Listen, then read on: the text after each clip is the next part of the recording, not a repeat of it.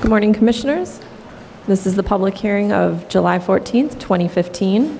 Chair Srinivasan. Here. Commissioner Shamir Barron. Here. Commissioner Bland. Here. Commissioner Chapin. Here. Commissioner Chen.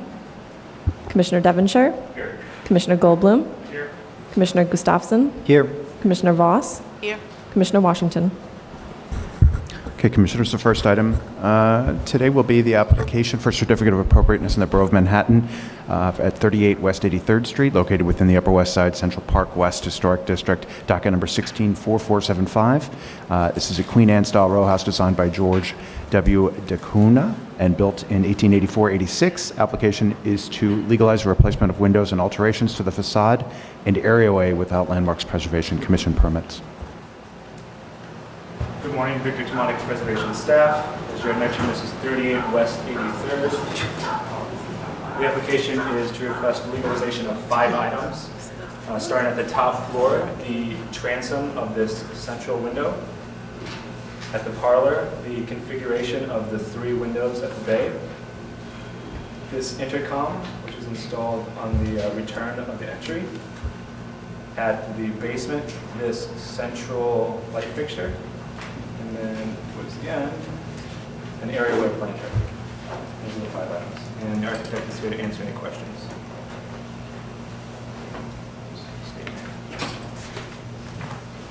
Good morning. My name is Victor Weir. I work for Mr. Leda Louis Architectural Design. I was a project manager on this project. So any questions? All right, any questions? The Commission understood the scope of work that's under our consideration. Yes, any issues with that? Okay. All right, yes, thank you. Regarding the windows, Yes. if you can see in this historic tax notice, the configuration, it looks like it's there's no multi-light, which you can see here. And then in this photo, you can see that it's 6/6, and then this photo here is a little bit better. It's the 1/1s. And so the fan light actually has the transom, the arch transom on the top floor actually has a fan light configuration that staff has not seen on other buildings in this row. The windows at the parlor floor are shown as 6/6, but again, staff is unsure or even doubtful that that's the original configuration for the Queen Anne style row houses. It's a little unclear though just as to what exactly the mounting configurations are and the quality of the tax photo. So it's asking to legalize 1/1 double hung windows with tripartite, bipartite transoms, existing condition. And also at the top floor, the applicant's asking to legalize the single double hung with the fan light transom. Okay, and the 1/1 is a configuration that we've seen in this particular style of buildings? It is used in this style Okay. along with other configurations. Okay. Any questions? All right, we'll take testimony. William Ross.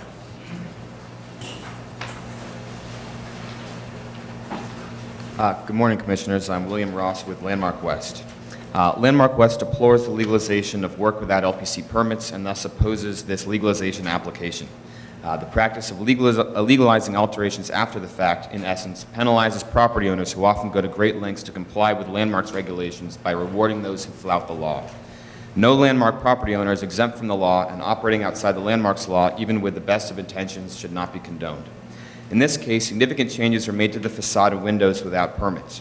It appears that the original wood windows were removed and replaced with new windows. It is impossible to ascertain whether the new windows comply with the LPC's Windows guidelines, which state that it is important to retain the configuration, operation, details, material, and finish of the original window, as well as to maintain the size of the openings, sills, decorative moldings, and the sash itself. The guidelines also state that the removal or alteration of any distinctive architectural feature should be avoided whenever possible, that deteriorated windows should be repaired rather than replaced whenever possible, and that, if replacement is necessary, the new window should match the window being replaced in design and other visual qualities. At least one of the original windows qualifies as a special window, since according to the LPC's rules, it has non-rectilinear sash or frame. The loss of this historical original fabric is irreversible and incurable. Thank you. Are there any other speakers on this item? All right. Community Board 7 has sent in their recommendations. They approve the legalization of the first 4 items, but disapprove the legalization of the light fixture violation.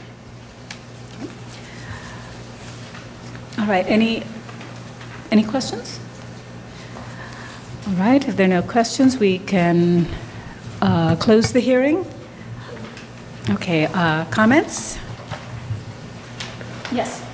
I think it's not unusual to see multi-light windows changed over to 1/1, and so I think I could be approving of that. I think the transom should be returned to a single light fixture, and I think that the light fixture over the middle of the window is really awkward, and that should be moved to the cheek wall of the stoop.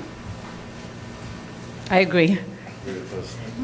Are there any, everybody's okay with that? All right, so why don't we move to decision where we can recommend that the multi-light fan be replaced to a single light arch transom, and that the basement light be relocated, and they can work with staff in an appropriate location. Okay? All right, Michael, do you want to read that? Sure. Matter of 38 West 83rd Street in the Upper West Side, Central Park West Historic District, an application to legalize replacement of windows and alterations to the facade and areaway without LPC permits. I recommend approval with some modifications, finding that the existing 1/1 double-hung wood windows with multi-light transoms at the parlor floor recall historic wood windows in terms of their profile, operation, and details and configuration. That while the intercom is mounted on a decorative mason reveal and the door surround, there is no other location for its installation that would affect decorative masonry, and the gray finish helps it blend with the surrounding masonry. That while the raised brick chimney is partially visible over the West 83rd Street facade, its materiality and scale are in keeping with the typical rooftop features and does not call undue attention to itself. That the simple design of the areaway planner and its low profile aligning with adjacent areaway planners has an unobtrusive presence within the areaway and is consistent with areaway conditions at other buildings in the streetscape. And that I recommend as well that the multi-light fan transom of the 4th floor window be replaced with a single light arch transom, and the basement light fixture should be relocated to the side of the stoop in consultation with the staff. Second. All in favor? Aye. Any opposed? This application's approved.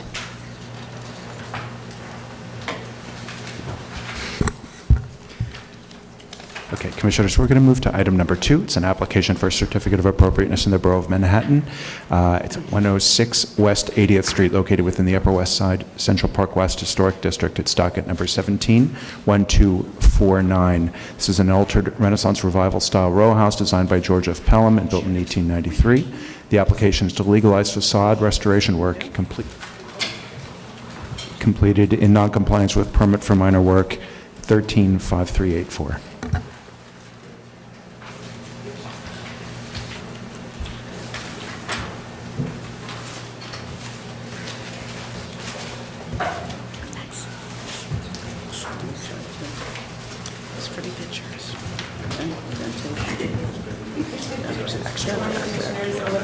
Preservation staff.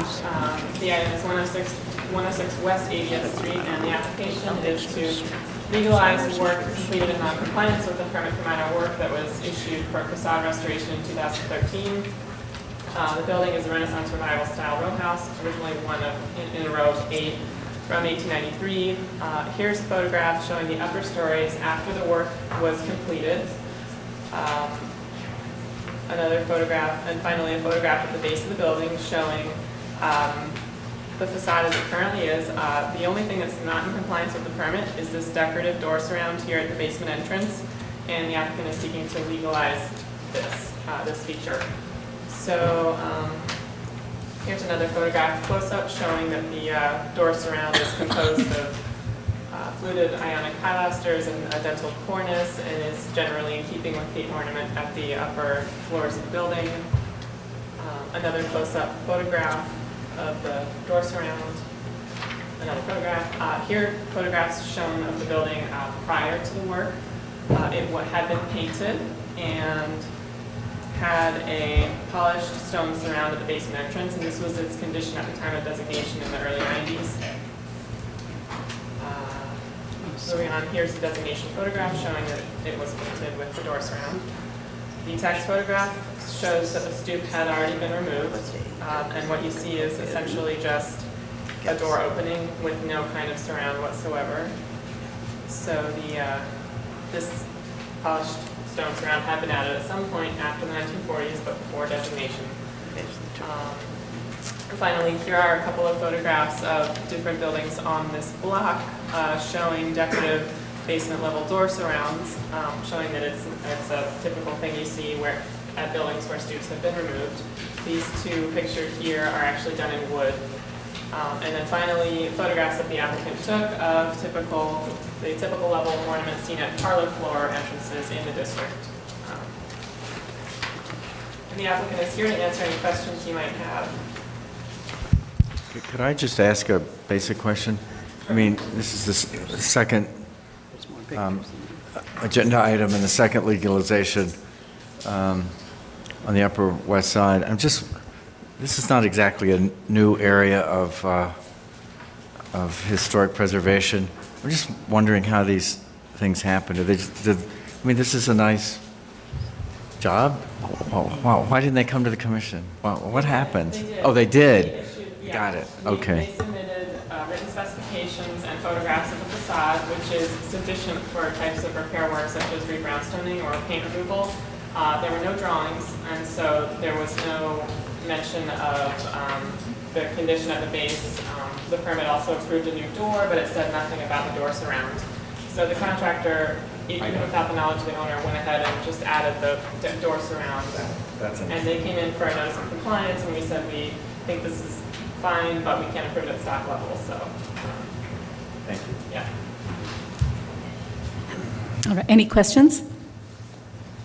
Okay, William Ross?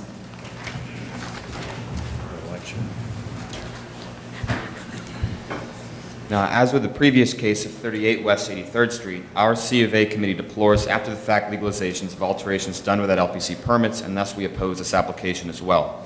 No landmark property owner is exempt from the law, and operating outside the landmarks law, even with the best of intentions, should not be condoned. Had alterations to 106 West 80th Street been presented to the LPC before work was prematurely carried out, several affronts to the building and block would have surely been avoided.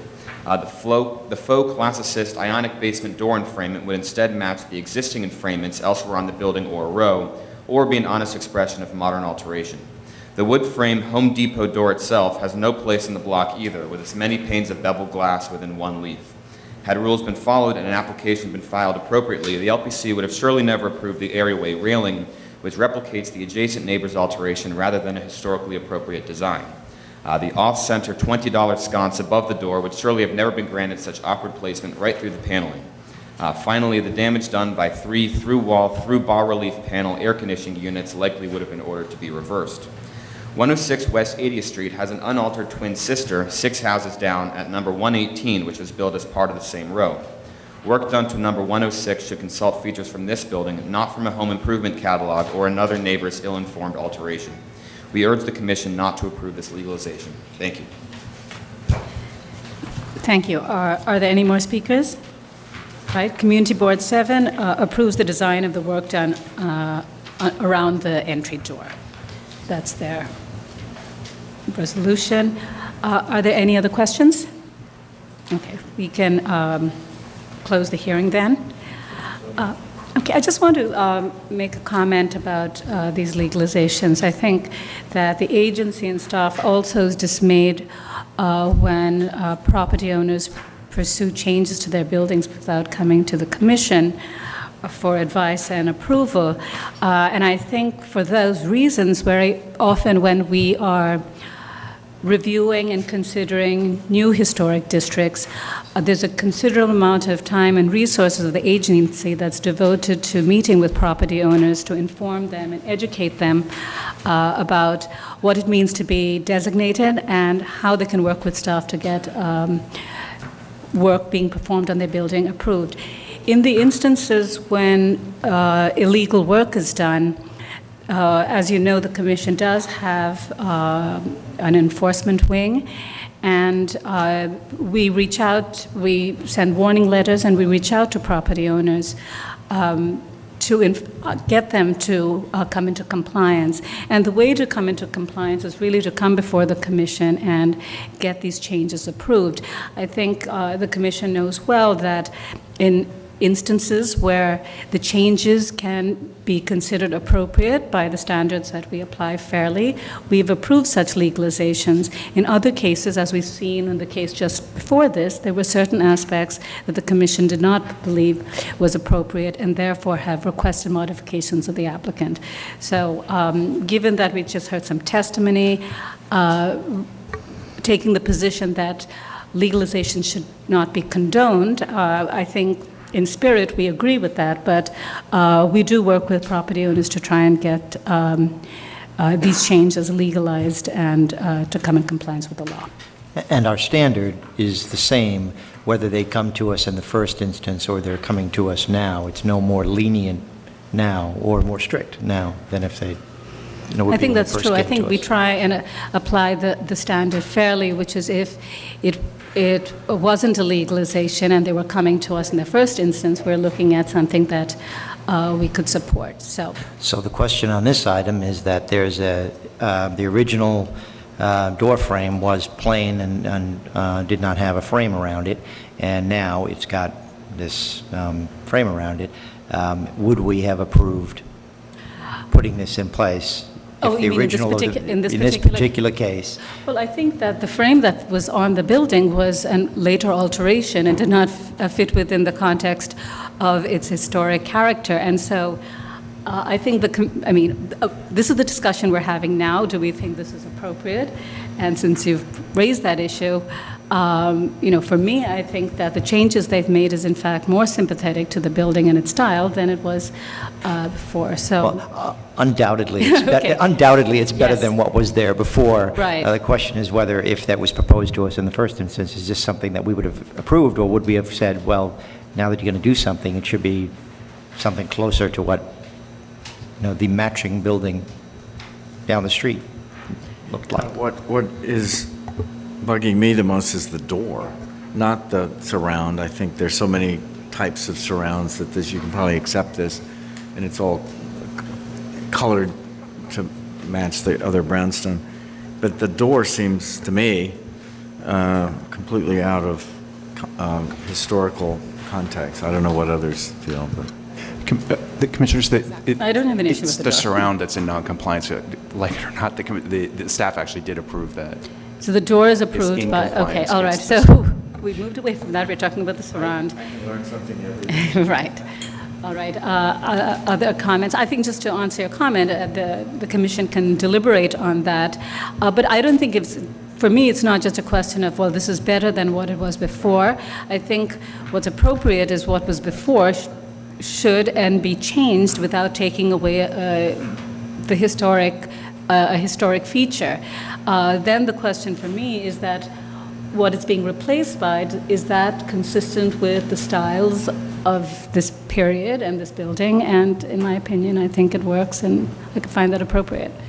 Other commissioners? Yeah, I agree. Yes, Diana? No, I agree. I think I think that just viewing it as it is appropriate in the context. We do allow some latitude. We don't always request that people exactly return the frame to the exact. Oh, I'm sorry. Diana, just a little bit closer, thank you. I said, I'm sorry. I said we don't always expect them to return to the exact duplicate of another building. It does, in general, the enframement and doors seem appropriate to to this block and to this district. And, you know, they've done generally a nice job of restoration on the building, I think so. Okay. Any other comments? All right, so it's okay, we'll move to decision then. Michael? Thank you. Regarding 106 West 80th Street on the Upper West Side, Central Park West Historic District, the request is for legalization of facade restoration work completed in noncompliance with permit for minor work 13-5384. I recommend approval, finding that the work did not result in the elimination of any significant historic fabric. There are other examples of decorative door surrounds at basement level entrances on the street and within the historic district. That the fluted ionic pilasters and dentilled entablature of the door surround harmonize with the Renaissance Revival style of the building. The work does not preclude future restoration of the stoop and parlor level entrance, and that the work is supportive of the special architectural and historic character of the Upper West Side Central Park West Historic District. Second, all in favor? Aye. Any opposed? Okay, this application's approved. Okay, Commissioners, the next item is item number 3. It's an application for a certificate of appropriateness in the Borough of Manhattan. Application is for 911 Park Avenue, located within the Park Avenue Historic District. It's docket number 164713, a Renaissance Revival style apartment building designed by Schwartz and Gross and built in 1925-26. The application is to establish a master plan governing the future installation of windows. Good morning, Victor Tomatic, Preservation staff. As I mentioned, this is 911 Park Avenue. This applicant is seeking to establish a master plan. A couple things to note. In the tax photo, it shows 6/6 windows at both the primary facades. Some of these windows exist in a couple locations. For this proposal, the applicant is proposing 6/6 windows at the first 3 floors, and then 1/1s at all the floors above that, and then the secondary facades would be 1/1s as well. The 2 primary facades are profile planes on these aluminum windows.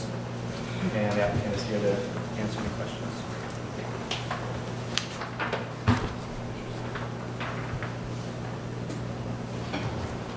Good morning, I'm Mark Anderson, an architect for 911 Park Avenue. So as stated, the original street facades had 6/6 original double sash windows, and approximately 5% of the original windows are located or still existing on the street facades, and 15% in the rear yard. The top photos are the street elevations as they exist today. Most of the windows have been replaced, as I stated, with 1/1 windows. And the bottom photos are the rear yards and the side yards. These are some details of the original windows. There was a decorative molding around the perimeter, which we are proposing to replicate on the street elevation. In the back, we're proposing to put a more square panning, as most of the windows are now. Here's the existing elevations, the street elevations. Most windows, as I said, are 1/1. Only a few are 6/6. Here are the rear yard windows. Some of those original windows, the dark ones there, are at the stairs. Those are 1/1. Another side elevation. And here is the elevation of the original window. And this is what we are proposing on the street elevations.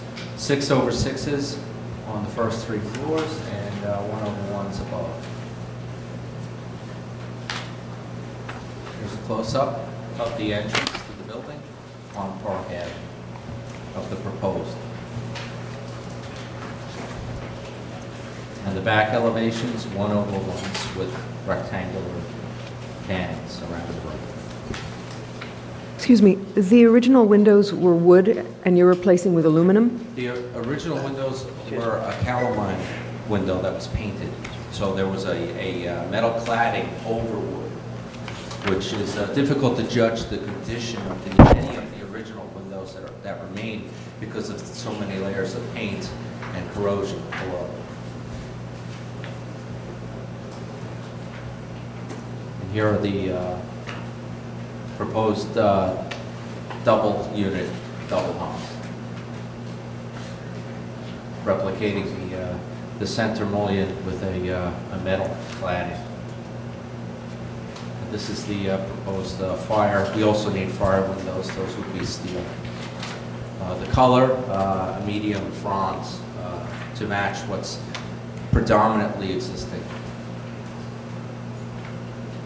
Just to clarify, and maybe Victor, you can do that, the master plan applies to just the primary and secondary facade or also to the rear?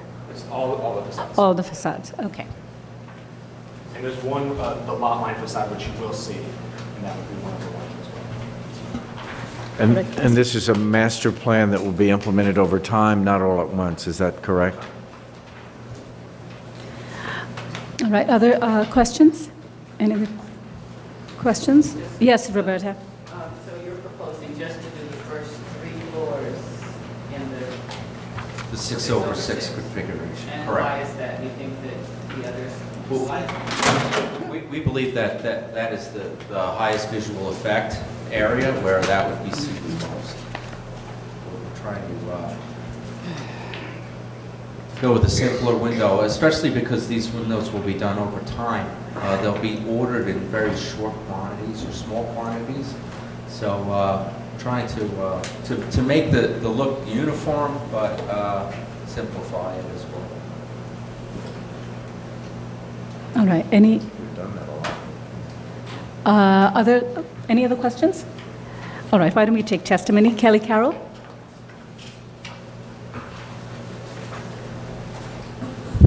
Kelly Carroll, Historic Districts Council. Since this is a master plan, HDC requests that the original 6/6 configuration be the ultimate goal here. The appearance of buildings this size completely changes when the fenestration is altered, as much of the building's aesthetic relies on its intended window configuration. Only correcting the bottom stories isn't appropriate, as Park Avenue is comprised of adjacent high-rise buildings where the upper stories are visible from hundreds of neighboring windows. With the abundance of windows that need to be corrected in this proposed application, it would be inexpensive on a per-window basis to produce custom extrusion of the historically correct brick molds and muntins. Thank you. Thank you. Christabel Goff? Christabel Goff for the Society for the Architecture of the City. At the risk of being repetitive, early 20th century apartment houses with modest revival-style decoration depend hugely on their window configurations for that appearance of conservative, domestic grace and understated opulence that was sought by a new wave of Upper East Side apartment dwellers. Today, 100-odd years later, the craze for fewer muntins has made it difficult to maintain the character of such buildings against the assaults of a new single-pane chic. Of course, since there is nothing new under the sun, the heavily divided windows of the 1920s were themselves a reaction against an earlier single-pane chic, one that came with the industrialization and popularization of plate glass in the world of Queen Victoria.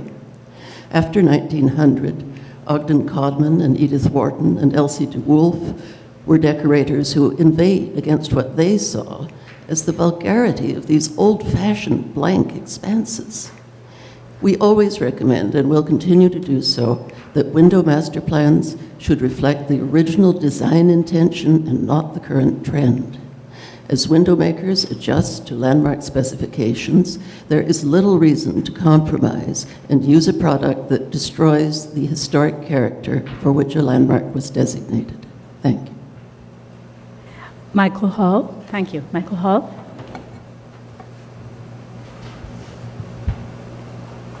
Good morning, Michael Hall, Friends of the Upper East Side. The Park Avenue Historic District was formed in part to stop the slow accretion of unsympathetic changes to historic buildings along the avenue. The changes, while often seemingly minor, can have a detrimental effect on the district as a whole. The designation of the historic district allows the commission to not only stop but reverse these inappropriate alterations. 911 Park Avenue is a prime example, and while it is certainly not the most egregious, the current proposal for a window master plan is still inappropriate for a distinguished building in a historic district. While we appreciate the applicant's use of divided light windows on the lowest 3 floors, the use of 1/1 windows throughout the rest of the building is unacceptable, as is using aluminum frames rather than wood. The master plan should specify divided light wood windows to match the historic configuration. The Preservation Committee at Friends requests the Commission work with the applicant to specify an appropriate window configuration throughout the entire building, not just the base. Thank you. Are there any more speakers? All right. Any other questions for the applicant?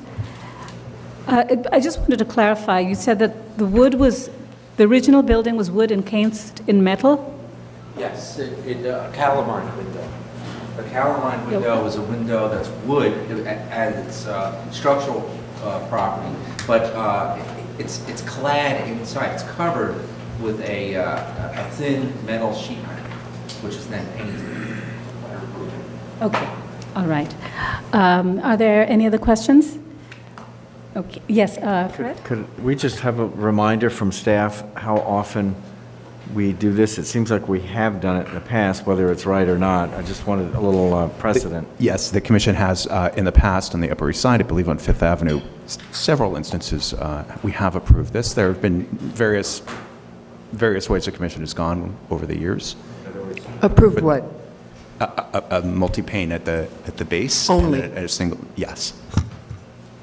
This approach to a building, which is the lower levels are historic, but the above levels are given, is that correct? That's correct. The commission has approved this similar configuration in the past. Okay. All right. Are there any other questions? Yes. Yes, Michael. It says on the drawing that the smaller windows are going to be treated with frosted glass. Is that true? Yes, we're proposing frosted glass because those smaller windows are at bathrooms. Right here. I see where they are. Yeah. What You do have they a big stalker issue in that neighborhood? Yeah, it's like, what do they have now? How are you? Okay, thanks. Window treatments are unaffordable. All right. Are there any other? So that's a question for the commission, which is that not only the configuration, but also the change, at least in these limited areas, of frosted glass versus transparent glass. All right. Any other questions? Otherwise, we can close the hearing. Okay. Comments, Fred? You want to go first? I'll go first. Okay. I'd like to hear. Okay. I think that because this is a master plan, I agree with the testimony that we should return the whole building and all the windows to multi-pane, which was the original configuration, and not frosted glass on the small windows. I agree with that. Okay. Other comments? I agree with that, too. I know that there have been cases where we have approved just a base or a few floors, but, I mean, this is a very prominent building, and, I mean, I think, even though it's not a landmark building, that you can still see it, and that you can see it from someplace on the street and from other buildings, and I think that this is an opportunity to restore, to take it back. And I think that as the master plan, this is an opportunity. The master plan idea gives us the opportunity to do it, and when possible, I think we should. Yeah, I agree. That's the word I was going to use as well. It would seem like an opportunity lost, to just to convert over to the 1/1. So I'm with Commissioner Schmier-Barron on this. Okay. Other comments? Yes, Michael. I think that while I think it'd be great to have the 6/6, for me, I don't think that that has to be the way to go. I think I could support, and I get pilloried by some, but I would say a 6/1 would be okay as a kind of a middle ground. It would restore some of this texture, but allow for a little more view. I think it'd be better than having it on 6/6 at the bottom. And in terms of the frosted, I think if the frosted glass is on the inner pane, then it really won't be discernible from the outside. All right, yes, yes, Brett. I think if we're going to vote this way, I think we have to acknowledge, and I'm a person who says there is no precedent, as Mark knows, to his chagrin. I don't think this should be a precedent, but there is a precedent in this, and I think if we're going to vote to make this building comply with its original 6/6 throughout, we should just acknowledge that maybe we're charting new territory or something. Again, no precedent perhaps, but this is an unusual situation. I'm sure those of you who live on Park Avenue would disagree with this comment, but maybe the views out of these windows are less significant than the views out of Fifth Avenue windows, where equally are Central Park West, where the pressure to not replace original multi-plane lights will be even stronger. So I think this is an interesting kind of issue that we have to be sure about before we really go down this alley. Well, I think one thing is that, and I guess it's an issue of precedent, I would take a more nuanced approach where certain buildings are more elaborate or have stronger features than others. Some are more plain and the windows take more prominence. And so I feel that when we think about these master plans, it doesn't necessarily have to apply to all buildings in the same manner. I also think that sometimes you will find that just the location of the buildings may take more prominence than other locations, which is a corner building has two facades versus perhaps a building which is which only exposes one facade. I think another way of sort of looking at this is to recognize that there has been a significant amount of change within a building, so the conceptual idea of trying to regularize the windows and the impact of the master plan may vary also by buildings. So in a situation like this where you have basically almost all the windows gone, replacing that with the master plan may have more merit than in another case where you find more historic windows than not. So I think the determinations actually about the master plan can be more nuanced than just making it blanket. I think it's interesting to understand the approaches that the Commission has taken in the past along Fifth Avenue, and that can give us some guidance as well. But I don't think we should shy away from tackling an issue when we're faced with this, thinking that what is broader implications everywhere and can we solve all the possible situations at one time. And I think another point that I would make is that, and then Michael, so the other point I would make is that this master plan affects 4 facades, and I think the Commission has, in other cases, allowed the interior, the ones that have very little visibility to have much more flexibility and allow those changes to take place. And then think about on the facades, which are the primary facades, if one wants to either have an approach which is much more rigid, that everything should go back on its primary facades to its historic configuration, or something as the Commissioner Goldblum suggested, which is something that's more historic than a 1/1.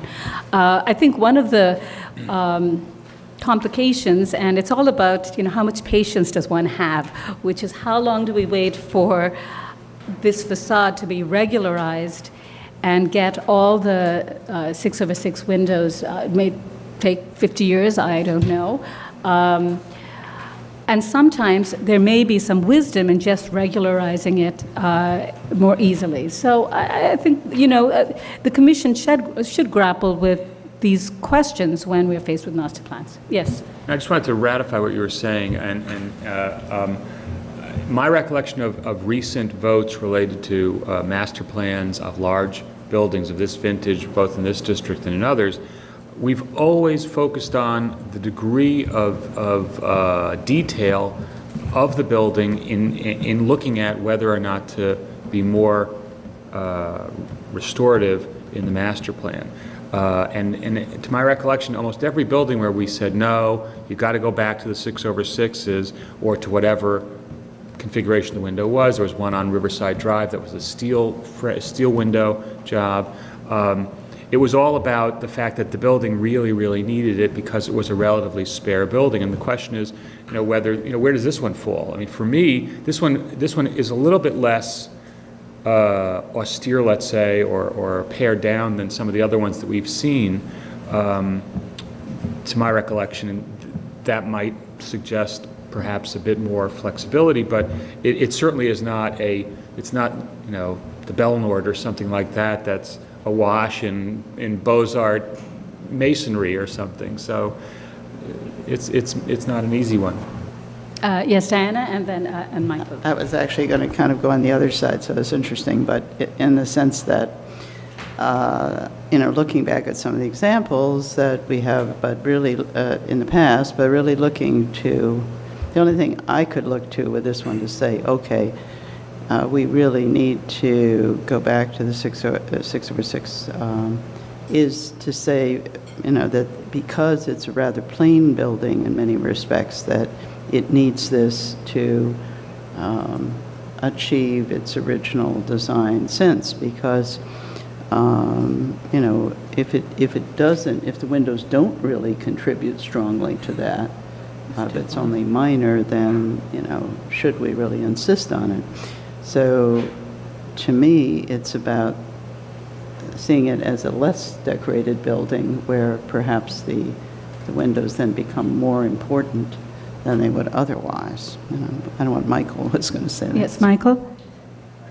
There are many points that you made that I agree with, and I guess what's somewhat troubling to me about this master plan is that in my experience in dealing with old buildings, typically what I have found is that principal facades, whether it be a 16th century Dutch house or a 20th century apartment building, typically the prominent facades are the ones that get the new windows.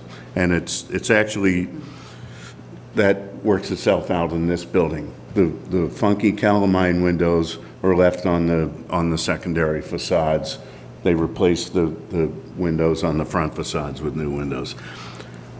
What this master plan has presented does is gives us a fantasy that would not be played out in real life. In fact, one of the first sets of windows they would have replaced would have been the lower floors on the prominent facades. And so that's the fundamental issue that I have with this presented master plan. I don't know where we're going to go with this, but essentially for me, on the two prominent facades, it needs to go one way or the other. I think it might be appropriate to have one over ones because that's what everybody was doing in the 1950s, 60s. That they replaced them with horrible replacements is another issue. But I think it needs to be one or the other. And what's being presented here is a reverse of the reality of typical window replacement. And so I'm troubled by it. All right, and so I think just to clarify, I think your concern is that the idea or sort of in concept that the lower windows will be replaced because they've been replaced they're now shown 6/6, but when you say it's a fantasy is because it's highly unlikely that they'll go back to a 6/6 configuration? I'm feeling if you're going to do 6/6, you've got to do it all. If you want to do 1/1s, you have to do that. Okay. Other comments? Well, let me make a suggestion here. Let's just talk about the two rear facades. Is there concerns about allowing the master plan to apply on those facades? As presented, no. Okay. So I'm going to just go one step forward. In terms of the material and the treatment, do we have concerns about the fact that they cannot go back to sort of this historical wood and then encased in metal. So, okay, I think that. I do have a question about, Yeah. I mean, all wood windows be applicable here? Are there examples of these kind of buildings that used wood exclusively? Historically, Right, yes. Yeah, please. Historically, there would have, They you would would have been- find 6/6 wood windows in a building of this type and age. But not this particular building. Right, but Right. this You building. could find, right. But from that perspective, I think if we're talking about, maybe in this particular case, if the majority of the commission feels that the 6/6 should apply to the facade, I mean, I actually don't, I think that their master plan is fine, in my opinion, given some of the things I've said about its facade and windows as a feature within that facade. However, if the majority of the commissioners want to bring this facade back to a 6/6 configuration, we can modify the master plan to do that. But I'm just talking about the material, and given that they were wood encased in metal, and now they're proposing metal, which is going to be burnished with this color, in my opinion, I think that's an acceptable sort of change in material. But we could require that the configuration remain 6/6. So I'm recommending that as a. But why not wood? Because I think I mean, the Commissioner, in the past, these are wood-clad windows, Yeah. historically. And So they're wood and they're metal. They're wood-clad windows. And so the Commission is when there's a wood-clad window, and now when someone wants to come in with a new form of wood-clad window, the Commission has generally said, that's fine, as opposed to going They're back. not proposing that. They're proposing aluminum They're windows. aluminum I windows. thought these were aluminum. Our rules, if it's the configuration that's the issue here. Right. We could approve at staff level an aluminum-clad wood window, an aluminum window. We do it all the time, I know. So it's not the material. So it's not really. That okay. conforms to our rules. It's the configuration that's the issue. Yes, John. And visually, this would have had the look of a metal window originally. So they're actually going to a place where it looks more like it originally looked. I can't than- tell. Is it originally Who would ever a know look if of there a was wood window? Who would look ever of a know there was metal wood in window? there? The look of a metal window. It Well, was. I mean, to be fussy about it, the calamine windows would be most similar to an aluminum-clad wood Yes. window, So it a looks Marvin-esque like a metal window today. But I think that if they're getting a good quality aluminum window with a simulated true divided light muntin, I would wager that only the most persnickety of us with visual assistance could pick out the difference. So what do the commissioners think about my proposal, my recommendation? Is that? So yes, aluminum, let the master plan be modified to allow to have 6/6, and on the two facades, and at the rear they could continue with their master plan. And no frosted. No frosting. And no frosted. And just to clarify one more time, just because I want to understand, with respect to Michael Goldblum's question or point, and so why not aluminum clad? Costs a lot more. Can you say that again? Probably costs a lot more. Right, and Visually, I think it would I think be the visually it same. looked like it was Maybe. historically, so I think that objective is achieved. And just for clarification, what you're suggesting then is a staff level approval if we're going for 6/6. That follows our guidelines. Oh, in other words, you mean that with this, my recommendation is basically what? Is something that could It's be what we could do completely at done? staff. So, in other words, the staff can. Could have. Could have, but that's not what the applicant wants, and that's why they're.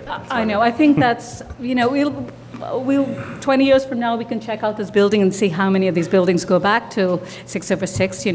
I think from the first day I was here, I questioned that, but I understand that the commission often feels that that's necessary, particularly if the building is very prominent. So, in other words, do we have to comment on this at all for it, with our recommendations, or is it something that the master plan can be done at staff level? Let me see if I understand. I mean, technically, this is an application that you could deny, and then they could go and Well, I prefer to just put our recommendations in. Just take no action and direct them to go to the staff if they want to do that, or you could approve it as a 6/6 and it's done. So it's really, there's no. But why don't we approve it? Because we've got some idea, we've talked about the master plan and we want to incorporate that into our findings. Okay. So why don't we do that Either way. and instead of them sending them back and does that seem acceptable to all commissioners? Okay, very good. So we had closed the window. Kim, do you want to read that? I think we have to make a few. We don't know what we're main facades. Okay. We can make a few. Kim, can you make those changes? Okay, all right. Right. All right, am I on? In the matter of 911 Park Avenue, the application is to establish a master plan governing the future installation of windows. Staff notes that the scale and materials and details of the building are among the features which contribute to the special architectural, historic character of Park Avenue Historic District. Staff, I recommend approval with modifications finding that the master plan governing the future replacement of windows will provide for consistent fenestration at the primary facades over time, which currently feature disorganized mix of replacement windows and few historic windows. That all of the replacement windows will be replaced with 6/6 windows on the primary facades, and that the secondary facades will be 1/1, I believe. Yes? That's correct, right? Just want to make sure that we're clear about that. Yes. Okay. And that the small windows at the bathrooms will not be frosted glass, will be plain glass, matching the other windows. And that gets us to Windows will match the historic. I think we said that. okay, that the proposed 6/6 double-hung aluminum windows will match the historic wood windows in terms of operation, configuration, and details, and will restore the historic fenestration at the base at the entire building, where it's most perceptible by pedestrians. That the proposed, it'll be at the entire facade. The entire. That the proposed 1/1 double. We can drop that? That all floors on the secondary facades will match the historic windows in terms of operation and detail, be 1/1 windows. That the profile of the proposed aluminum panning will more closely match the profile of the original brick mold. That the proposed brown baked-on enamel finish is consistent with the finishes on windows historically found in buildings of this age and style, and while not the original light color, will allow for a less jarring transition as the master plan is implemented over time. Skip the next one and go to the last one. Okay, and that the work will reinforce the special architectural character of the building. Second. All in favor? Aye. Any opposed? Okay, this application of master plans approved as modified. We said that. You said clear. You got it? Start that one then. Close it up quick.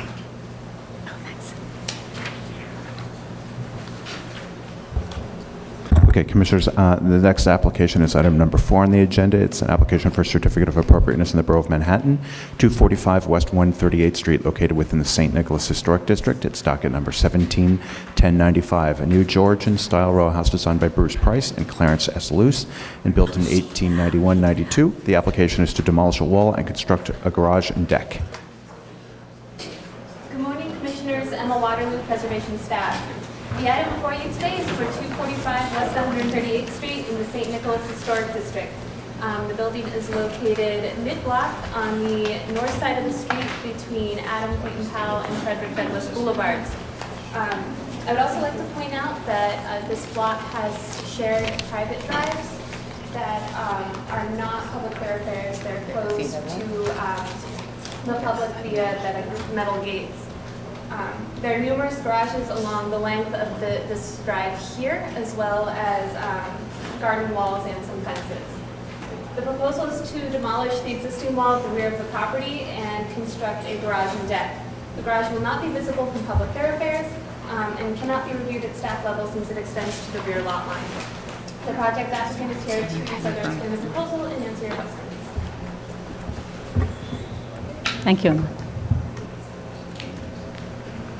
Good morning, Commissioners. Thank you very much for being here to review 245 West 138th Street. My name is Tanya Adair with Splice Design. As Emma mentioned, the project here is a brick Neo-Georgian style row house building, and it is a yellow and limestone building that is a part of the St. Nicholas District, which is shown here. St. Nicholas District is comprised of 2 streets. It was developed by David King Jr. in the late 1890s and has 2 distinguishing factors. One is the regularity of the front street facade. The other is, as Emma mentioned, the private access roads. So we are primarily concerned with West 138th Street. Here's our property here. Excuse me. And the photographs below show images of the private asphalt driveway that is accessed from either Adam Clayton Powell on the east or Frederick Douglass on the west. What we are proposing is a rear garage addition, and as Emma mentioned as well, this is not visible from West 138th Street. And what we are doing is saying that the rear garage will extend out from the existing rear facade of the house, and above the garage have a deck. This is an image of the existing rear facade, where what you see over time has been an eclectic addition of garages along the facade, some with brick facades, some with wooden, some that are a straight parapet, others with railings beyond. So again, for our location, which is designated here in red, what we're showing is that the garages that have been placed along the asphalt driveway have essentially created another wall, a rear wall facade.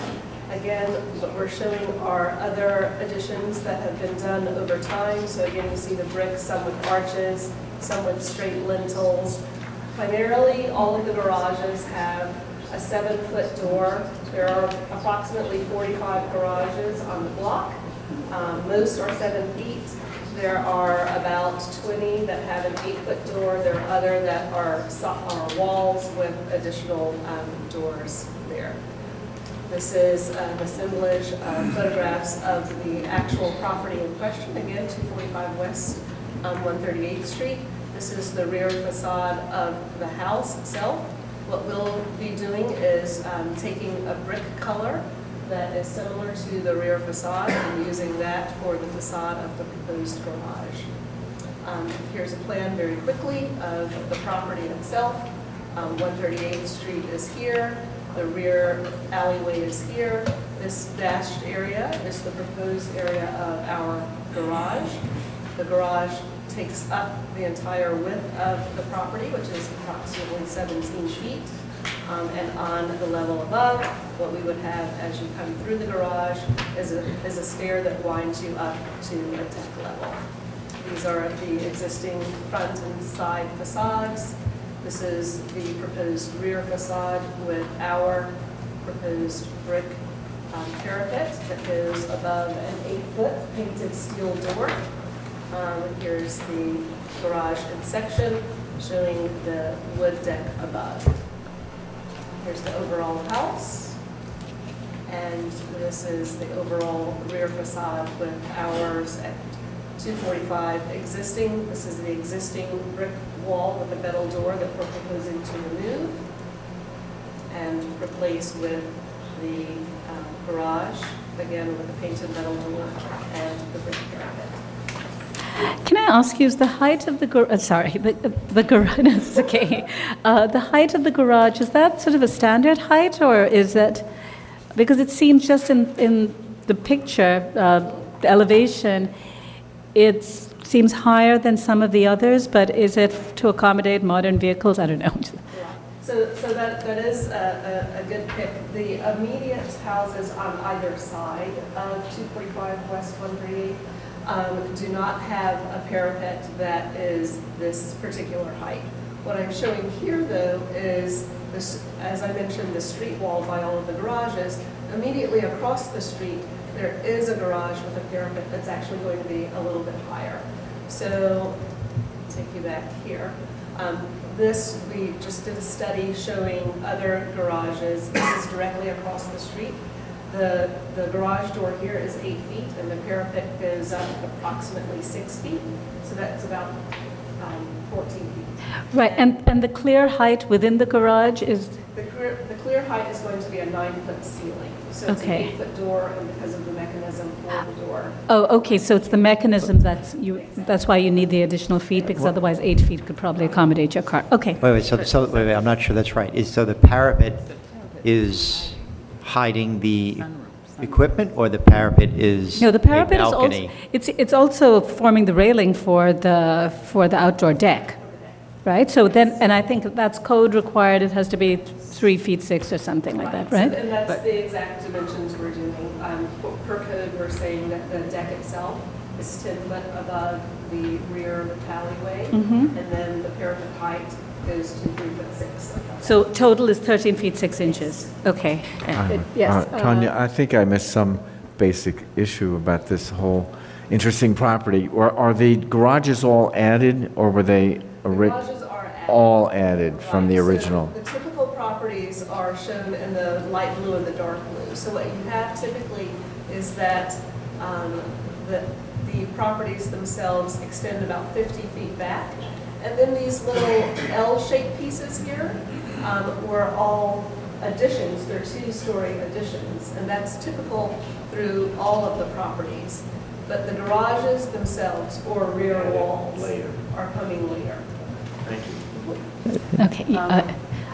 Yes, Roberta. Now, is there a way to do the top part of your parapet wall, which is the screening, in some other material, so that in the end, the actual masonry is the height is more consistent with your neighbors, and yet you have a railing did you look at other kinds of railings? We did actually. The immediate neighbors, let's see, I have to go back to this. The immediate neighbors have the brick parapet with some railing on top, and what's not pictured to this side is, again, a brick with a wood railing on top. What the clients were requesting, though, was something that was more simplified rather than multiple materials. So that's why we were looking at the other properties that are also showing the brick going up fully as the parapet and rail space, and in keeping with the heights that we were seeing. So what we were most particularly concerned with is what's immediately across the street. This is more of a, to drive it on top of a masonry wall. So these are painted, whereas the facades that are actually a few doors down have the brick that's going up. Can I just ask a general question about what you're calling a private asphalt driveway? Sure. In what sense is it private? Is it gated? It is gated. It is gated. And the property owners maintain it rather than the city? Yes. So what's happening is that at these 4 entrance points, the facade is a gated facade. So this image here shows that's the separation between the buildings. So those gates remain closed. There are smaller doorways that are also gates that people walk through. But the main gates that open for traffic are at these 2 points, at Frederick Douglass and Adam Clayton Powell. They were primarily used historically for the service entrance for horse-drawn carriages, and so as not to disturb the main houses along the front. Now they're used for trash pickup and primarily for vehicular traffic. So the property owners of each of these buildings, they each own a segment of this driveway, or they have shared ownership of it? Right. So the property lines, actually, when you look at them, they are midpoint on the sidewalk, and then the property line goes down the center line of the asphalt driveway. So the garages themselves are really helping to formulate that public wall, which is The garages are critical on this driveway because if you park on either side of it, you prevent garbage pickup. So everybody on this block wants to have a driveway or a garage in the back of their building. Okay, any other questions? All right, any speakers on this item? No speakers, and Community Board 10 recommends that they have no objections to the rear yard garage and deck addition. Do we have any other questions for the architect? All right, we can close the hearing then. Yes, John? Oh, just a comment. That I don't know if it has any impact on what we're doing here, but this is an absolutely amazing muse between these buildings, and it creates this beautiful effect that I think that everybody wants there. You know, if you have your tiny little donut on the Upper West Side, this is what everybody would really love to have. So the impact of everything that's done in this muse is much, much greater than it is typically in the back of a building with an enclosed donut. It's much wider, and it provides an amazing amount of view from every angle. It's too bad we can't actually create a master plan for things like this, because when you look out in that muse, you just desperately wish that every building still has that L, and they're almost exactly identical. And you almost wish that everyone would build exactly the same garage as well. But it's a terrific space. And have carriages for their horses. All right, so does anybody have any concerns about what's being proposed here? All right, good. So I think we closed the hearing. So Diana? In the matter of a certificate of appropriateness, Borough of Manhattan, 245 West 138th Street, St. Nicholas Historic District. Application is to demolish a wall and construct a garage and deck. I note that the building's style, scale, materials, and details are among the features that contribute to the architectural and historic character of the St. Nicholas Historic District. I recommend approval, finding that the demolition of the masonry wall will not cause the removal of any significant historic fabric, that simply designed garages have been added to the majority of the rear yards at this block over time. Therefore, the presence of this garage will not detract from the character or unity of the block, that the materials, finishes, and simple detailing of the garage will be in keeping with such aspects of garages throughout the row and compatible with the design and character of the secondary rear facade and L of the house. That the height of the garage, although taller than the neighboring garages, will be in keeping within the typical range of heights of garages within this block and will not overwhelm the house, lot, or row, and that none of the work will be visible from a public thoroughfare or detract from the special architectural and historic character of the building and the St. Nicholas Historic District. All in favor? Aye. Any opposed? The application is approved. The next item is number 5. It's an application for a binding report at the Watchtower in Market's Garvey Park. It's an individual landmark, docket number 17-2188, block 1719, lot 1. And this is a cast iron fire watchtower attributed to the foundry of James Bogardus and built in circa 1855. The application is to reconstruct the tower and install fencing.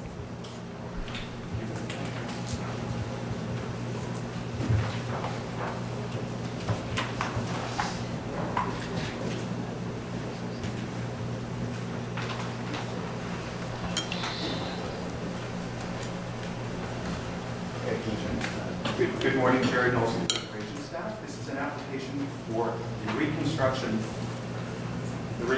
of the fire watch tower located within Marcus Garvey Park. It's the fire watch tower itself that's the landmark. The landscape around it, well, although it's in this presentation, it's not in the project commission. It's the reconstruction of the watch tower. It was removed. It was carefully taken apart and stored, and is now being reconstructed. So the commission is reviewing its reconstruction with several modifications. John Parks Department will introduce the project.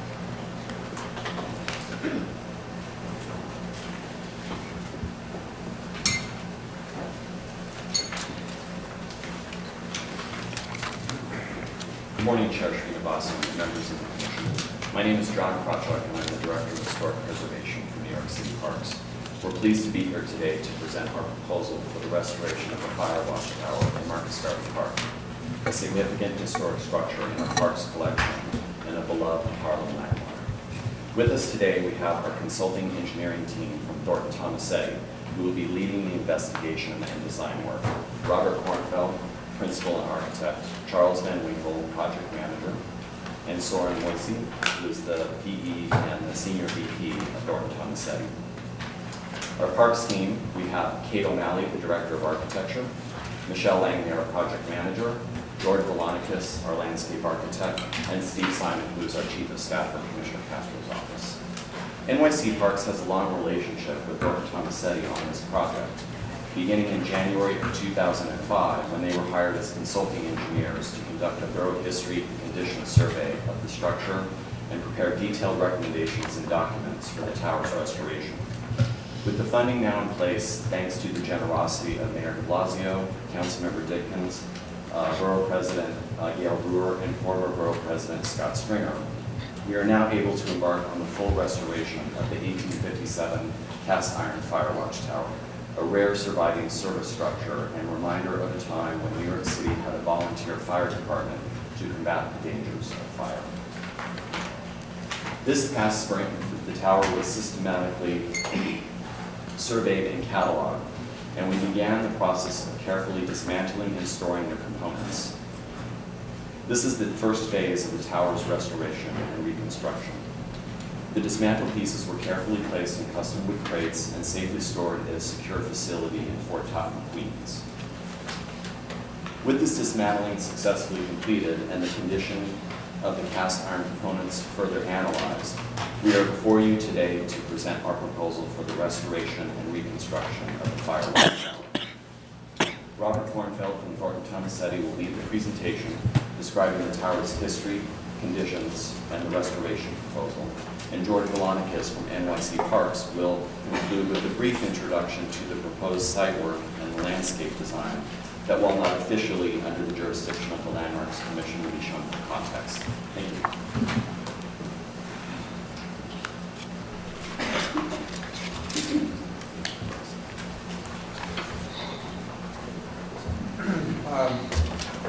Before going through the history of the site, I just want to briefly discuss the goals of the project, which are to retain as much of the original fabric as possible. It has undergone a lot of deterioration over the years. To restore the historic relation to the topography of the hill at the park. And you'll see in the photos how that changed over time, especially with the 1930s Acropolis design. Also, while starting as kind of baseline of restoring the tower to the condition as of when it was designated, we intended to restore certain salient features of the tower, such as the original roofscape, the original relation to the topography, and certain things to make it safe for the public to access, such as raising the handrail at the observation level. There are a couple of issues as far as the condition of the tower itself. It was structurally insufficient from the day that it was designed, and over the years it deteriorated and pieces had fallen off. So part of the issue was how to stabilize the structure so it could be a freestanding structure again. And also issues of security for the park, like how to provide security at the base of the structure. Parks Department's priorities with this are restoration, but also making it accessible to the public and providing security for the structure as a park element. The design work is continuing now, and it's anticipated that it will be completed in 2017. This is the location, the park. It's a large rock outcrop, really, in the plain of Harlem. It was decided in about 1840 that rather than try to cut it down and build houses there, that it would be a lovely park. And that's really the reason that it's here. So the watchtower was constructed in 1857 as a vantage point for large parts of northern Manhattan. In 1865, there was a new larger bell installed. You'll see there's some modifications to the structure for that. It was decommissioned in the 1870s. And actually, from that time until today, one of the main things that has kept the tower in existence was community activism.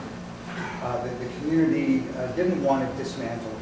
And even in the 20th century, I think that Moses probably would have liked to just demolish it when the Acropolis was built, but it was something that was a favorite thing of the community. They wanted the bell rung at certain times. So it has a long history. In fact, today it may be community activism that's responsible mainly for the tower being restored. In 1967, it was designated as a New York City landmark. In 1994, a steel frame was erected around it because it was so unstable at the time. That was the only alternative to demolishing it. And just recently, it was not possible to restore the structure, in situ. It really had to be completely dismantled and then reassembled, and a substantial percentage of the pieces are replaced. So this is the approach to the tower from the east. Like from here, there's a hillside. These are some views of the tower from the Acropolis Plaza, and from the north end of the plaza, where there's a level change in the current scheme. These are some views of the tower during the dismantling operation. You see, this is the original roof, or not original, 1857, but a historic roof. It was cut back from the original size. This is the dismantling operation, where pieces were very carefully removed and crated. This is the bell being moved. Some historic views of the tower. From the 1800s, there was a wooden structure at the base for the fire watchmen. This was the new bell. When the new bell was installed, there were wrought iron tie rods added to stabilize the structure at that time. In the 1930s, this was before the Acropolis was built. The tower it no longer had the enclosure at the base. It was kind of open and fenced in. It's not too different, really, than the way it's being rehabilitated today. This is the time of designation, the appearance of the tower, and this is the way it appeared around the time that these white posts are the structure that stabilized it. And you can see there's substantial loss of material. The These are some photos from just before the structure was dismantled. You can see that the base of the columns, about the bottom 2 feet of the structure, was covered with fill and concrete. And here you can see a probe where you see the base of one of the columns and the ground spandrels. Here you can see the problem that the structure had over the years. This is a column spandrel connection. The rust jacking actually snapped the end of the cast iron spandrels. So with these 3 components, no 3 of them are actually connected together. They're just kind of rusted together, and that's why it was so unstable. This is one of the spandrels being removed during the dismantling, really very carefully documented and crated. This is a column that really corroded from within because I guess water accumulated in it. So even in areas where you don't see damage, the wall of the column was very thin. And here you see the kind of the plight of the tower in the Acropolis design. That from here down, the bottom 2 feet, and then there was the stone wall surrounding it and a picket fence. So it was really very constricted. So here's the existing condition before it was dismantled, and then the proposed elevation. So here, this is the roofscape, really as it was at the time of designation. So one of the proposals is to restore the roof to its original appearance with these vertical tie rods and a restored finial. One of the issues that came up for public access was that there were some of the tie rods from the bell that interfered with being able to go up the stairs. So we investigated whether some of those could be removed without destabilizing the structure. And at the base, there are the security panels, and the landscape here. The idea was to restore the original relationship of the tower to the adjacent topography. So you would really enter at grade on one side, and then you see the ground spandrels exposed on the other side going down the hill. And as a result of this issue, the Parks Department engaged George Veronicas to help with that. And then that turned into a design that really is like expands more into the whole plaza, because there's a 2-foot grade change from the plaza to the entry level of the tower. So that's being accomplished without a ramp and handrails, just by the grade change. And we'll go into that later. But that's largely a response to wanting to restore the original setting of the tower. This is a view looking up the hill. So you can see the original character of the tower would largely be restored. And there will be a door in the panel here where there could be controlled access by the Parks Department. And this is an illustration showing the tie rods that can be removed. So we calculated that it is possible to remove the tie rod that interfered with the stairs, and then the kind of symmetrically opposite one would be removed also, so it doesn't create an asymmetrical loading. This is an element from after the tower was out of service, but the bell was still being rung on a regular basis. This historic bell mechanism will be included in the tower. It's not being restored specifically to a particular date, like 1857, but there are significant features from different times along the way, such as the bell from the 1860s. The paint analysis was conducted by Angel Ion, who's a local advocate, a longtime advocate for restoring the tower, and Jablonski. They agreed on this color as the original color, as a lot of cast iron structures in the era were painted in colors similar to stone. So this color would be used for all of the cast iron and wrought iron elements. Materials, and we have some of the materials here. There's a coated copper material is proposed. For the internal cross bracing, that maybe I'll actually say a bit about the cross bracing.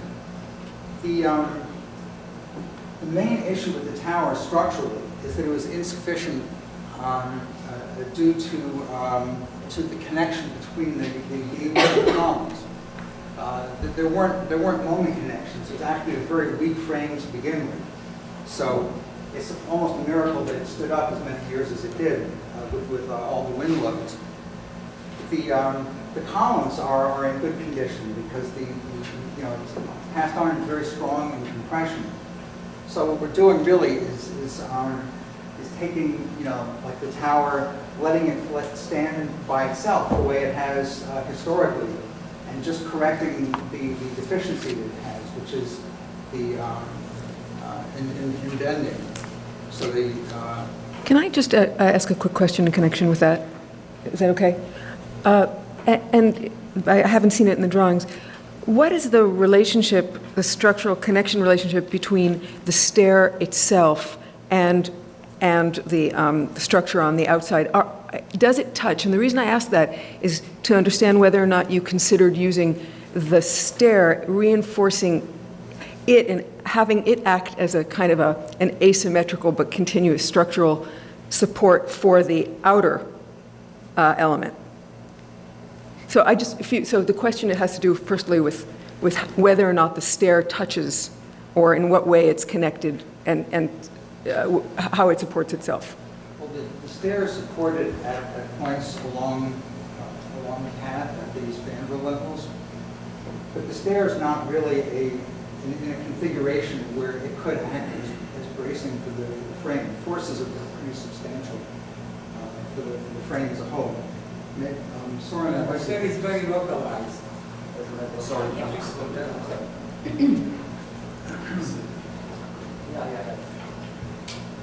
So you might see on the top of I said you have the structure of the stair, first of all, is very localized.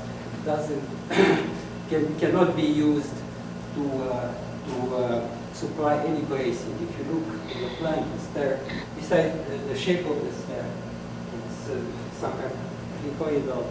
So we couldn't take any advantage of having this element there in order to create the bracing for all the elements, for all the columns of everything else, which was part of the octagon. So it's not continuous then? I mean, No, the stair is continuous. I mean, continuous, but it doesn't form the full circle. It cannot be used as a bracing element due to the shape, the location, and the fact that you see the stair touches just it's like. That's what I want to know, is where it touches. No, it touches, but it touches one point here, one point there. Could it touch more? I'm sorry? Could it touch more in 8 points? Of the shape. You cannot look at the shape of the stair. If you have a stair with a straight run, maybe you can use it.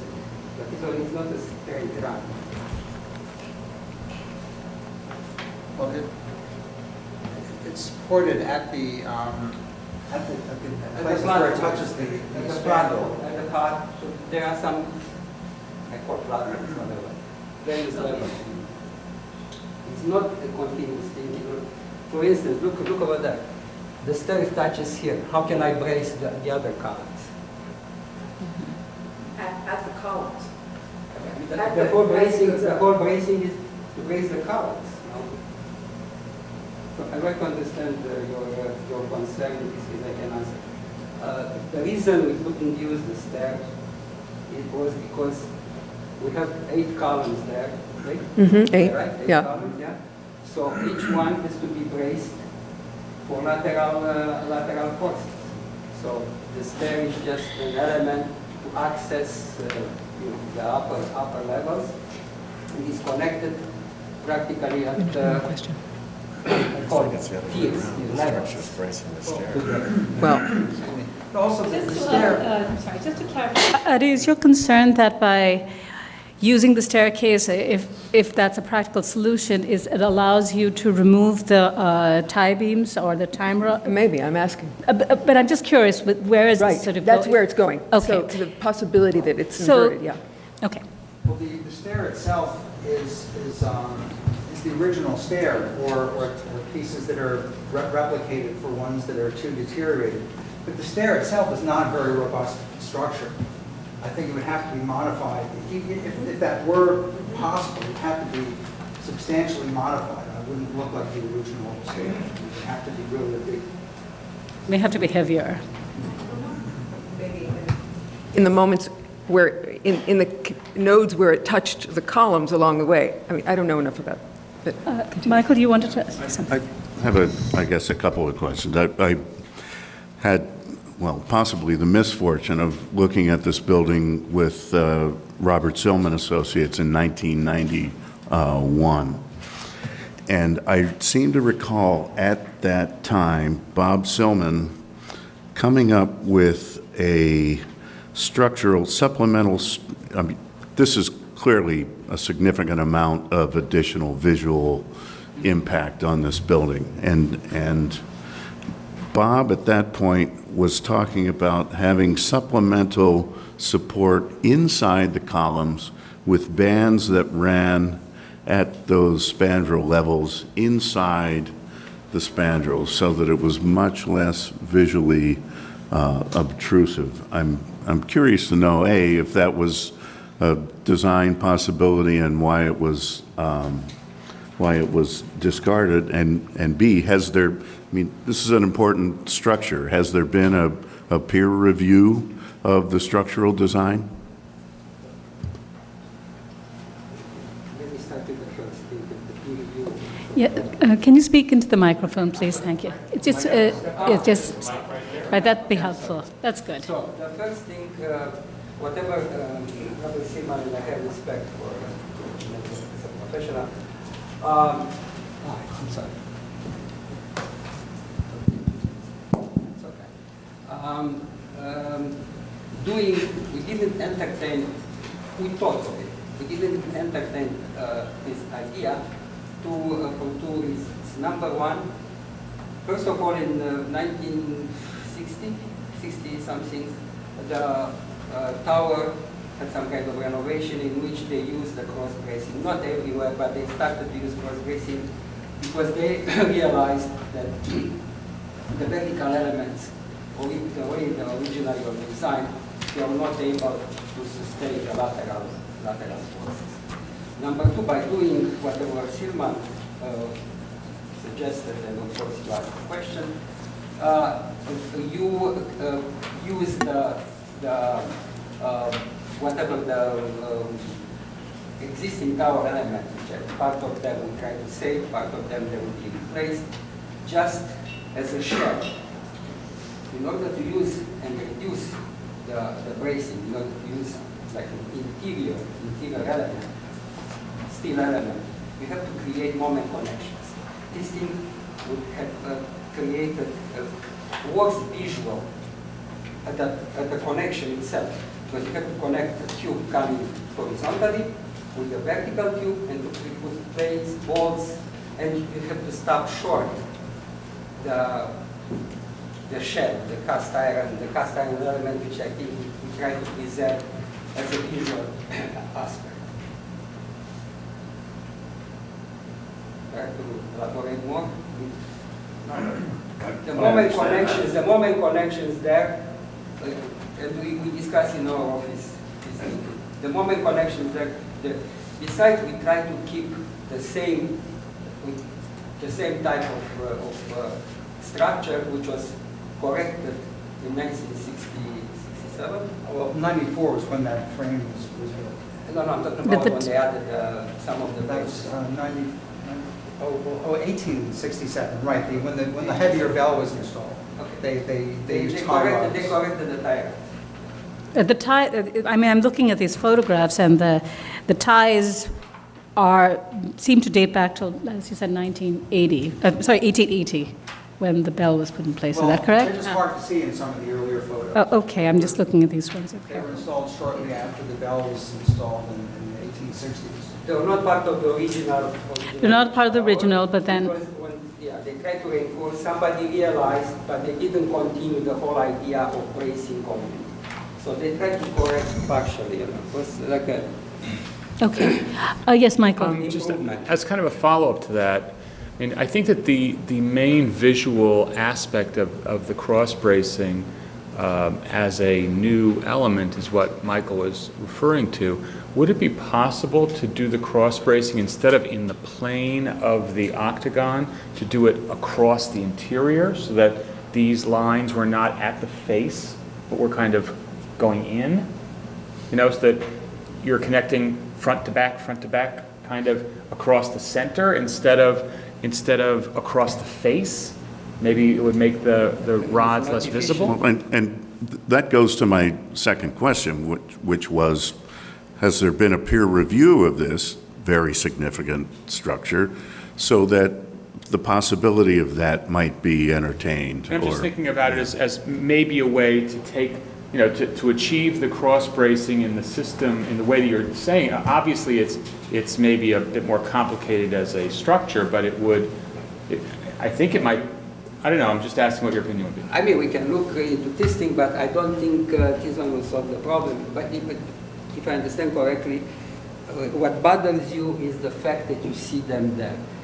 That is at the plane of the outside. It's at the plane of the outside. So if you move them, let's say for the discussion's sake, you move farther in, still you are going to see them, right? I think you meant, like, rather than going on the face, they can go across. Right.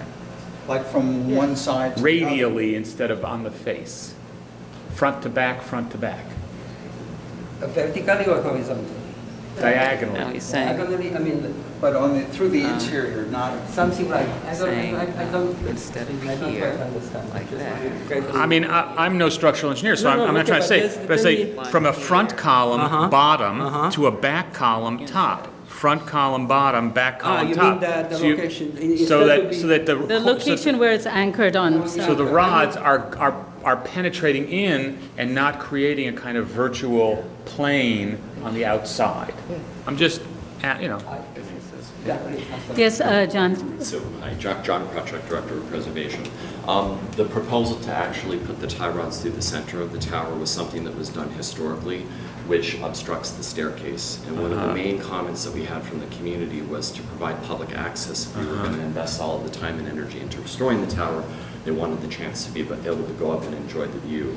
So we actually worked very closely with Thornton Tomasetti to remove some of the historic tie rods so that free and clear, barrier-free access, mostly climbing a stair obviously, could be achieved on the historic staircase. So running the tie rods, the new tie rods through the center would probably not be practical for that purpose. With regard to Commissioner Demeter's question about a peer review, I can answer that as well. Although there hasn't been a formal peer review, this project has actually been in the works for about 10 years actively. I've been working on it the entire time, so I can speak to its history. And we finally have the funding, we're moving forward, but about 10 years ago is when we actually started this project with Thornton Tomasetti. And at that time, Derek Trelstead was working for them, who is now no longer with the firm. So I feel like the fact that the original engineer from Thornton Tomasetti, Derek Trelstead, is our preservationist, is part of the team conceiving of this concept. Tim Lynch from the Department of Buildings, formerly working with Bob Summon's office, and a very well-respected and well-noted preservation engineer, has also been involved for the entire 10 years with this proposal. So I do feel like we've had some outside input on this. I also do feel like going with this proposal also kind of harkens back to historically how the tower was structurally shored up with the tie rod concept. And I do feel like with the brushed stainless steel, it will be fairly innocuous. It will probably just kind of blend into the sky. I do feel like, I know Soren has been explaining to you from a technical standpoint, I'm not an engineer, why we couldn't do the proposal to run it through the interior, but we do believe it would have been very invasive to the historic cast iron. It would require really completely redesigning the structure, and we wanted to have a very light touch. in this, and we do feel that this proposal achieves that. What hasn't been said, to answer your question, Commissioner, about the staircase, is that the tower wants to do this. The moment the tower wants it to kind of break away from it, as far as just the structural capacity for cast iron, which is really not, this is one of the rare, maybe the only solely supported cast iron structures in the city, I believe. Usually they're facades that have other supplemental masonry backup. This is all reliant on the cast iron and these tie rods. So what the tower wants to do is just to fall apart, and these tie rods kind of tie it all back together. It kind of strengthens it at each bay and each level. And the staircase, since it kind of hits only at moments as it kind of goes up, you have weak points on the opposite side where the staircase didn't touch. And in addition, the staircase, as Bob had noted, is a very important historic component. It's made of wrought iron and cast iron, and so probably wouldn't have those sort of structural capacities to really help this tower stay up. We really do feel like this is the best solution. They did wind load tests and really kind of studied this closely with the original roof restored, because it's going to catch a bit more wind. And even without that, this structure was taking immense pressures, which is the reason why we removed it immediately, to make sure that if we had another major storm, we wouldn't lose it entirely. And so anyway, I hope I've been able to clarify some of the approach as well as Wellington and then John. I'd like to comment also that the idea of putting columns inside the existing columns seems like that's the easiest part of doing that frame inside, but that's something that's not necessary, because the columns are fine. The columns work in compression. If you took that approach, even if it did work, what you're really doing is making the structure not a structure anymore. It's really like taxidermy. You're putting this frame inside it to support it, and the problem really is at the place where the column meets the spandrels. Because you need basically a big moment connection there, something pretty substantial. You would really need to start like changing the configuration of the pieces. You need to cut some away to make more space to make these. To me, it might be less, it would still be somewhat visually obtrusive. It might be somewhat less so, but to me, it really takes away the life of the structure as a structure. To me, the most important thing is that this structure can continue living as a structure that supports itself, that has connections in the original places. The way that we're doing it, by putting a plate under there, we're sort of inserting something inside where it all gets bolted together. So there's really no irreversible harm happening to the structure. So to me, that as a preservation approach takes precedence over the fact that it's slightly more visually obtrusive. And that's how we've approached the project. It's those connections, as moment connections, take pretty substantial forces. I'm not sure, I've never talked to Bob Sloman about it, but I'm not sure that that would work through with models of the loads on the structure. And someone, we even, this is on the next slide, like in here, there is some supplemental structure that we added, because this level was inadequate. So these are the original cast iron girders, and then we're adding some stainless steel girders to supplement it, but in a way that's as unobtrusive as can be done. But using contemporary structural models for this, this structure needs a lot of bracing. I think that approach of trying to do it like inside the existing structure may have been a little optimistic. I don't know if it was ever. I don't believe it was ever worked out as a finished scheme. And the solution also allows us to inspect it. All of the structural components are visible, so we would have a better idea whether there was some sort of a weakness or a failure in the future, because it's all present. It's very easy to see. Okay. Wellington and then John. John, I thank you for that thorough explanation. I think this is a beloved structure. I remember studying architecture at City College, admiring from the hills looking down. My question has to do with the elegance of the structure and the simplicity and the clear bottom. And if you look at the 1930s photo, there are no panels there. I don't think in your proposal you're proposing the fencing as a structural element, right? So if the activism of the community has preserved this thing and kept it clear all these years, you can see the photograph from the 1930s. No, there is fencing. Right, but it's more transparent. The fencing that you're proposing now sort of make it more opaque. I'm wondering, are you concerned about the security? I hear that you're talking about access for the community and that activism has kept this, structure preserved all these years. So why wrap it in another thing? My personal gripe is looking at historic parks nowadays. Where there's Union Square Park, where there's Columbus Park, years ago it's wide open. Now it's all fenced in. It's like a cage. Everywhere I go, the park is a cage. So I'm wondering whether is there a need for that panel on the bottom? The answer would be yes. We have security concerns, especially because this hill is about 90 feet in height. It's in the center of the park, and there's no visibility from the lower levels of the park that are at the perimeter sidewalk. This area is patrolled regularly by our PEP officers because it's very treed and high on the hill. We want to make sure that it's safe up there for residents to come and use the park. We have great concerns at the Parks Department with people accessing the structure and would want to really make sure that there was no possibility that someone could climb. And we've had a lot of experience at the Parks Department with people scaling our structures. And as a result, we've proposed the Asa Grill style grills so that it's very hard to get a toe hold and a hand hold within it.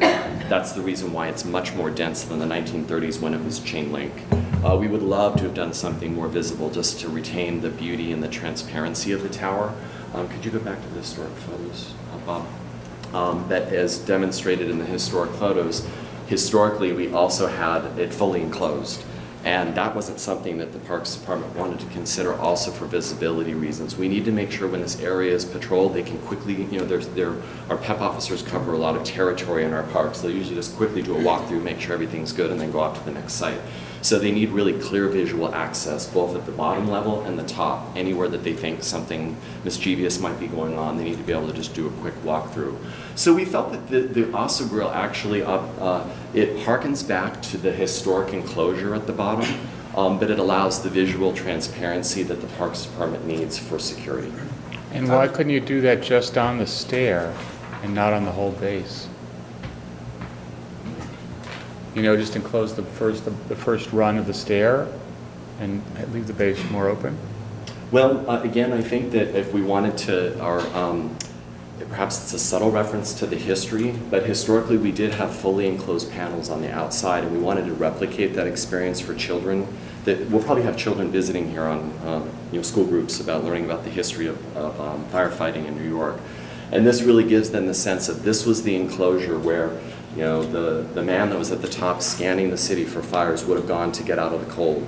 Most likely this was an enclosed structure that was really meant to get them out of the elements, because in the winter it could be pretty brutal at the top and they could take a break in the bottom. It also protected the bell mechanism, so it served a few purposes, and we can interpret that with these Asa Grill panels on the outside of the structure. I think that for the Parks Department, if they do have concerns about security, about people scaling, and as a sort of a design as well as a historic preservation challenge, the idea of sort of looking at what it was historically and recognizing that the lower base was in fact sealed off, and so I think the idea of putting something like that may be appropriate because it's not disconnected from the history of the tower, and at the same time, I think it addresses a real functional issue.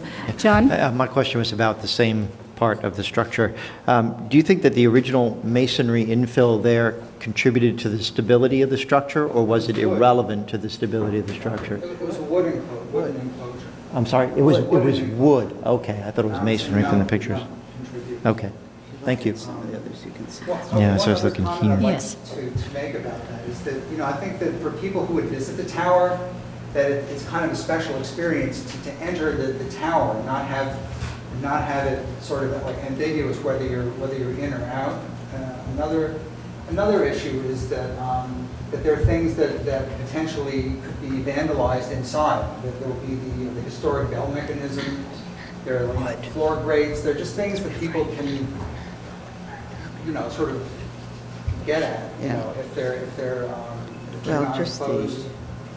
One other thing I'd like to point out about the way the way that was detailed is that we're planning to have it connected at the bases of the column with the same plates that the cross bracing is on. So it's not being, we're not drilling into the columns, and the entire structure is exposed. So in other words, it doesn't go in front of the columns. So you read the entire vertical frame of the building, and that the drill doesn't go in front of it. We also have a few slides to show you for the site context, which might also help explain some of this, the setting. If we could quickly show those, have George Lonnicus present that, we can take additional questions.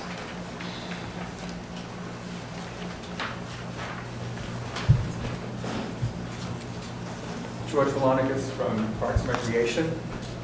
And the challenge here was how to respect both architectural features, the tower and the Acropolis, because the Acropolis is a very significant piece of architecture in Marcus Garvey Park. And again, is the setting of what we looked at, we look at the late 19th century.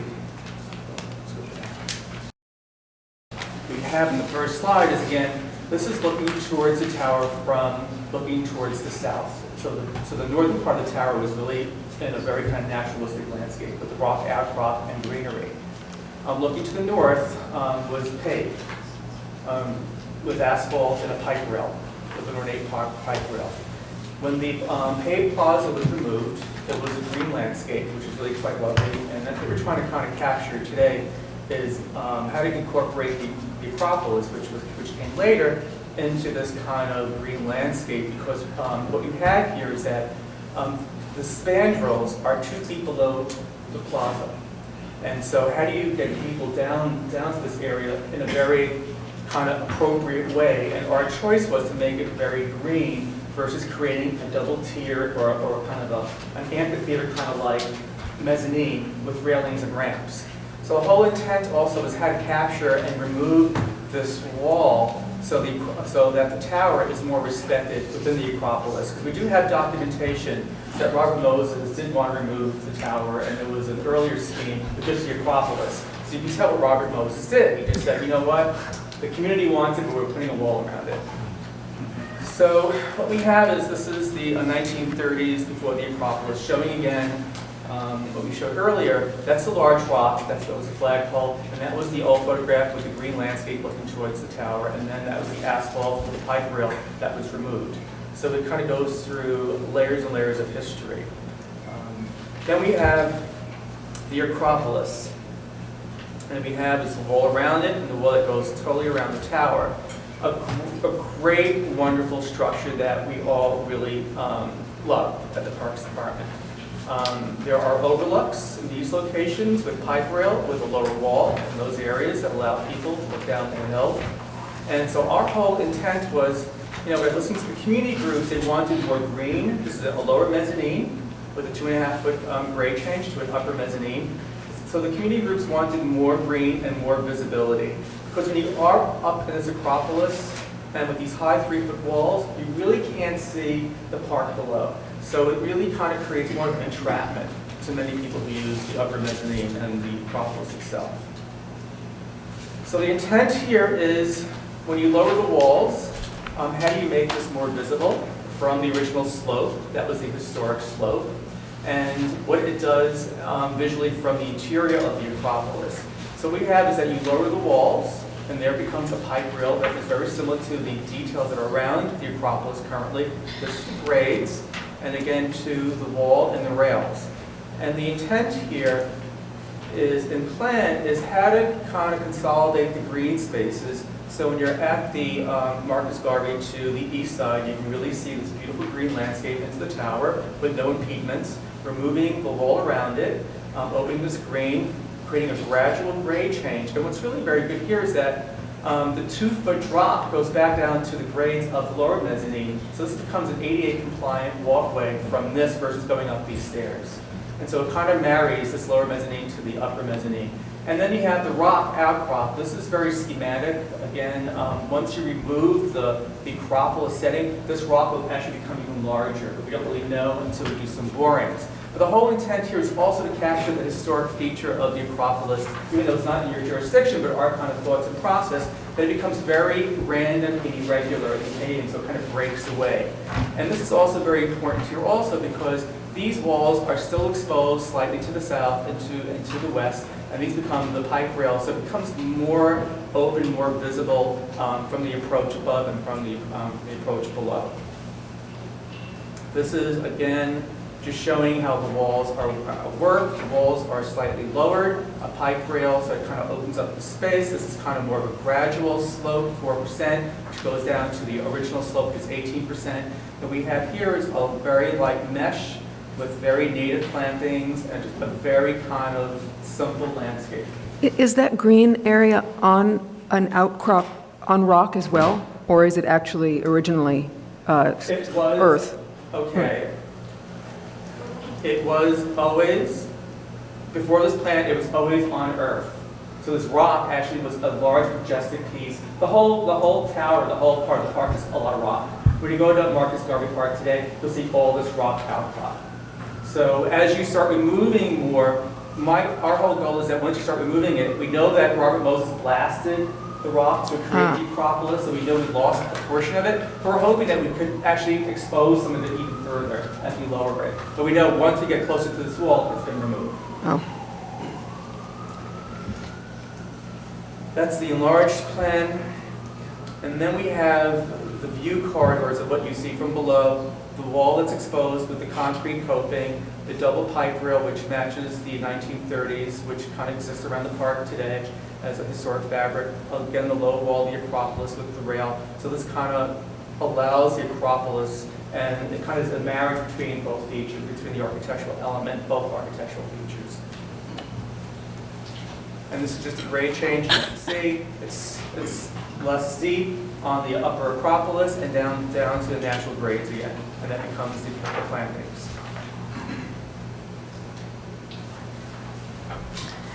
And so I think the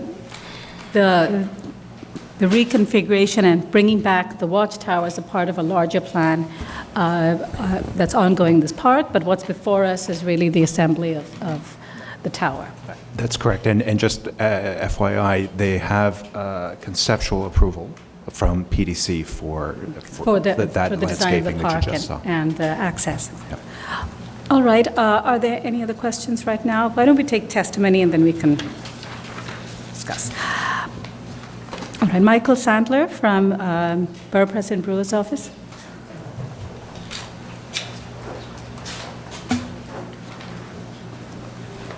Good morning, Commissioners. I'm here with a sort of late-breaking letter of support from the Borough President that I will distribute to the Commissioners. But the short of it is that the Borough President is very supportive of this project. She's been very involved for the past couple years in the planning of this, has attended many community meetings and walkthroughs of the site. And she's very pleased by the considerable efforts at community participation that the Parks Department has taken in the planning of this. And encourages the Commission to approve this project. Thank you. Thank you. Christabel Guff. Christabel Goff for the Society for the Architecture of the City. I'd like to note that in the designation report, the definition of the landmark site is rather vague. We are addressing some design issues that some people feel are not before you, but I'm going to do it anyway. Over time, architectural landmarks acquire cultural associations. Washington Square became more than the famous Greek revival Old Row when Henry James set a novel there.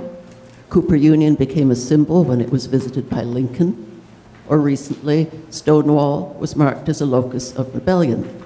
Sometimes it can be a mistake to tie a landmark too closely to that administrative crutch, the period of significance.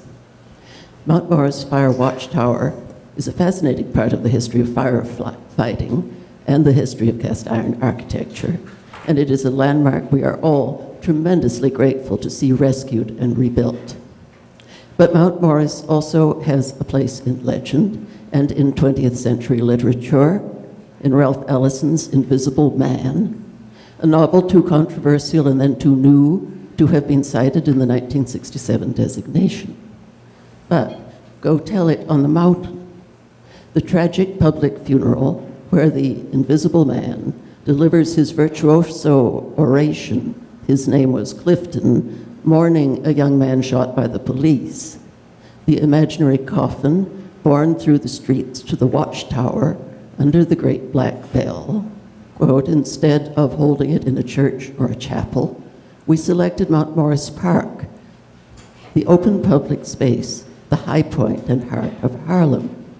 Given such associations, we question retrofitting the landscape as a pastoral scene and a self-described graceful new lawn with native plantings.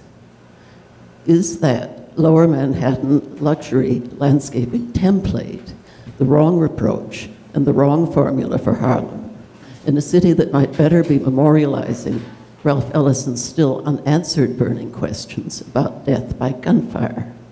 Without any transplantation of turf and wildflowers, the existing WPA Plaza might better continue to serve as the landmark site of the tower. Obviously, it would require some modifications, but we feel the modifications are extreme. Thank you. Thank you. Kelly Carroll?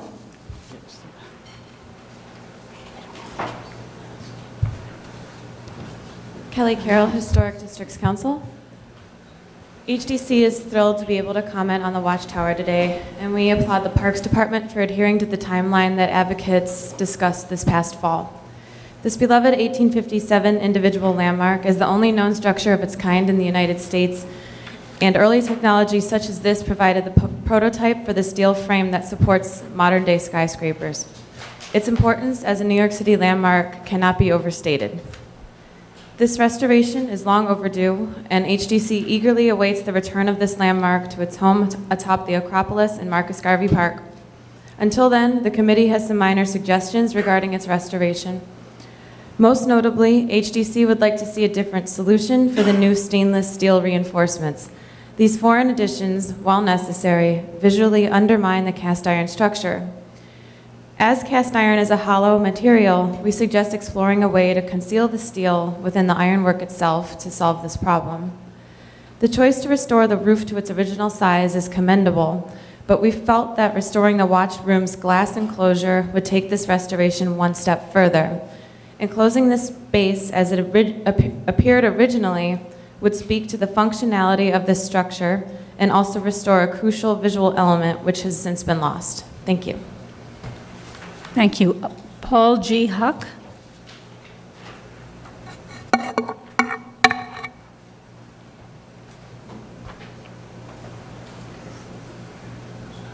I'm Paul Hook, and I live just off of the park. And you already have the letters of recommendation from both the Mount Morris Park Community Improvement Association and from the Marcus Garvey Park Alliance. And both of those presidents are sorry that they cannot be here today. But I was up on the Acropolis last night, and just think about it. The talk there, we were there for an art installation that was scheduled, and they hoped to be there while the Watchtower was still there. But the talk up there was, when is it coming back? What is going on? That the truth is, I applaud, and Parks will be shocked, I applaud the Parks Department for what they're doing here.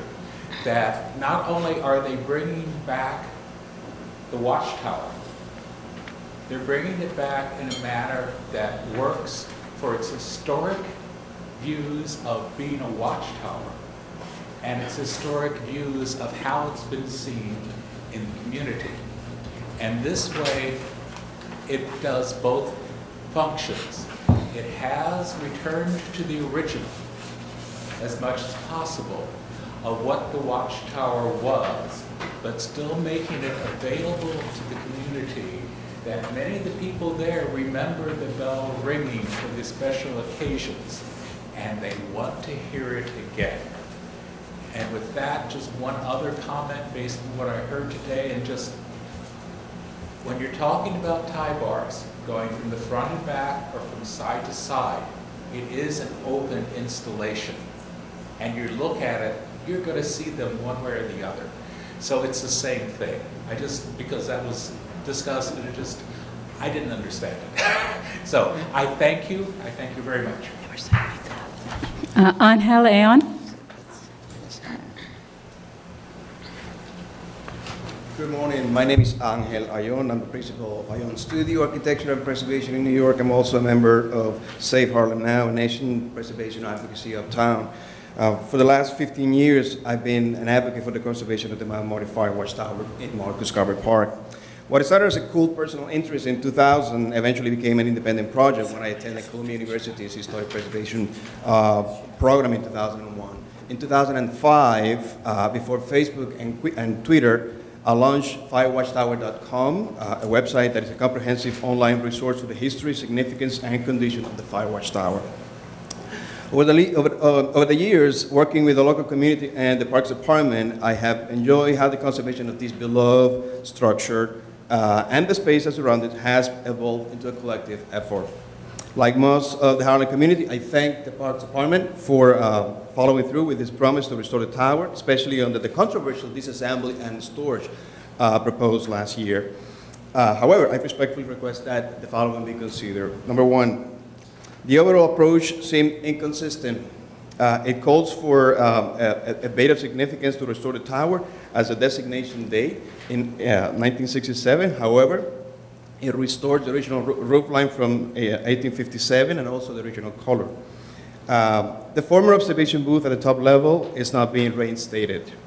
This enclosed space was not only a vital functional component of the watchtower that provided shelter to both the volunteer watchmen and their equipment and accessories, but also a character-defining feature that should not be dismissed during the restoration. The archival images clearly show that the original trusses at the third and fourth floor levels experienced shear failure and crack at the support sometime after the watchtower went into service in 1857. As a result, a spider web of wrought iron tie rods were remedially installed in the late 1800s.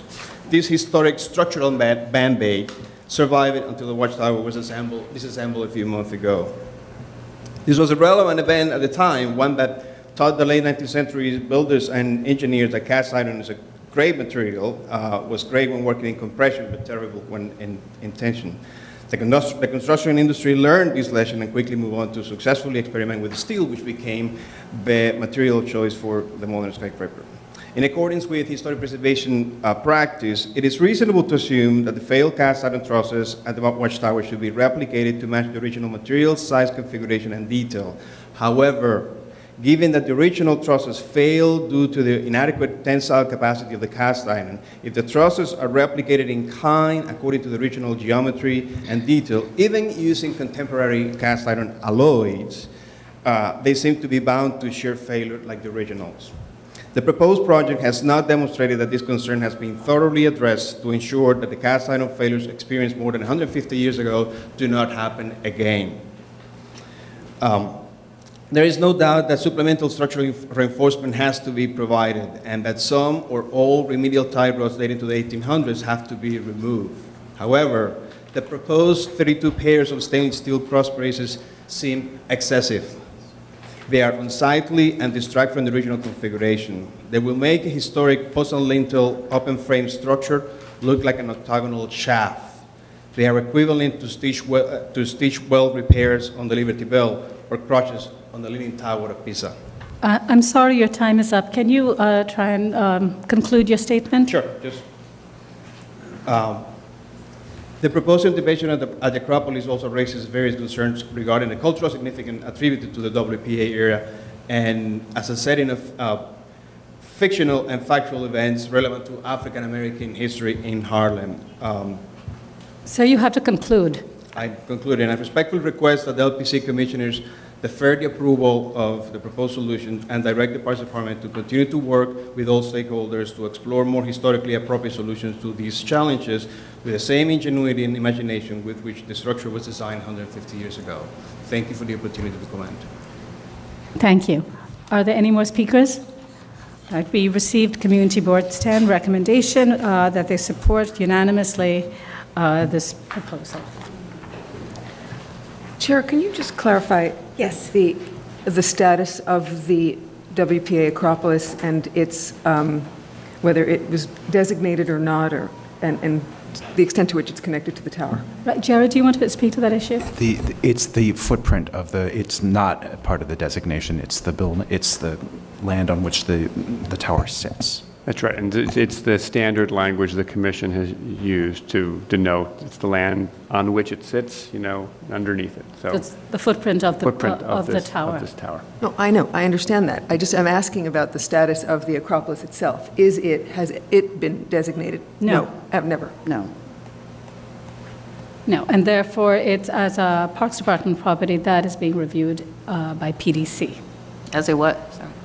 Yeah, as a Parks Department property, as a city property, it's being reviewed by the Public Design Commission.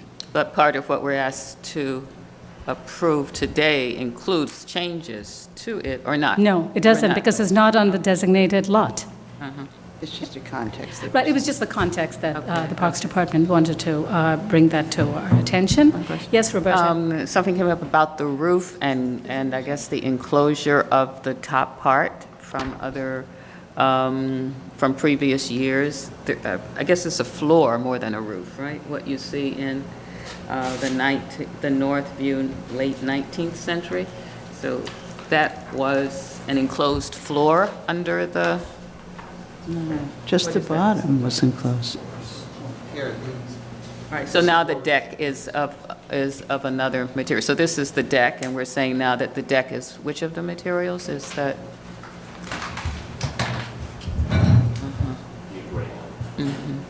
And the glass, was there glass enclosure or wood enclosure? What is it? This is in the first view? The first? There was nothing? The one at the top? Yes, Well, it was between the cast iron columns. What was that? Wood frame windows with glass. But that was not there at any, from this era and the time of designation, that was no longer there when it was being used as a park structure.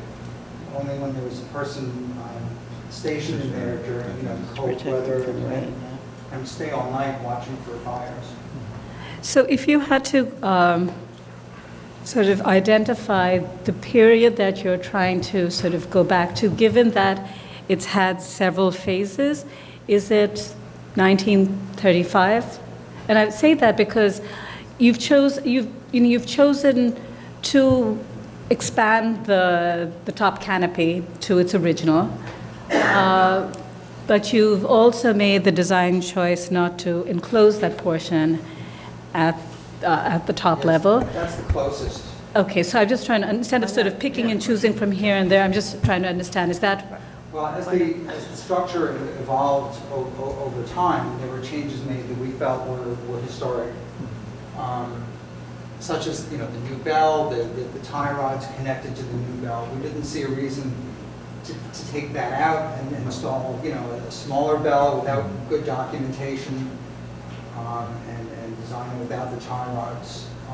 But can I Yes, you can. One thing from the comments about the stability of the structure.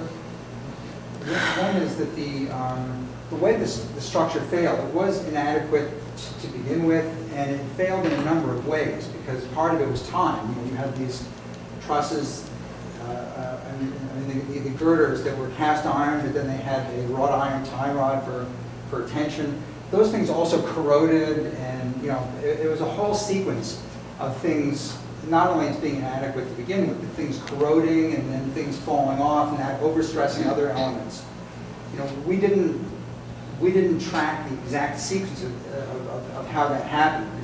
What's really significant is that the design that we're presenting was designed according to today's engineering standards. So all of the elements, I pointed out also there were places where we added additional stainless girders where we felt those girders were inadequate. So we're not relying on the original design for the structural integrity of the But can I just ask, based on what you're saying, so you're saying if it was designed today, structurally, it would be exactly, this would have ties on the outside, the way you're showing If we them? were doing it, if we were designing it from scratch today. From scratch today, yes. We would design it so that the connections were moment connections. Yeah. So, I mean, it would just be designed differently to begin with, but we're reusing the pieces that can be reused, and we're replicating them in cast iron for the ones that are being replaced, or wrought iron, depending on the condition. And then we're doing what's necessary to supplement that, to bring it to modern standards. Yes, Diana? Yeah, I'd like just to do a further question based on the testimony and looking again at it, which is, since you are really attempting to make this, to return this as close as possible, I would say, to the 19th century, having in mind security issues and, the stability and so forth, as a teaching thing for kids and so forth, why are you not actually planning to enclose the upper story, since that was how it was originally? I realize it'd be somewhat more maintenance conceivably, but, it seems like a fairly small... So I can speak to Yes, that. please. And it's again, security driven. First of all, we would never put glass back in a New York City park that didn't have 24-hour staffing. So the possibility of bringing back the glass would just not be practical for parks. We know it would be vandalized. That would happen anywhere in the city, and we have many instances where that's occurred. So that's the first comment. Secondly, again, we need that visibility from the plaza. We need to be able to have someone walk up there, scan it, make sure everything is okay, and make sure that no one is living at the top. We originally were thinking maybe we would just not return the full roof back, but we thought this is such an elegant, beautiful structure. We really felt that was essential to the aesthetic interpretation of it. Right. But placing the panels back on the inside would create a visual obstruction, and we just wouldn't know if someone had ever somehow scaled the fence and were up there. And we just feel like that's a real concern. It's not a maintenance concern at all. It's a security concern. We want full visibility from the plaza level up to the top. But are you saying, so you're saying that if you had glass, you wouldn't be able to see through the glass? Or some material that's not breakable, that and clear, you still couldn't see through it? When we need fairly vandal-proof glass, we tend to put tempered glass in our parks, but often they have screens on the outside, which creates further visual obstruction. Yeah. Because this is a very isolated and, again, an unmanned building, Yes, it is. glass would just never be Right. a consideration. As far as plexi or Lexan, they tend to be not very vandal resistant. They get No, scratched, they get scratched and damaged, graffitied. they get UV, they would fuzz out, and eventually it would become a visual obstruction. There'd be graffiti on it, and then we would have the visibility that we would need. Would probably have to be removed. All right, are there other questions? Yes, Michael? Now, on sheet 17, you show at the roof level vertical rods at the perimeter of the roof. Are they intended to be in tension or in compression? They're actually decorative. They're just replicating the way the roof was constructed based on historic photographs. What? Where is that? I'm sorry. Is that in the historic? In 26 there were. Okay. Here, let's see. There's one in the old photograph. I'm not sure that's even a rod. Well, these definitely. Yeah, okay. And I suspect that maybe the roof blew off, and then when they reinstalled it, that they put the rods there. Well, if that's the case, why wouldn't you there use a traditional material rather than the stainless steel?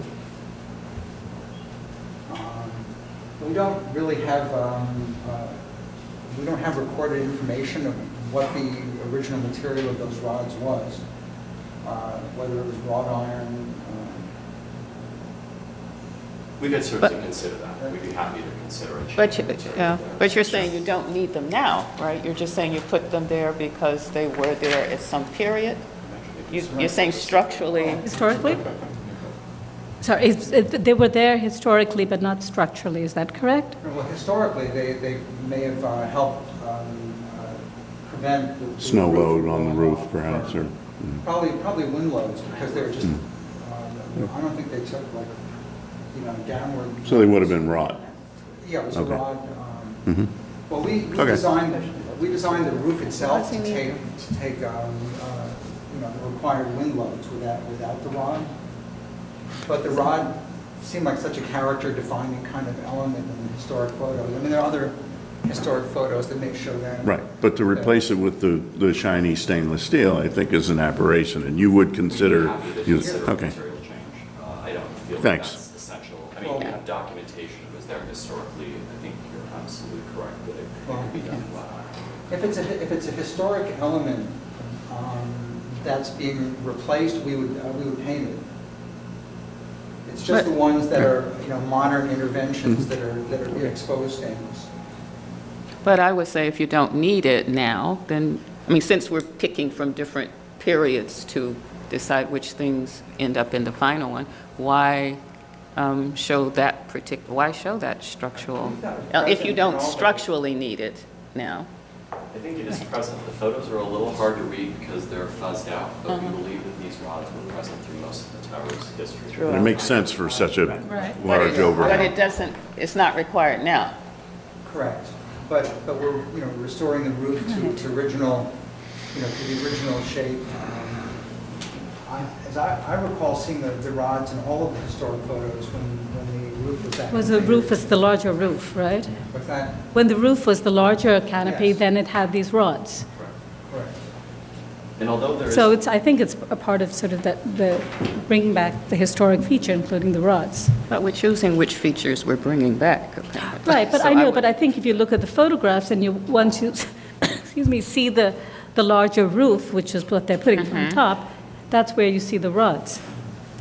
And if I might say with regard to the discussion of the period of time, we haven't addressed that directly, but Right. I'd like to since it keeps coming Yes, up in okay. discussion. There isn't one period in time. We're trying to recognize the importance of the structure. It's a teaching tool. It's a structure that was, they stole the patent from James Bogardus, who did a lot of our famous cast iron buildings. The gentleman, Julius Krell, actually won the bid. It was a low bid, and he built the tower for a third of what James Bogardus wanted to build it for. As a result, it was fairly inferior. And he got sued. There's a whole lawsuit with regard to this. We have all this documentation. So there were weaknesses in it from the very beginning that had to be corrected over time, and it tells the history of not only the story of this fight between James Bogardus and Julius Krell, it tells the history of cast iron and sort of fire prevention, because it was originally thought to be the one material that ultimately ended up not being that. It actually was quite susceptible to collapsing in fires. And also obviously not great for structural. So all these rods tied together, there's an important story here which we like to respect. There is no particular period in time, but our goal was always to try to bring back as much of the 1857 tower as possible, unless there were security concerns, public access concerns, or current code concerns. And so it is sort of, it's not really a picking and choosing, but it's really trying to bring the structure into today, allow public access, bring back features like these rods that hold the roof down, which, don't create an issue for the Parks Department, but in closing up there would at this period of time. So this, we made decisions, and again on the enclosure at the bottom, visual access very important versus the original wood enclosure. So it was a lot of thought has been given to the proposal which you're seeing today, and it's been really worked out to be secure, vandal resistant, and allow the public access, and to bring back as much of the restored 1857 tower as possible. All right. I think this project is. Great. It does have a very long history to it, and the agency has, in the past year, we've received so many letters about this, and both the dismantling, which seems has been done in a very sensitive manner, but also the idea of bringing it back and as soon as possible. So I think in terms of a preservation goal, I think this project really touches upon many aspects that this commission should support. It's a sort of an odd, kind of almost like an adaptive reuse project in its own way, because it was a structure built 150 years ago, which was compromised, as we've heard historically, but it has a certain elegance to it. And I think that the design team and the engineering team took the right approach to retain as much of the delicacy of the original structure as possible, but recognizing that they have some issues with that. And so I think the intervention, which I think is really sort of a big portion of the comments that we heard, are kind of necessary to bring this structure back. And I think the other thing is that why I call it sort of an adaptive reuse is this idea of accessibility. And I think the importance of this structure not only is just historical and architectural, but it's also cultural. And so the relationship of this tower within the community, within the park, is in its own way significant. And so the idea of making this accessible, being an educational tool, which is one of the things that the Commission in its mandate is about designating, is to make it educational. I think this proposal really does try and incorporate those aspects which are really the benefits of historic preservation. And if that requires some of these changes, including tie rods, which I think they've tried to make them as invisible as possible, or enclosing the area at the lower level, and their reasons for not enclosing the top level are issues about security of public access, which is safe, then I think those changes make this structure adaptable and bring it to where we are right now. So for me, I think that this is a project that I can support as proposed, and I think would be an amazing and immense benefit to the community. Yes, Diana. I think it's great to see the restoration, I'm sure everyone else does too, of this structure, which is just a wonderful, a unique example of what it is, and very important to the community. And I think, I'm very familiar with Marcus Garvey Park, and it is, this location is kind of really very remote, and it's, up on top of this outcropping. And as somebody who spent a lot of time at parks and was deputy commissioner and worked in operations, I do respect very much the concerns about view corridors, and it's extremely important to the security of the structure and the security, public safety generally, to be able to view what's going on, even for some young people or something who might decide to climb up the structure and themselves be at risk, and if they're not observable. So I can relate to that and feel that it's sufficiently, the way they've dealt with it is sufficiently referential to the original base and allowing it for the views in. And I actually think in even the landscaping that the idea of having better physical access to the site and better viewing access to the site only kind of celebrates the structure for me. So I think it's a good thing to have that openness. And so I feel very comfortable with most of what they've done. I think that Michael's suggestion about using the material for the top is a good one to be added. But I can go along with what they've done with the uppermost story and with the base as sufficiently referential to the original and achieving as much as they can to get back. As far as the structural reinforcement, I do think it's necessary, perhaps if someone has some other way to recommend achieving it, but I do think it's a necessity. So.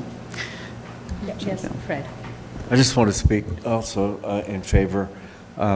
It seems to me as if this is an extraordinarily honest approach to the problem. As we heard, the problem is really in the lack of a moment connection. That could have been resolved, I suppose, in some other way, a completely fake way in my judgment, by remaking the pieces in some way that could have created a moment connection that looked more or less like this and wouldn't have required the rods. But that would have been throwing away original material. It would have been a fakery. This is the right approach. If we want to have this thing back, it needs to be stable and structurally sound. I'm convinced that this is probably the right way to do it. It should be as invisible as possible, but it should be distinctly, the new pieces should be distinct from the original fabric, and I think that's been achieved too.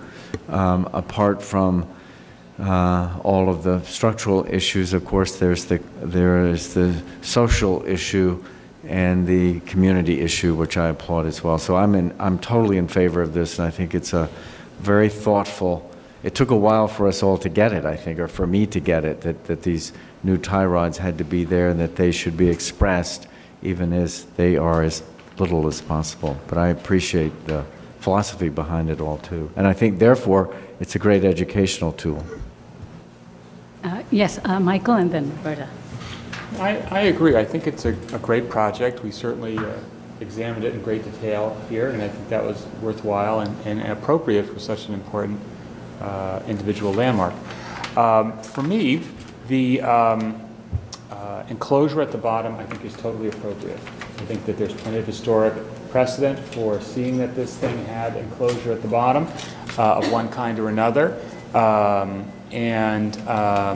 So I think that the use of the mesh is an appropriate modern interpretation of that. I think that the choice to do the rod system makes sense to me. I would ask maybe with staff if there were some way for them to, instead of having two rings on either side of the columns, to maybe have one ring that would be inboard, so that even if you could get a little bit of relief off the face of the columns with those rods, it wouldn't change the system in any real way, I don't think, but it would allow for the foregrounding of the historical material just a little bit. I wouldn't make an issue of it at all if you didn't have ample opportunity to approach this and really engage with it up close. But I think it might be worth exploring.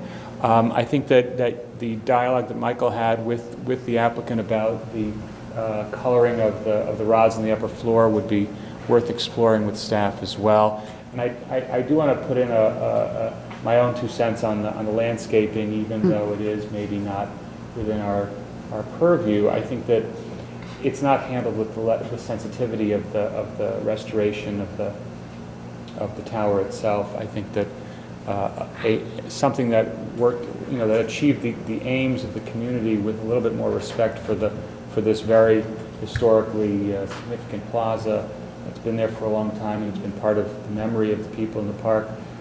This kind of eroding thing, it seems like a kind of a cop-out, but not our problem. Okay, other comments? Oh, Roberta. Wanted to say, I also will have to vote in favor of it because I think it's important that it is reconstructed. I'm really sorry that the structural system is such a prominent feature of it.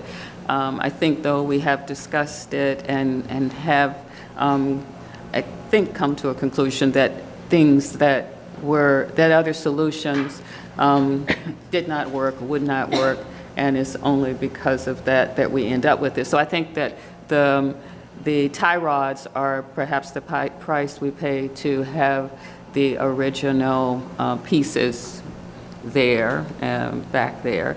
But I also think that it should be, that a system for putting them inboard should be looked at, and that the less prominent they are because they're very visible, even though I understand, that they're a different color because we want to make sure that there's no confusion about when they were there. But I still think somehow if there is still a way to put them, to recess them, then that should definitely be looked at. And for me, the fact that the rods on the top aren't necessary anymore to me means that they shouldn't be there, because I think that the intent should be to express what was the original design intent when possible. And even if it only looked like that for a week before it started collapsing, I still think that that's the aim. That should be the aim of what we're going after. So those are my comments.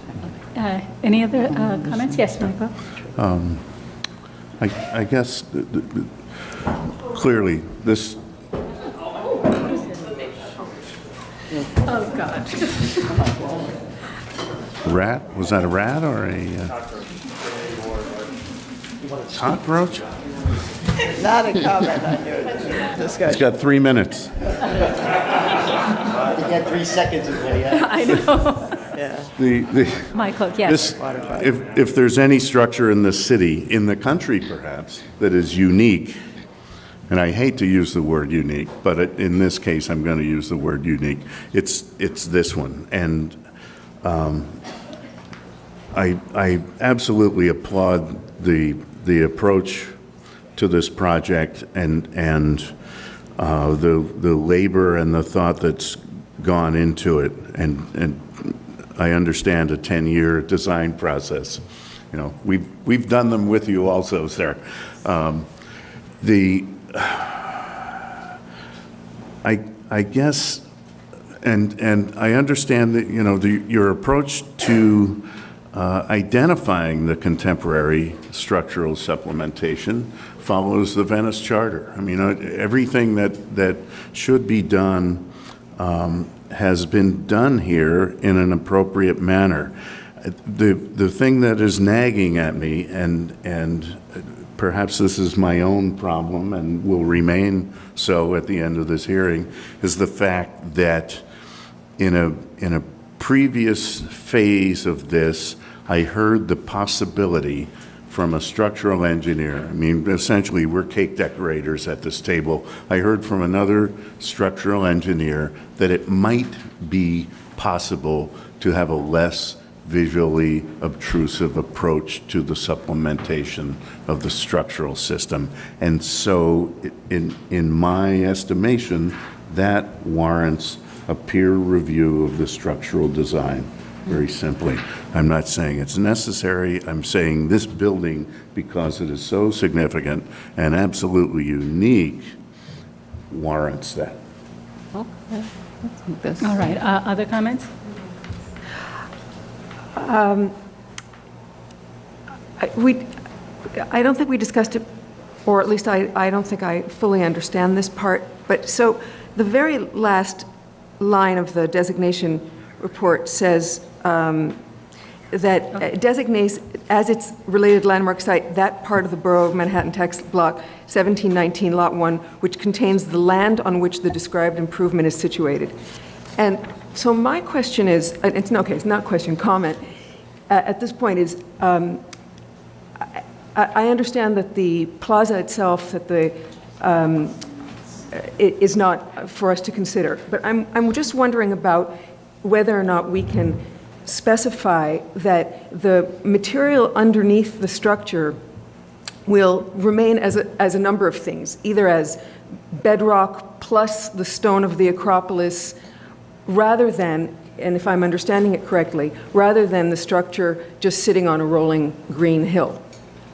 Because, the kind of at least the memory of those layers underneath the structure, I think, is somehow important to retain. I mean, it sits in a funny way in the Acropolis anyway, no matter how we look at it. It's outside of the perfect symmetry of the Acropolis. But I think just to respect its kind of dense and tall foundation as rock, as stone, is important. Yes. I mean, Mark, the answer is that the Commission's jurisdiction does include the area underneath, the structural things, the legs that come down, and that we have jurisdiction over that area underneath the structure, and we can decide what we think is appropriate there. All right. Any other comments? All right. I think that I think we can close the hearing and we could actually move to decision. And what I recommend is that we include within our clause that that the applicant work with the staff to explore, continue to explore ways to minimize the appearance of the rods to the extent possible, if that requires some peer review, just to see whether that other possibility is there, if it hasn't been explored already, or if there are other ways to explore the placement of those ties more within the structure and not at the face to, again, minimize it. So I think they can work with staff on that, and as well as work with them and take into consideration the recommendation that Commissioner Devonshire said about the colors at the roof, which I think the Parks Department's agreed to sort of explore. And then, again, the distinction between the new elements from the old. And I think that was the design intent and approach that you taken anyway. So does that seem acceptable? Okay, very good. So in that case, we can close the hearing. And Diana, do you want to read that? And You've got a version, right? Yeah, thank you. Okay, in the matter of a binding report, 172188 Watchtower, Marcus Garvey Park, Watchtower individual landmark, Block 1719, Lot 1. Application is to reconstruct the tower and install fencing. I recommend approval with some modifications, finding that the watchtower will be fully reconstructed, retaining as much salvageable cast iron as feasible, that the replacement cast iron will match the historic cast iron in terms of details, profiles, dimension, and method of construction, that the proposed work, including the reconstruction of the roofline and exposing the base of the tower, which has been concealed beneath the Acropolis paving, will return the watchtower closer to its original appearance. That a railing was installed at the uppermost platform by the late 19th century, and the proposed code-compliant railing matches its open picket design. That the proposed painted finish for the cast iron is based on historic paint analysis, that the additional structural tie rods are proposed in stainless steel to stand out as a modern intervention against the expressive cast iron structure, that the base of the watchtower has had a variety of appearances over time, including fully open picket fencing and solid cladding, and that the open quality of the proposed fencing will not obscure the structure and will prevent scaling of the structure, allowing it to be open to the public during set hours.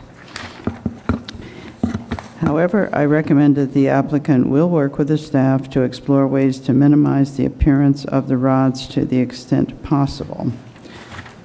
And also will work with the staff on the appearance of the roof, and that the proposed work will return the watchtower to public use and will enhance the special architectural and historic character of this individual landmark. You just say peer review and recessing, can it say that? It didn't say that we require them to do No, just peer to work review, with that the to staff explore with the staff. that, Yeah. But does it say that? Yes, yes, she included that. That you read into the record the clause that Sarah had written out, correct? Yes. It doesn't say peer review No. or recess. No, I don't think we're including that we're requiring them to do peer review. I think we're asking them to explore. Right, to explore things that it could include that. It could, but I think the way it's drafted is fine. Okay, I'll second it. All in favor? Aye. Any opposed? Okay, this application's approved. Okay, Commissioners, the next item is item number 6, an application for a certificate of appropriateness in the Borough of Brooklyn. It's 155 Noble Street, located within the Greenpoint Historic District, docket number 16, 1964, a neo-Gothic-style clubhouse designed by Gustav Erda and built in 1924. Application is to construct rooftop bulkheads, install a barrier-free access lift, and alter the entry landing.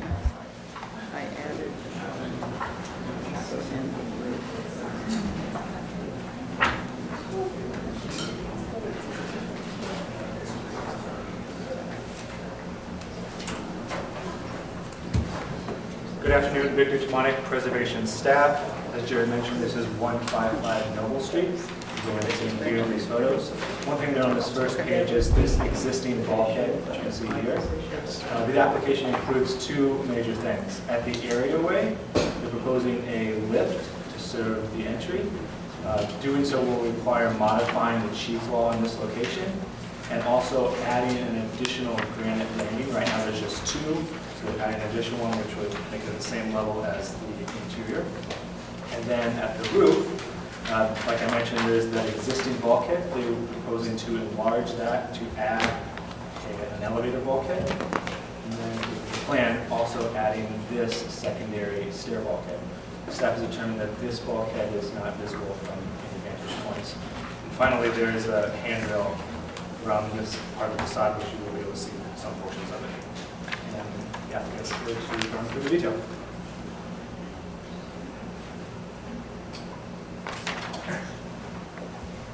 Hello, my name is Ingrid Husbeth. I'm the architect on the project.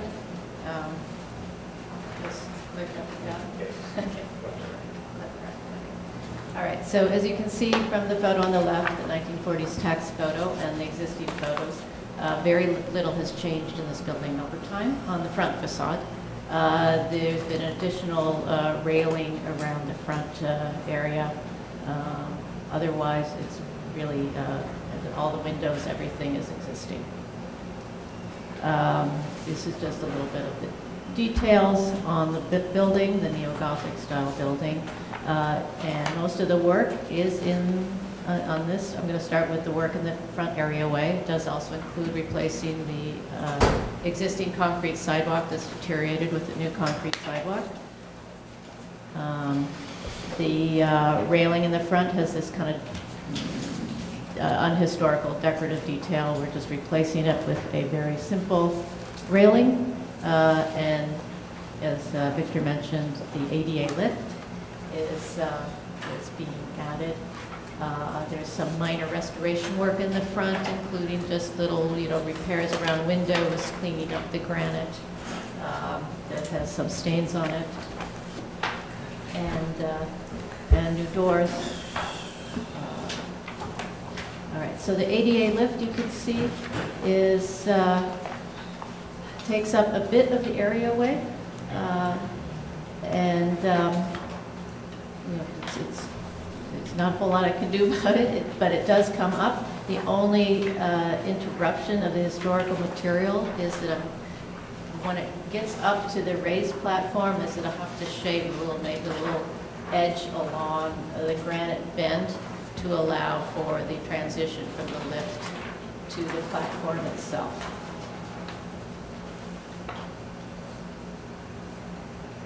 The drawing on the bottom right just represents that a ramp isn't physically possible within the constraints of the areaway as it exists.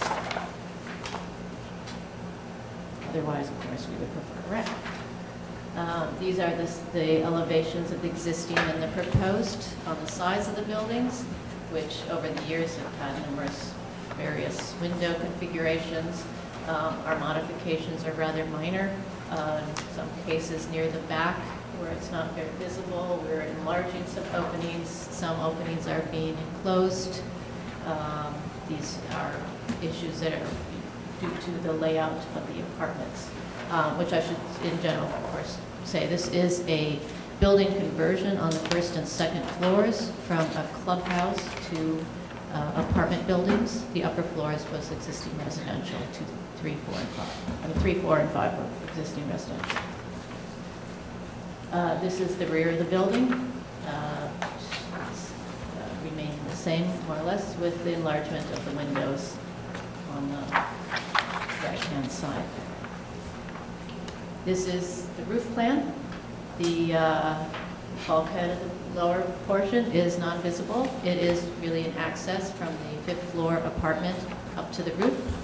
The stair is existing bulkhead, and then to the left is the elevator bulkhead, which has been, we are enlarging the elevator to allow for the ambulance stretcher size and building code requirements. Then there's a little vestibule that is partially visible from certain areas you'll see in the photos.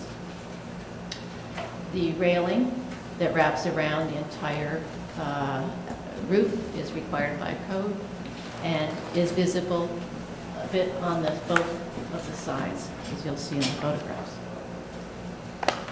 Okay, so these are photographs of the mock-up, and I started sort of in the southwest corner, and then as I progress through, we'll be kind of wrapping around the building. You can see along here the railing along the sides. Okay, so the yellow tape is the railing, and then it's not visible along the front, but it is definitely visible along the sides. It's going to be a metal railing, or a simple metal painted black railing, vertical posts. Here, the same thing is showing that you don't see the railing at the front.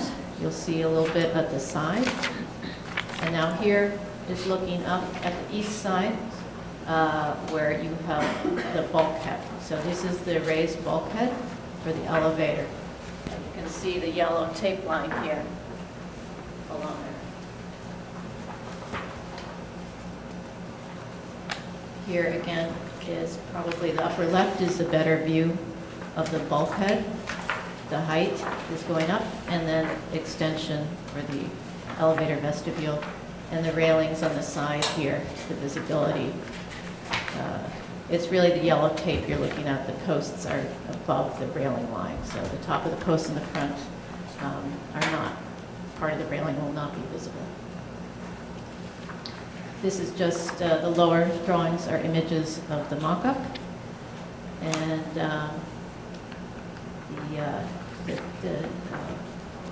and the top left is then a view of the from across the street, where you will see a little bit of the bulkhead. The last two images, the one on the left is behind the building, showing that there's no visibility from the street on the north, and then this one on the photo on the right shows you there is one little spot along Manhattan Avenue where it's hard to see in this photo, but if you're standing right here, you get a little glimpse up there, just a little bit of the bulkhead. Okay, that's it. Yes. Are there questions? Yes, John? Yeah, is there any reason that that railing has to be so close to the edge of the roof? It just seems like if it was set back just a couple of feet, you wouldn't really see it at all. It's set back in the front to prevent any visibility. It was the side that really sort of jumped out at you. So it's set back a little bit, just 6 inches to prevent visibility here. Here it's along the side. The parapet does drop down, so it could go back a bit. It would cut off quite a bit of the. You're talking about at the front, John, you were talking about the front? Actually, both. I mean, the front seems like it would just be a little bit, and the side would be, it looks like it's taller, so it would be a little more. Yeah, at the chimney, if you took it back to the far corner of the chimney, it would probably disappear. You've got it. If we brought it back to the You've got chimney, it meeting yes. the chimney here. If you brought it back here, it would probably Yes, disappear. and it's just pointed out there is a vantage point where this is visible. There is a certain angle where, in fact, the railing here is visible. Or a little bit, actually, a little portion of this was visible. But you could move that. I can move them in, So I that can it's move it not back, yes. visible. Yes.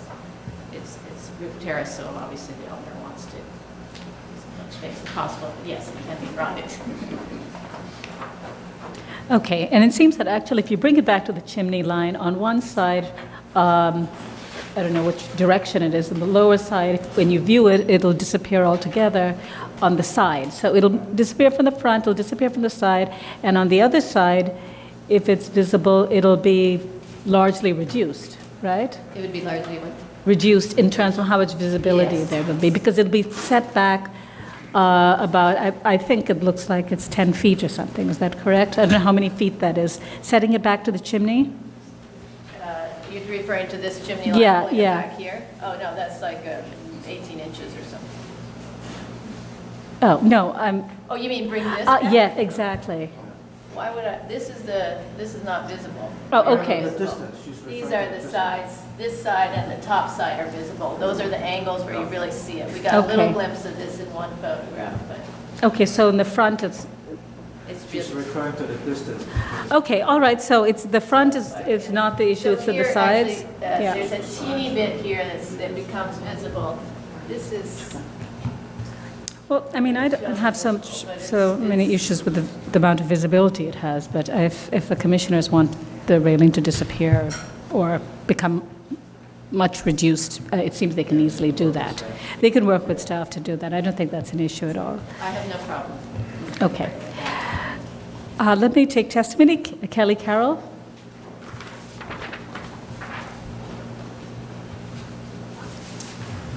Kelly Carroll, Historic District Council. HDC found the rooftop bulk minimally visible, but was puzzled as to why the more elegant fence will be replaced with the banal one. Extending the current fence and its configuration could add an additional visual screen from the ADA intervention. Thank you.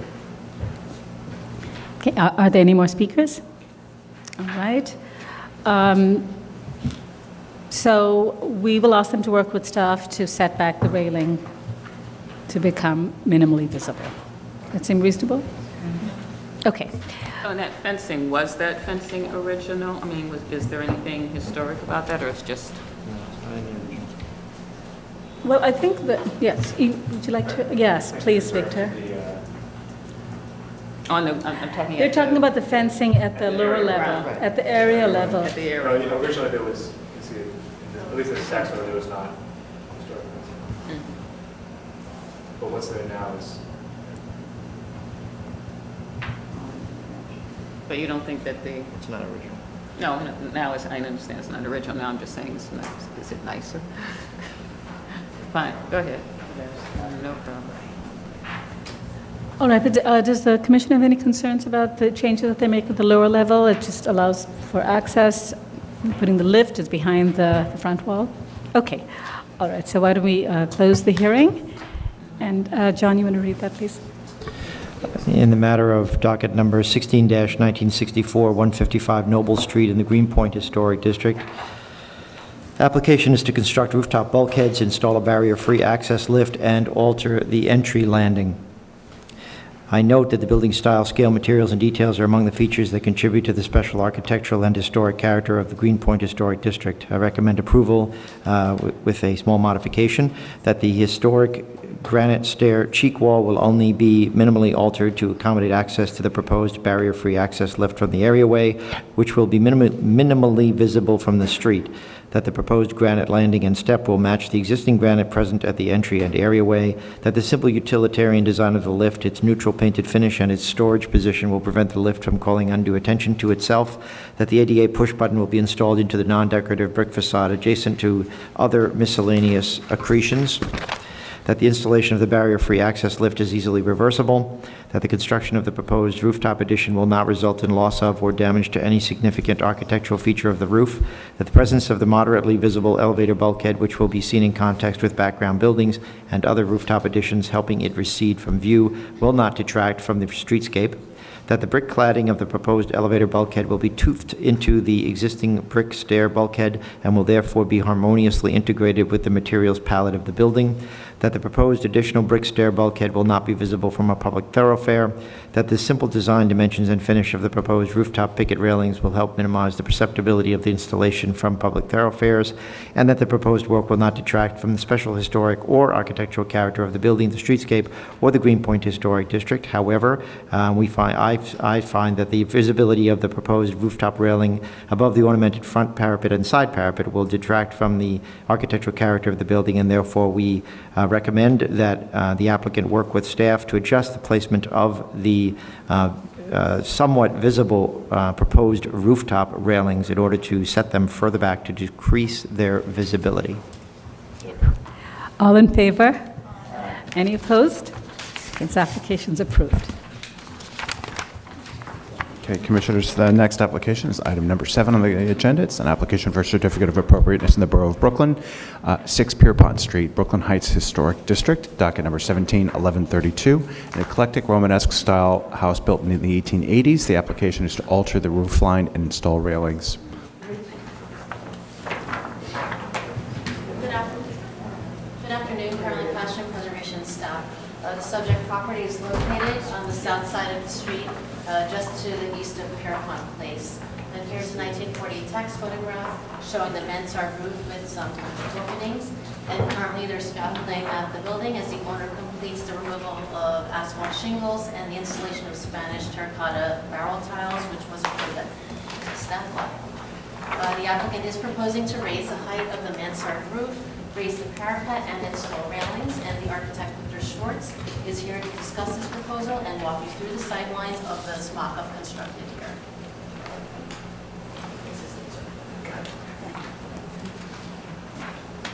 Victor Schwartz, thank you, Commissioners. So the existing building, let me go back. The existing building, the mansard, is covered in terracotta. The dormer is terracotta as well, and there are existing windows to the staff apartments that were up on the top floor. The top floor has 7-foot ceilings. So I get to the plan. This is the existing streetscape, both sides of the street. This is 6 Pierrepont. This is across the street. There are 12 and 13-story buildings on the corners of Pierrepont Place. The existing roof has bulkheads that are 9-foot spaces for the staff level. They're small bulkheads over each of the rooms. And what we want to do is just basically extend these bulkheads to the parapets. So there's no increase in the height of the building. It's just, it is visible. From the extension is visible. This is the view from the 8 Pierrepont. We want to extend the wall 2 feet, and this is the railing that was constructed as the mock-up. Views of the site when looking from Willow Street, which is the only real visible point of the whole thing, is you can get back far enough on the street line to see the whole corner of the building. Let me get you back to the location. Here we are. Subject building, and you can get back over here, so everything is visible because this building is slightly shorter than our building.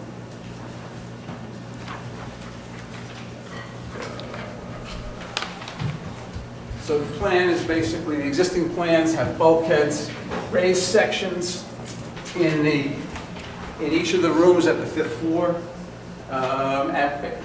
We want to just extend these and change the skylights to extend them from parapet wall to parapet wall. So a 7-foot ceiling will be a 9-foot ceiling, which is what this little piece is and that little piece is now. The existing section with the little pop-ups, and the proposed section just raised in the whole front portion of the roof and the back portion of the roof. That's the mock. Oh, wait, let me just show this. This is the existing mansard as it's being renovated right now. And I want to add 2 more tiles, 2 feet worth of tiles, and a ridge cap. So this is the existing as it comes up. This is the new, raise the old roof from here to here, add a couple more tiles and a ridge cap. The ridge cap is the standard piece that's available today. The Brooklyn Heights group identified the fact in the historic photograph that there are these little, oh, where is it? If you look really closely, you can see little ornamentation at the top of the ridge. I don't know if that's a special piece or it's just the ridge cap that has the little crowns as it goes from piece to section to section. That's what I was able to find to replace it today.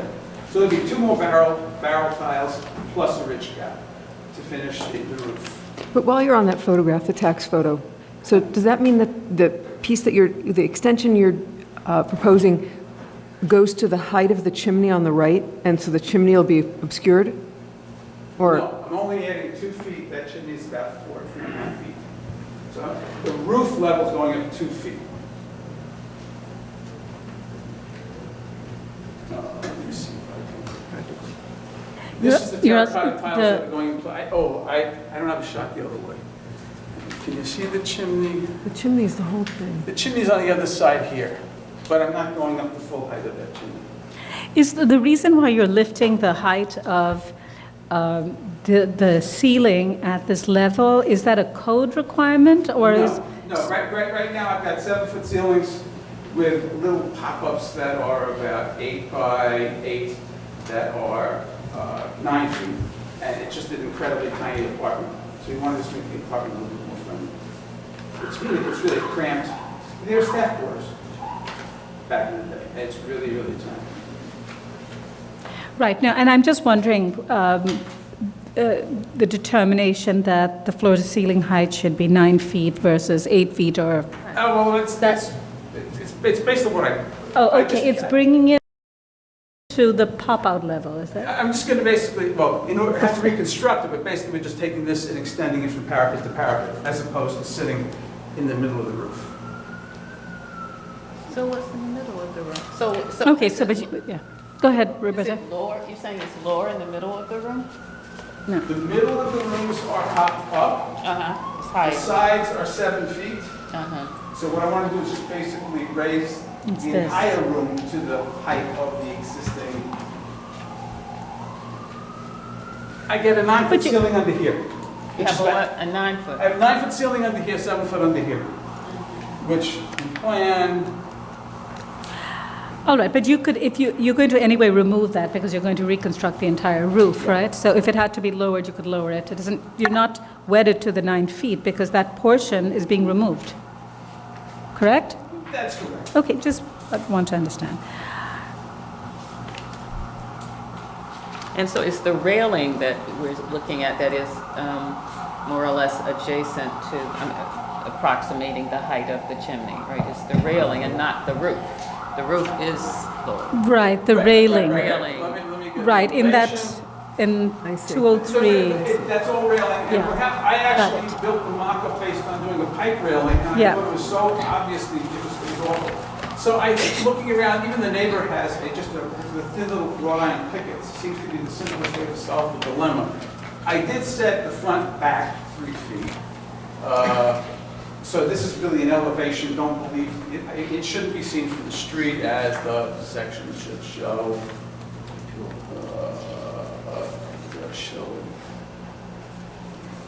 I think you can see there that the visibility, where's my visibility? Yeah. From across the street, I don't think the railing in the front is visible at all. The place that's visible is from Willow Street, where you can get back from. Inside. Okay. So that's the answer. Okay. And any other questions? When we take testimony, Judy Stanton.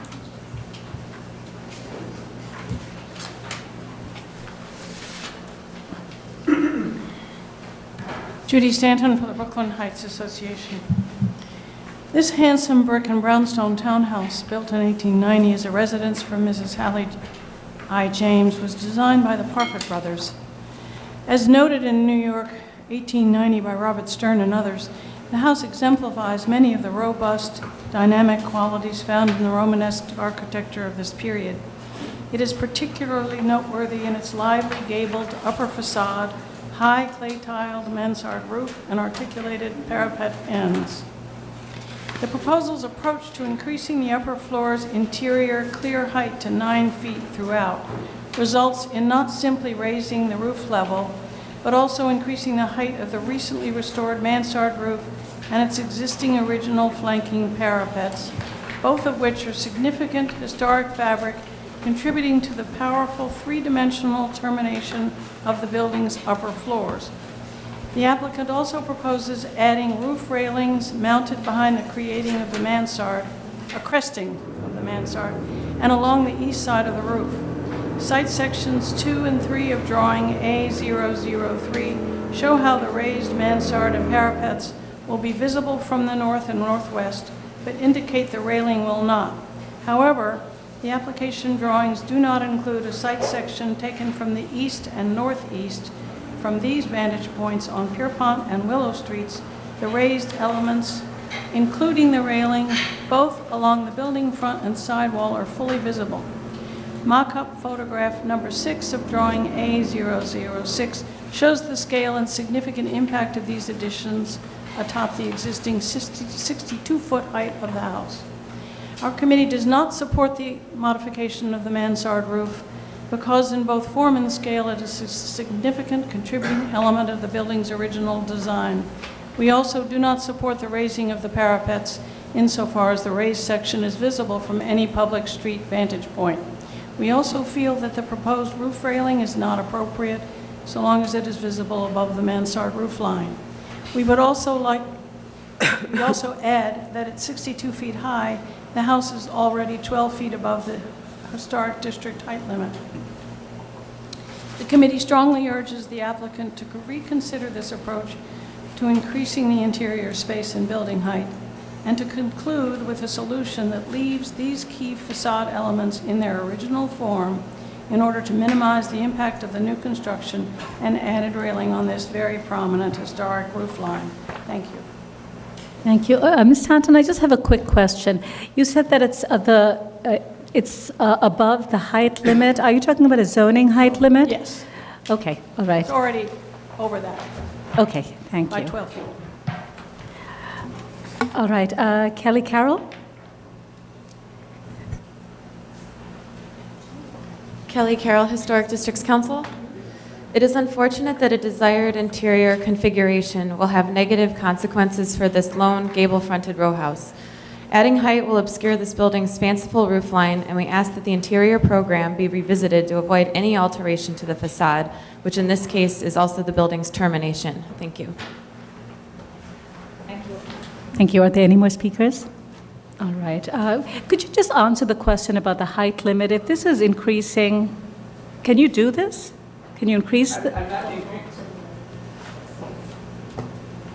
You are increasing. The building is 65 feet tall according to the C of O, and we're not increasing the height because the bulkheads are there. Right, but you're increasing the degree of non-compliance. So right now, there's a datum, right? 60 feet is the height limit. 65 feet. 65 feet is the height limit. I'm talking about the underlying zoning height restriction, 60 feet, right? 50 feet, okay, 50 feet. Thank you. 50 feet, right? And you're right that in portions the building is higher, that is at those pop-out places, right? It's 65 feet. But you're increasing the rest of the height. So I'm not sure you're allowed to do that. I don't know the answer to that. Because just thinking from a zoning perspective, it's limited, so you're increasing the degree of non-compliance to... Bulkheads don't count towards the height. But this is the height of the roof. Yeah, no, height of the roof is different than height of the bulkhead. Right, so we're not talking about the height of the bulkhead. We're talking about, in the roof line, actually, there's some areas that go higher.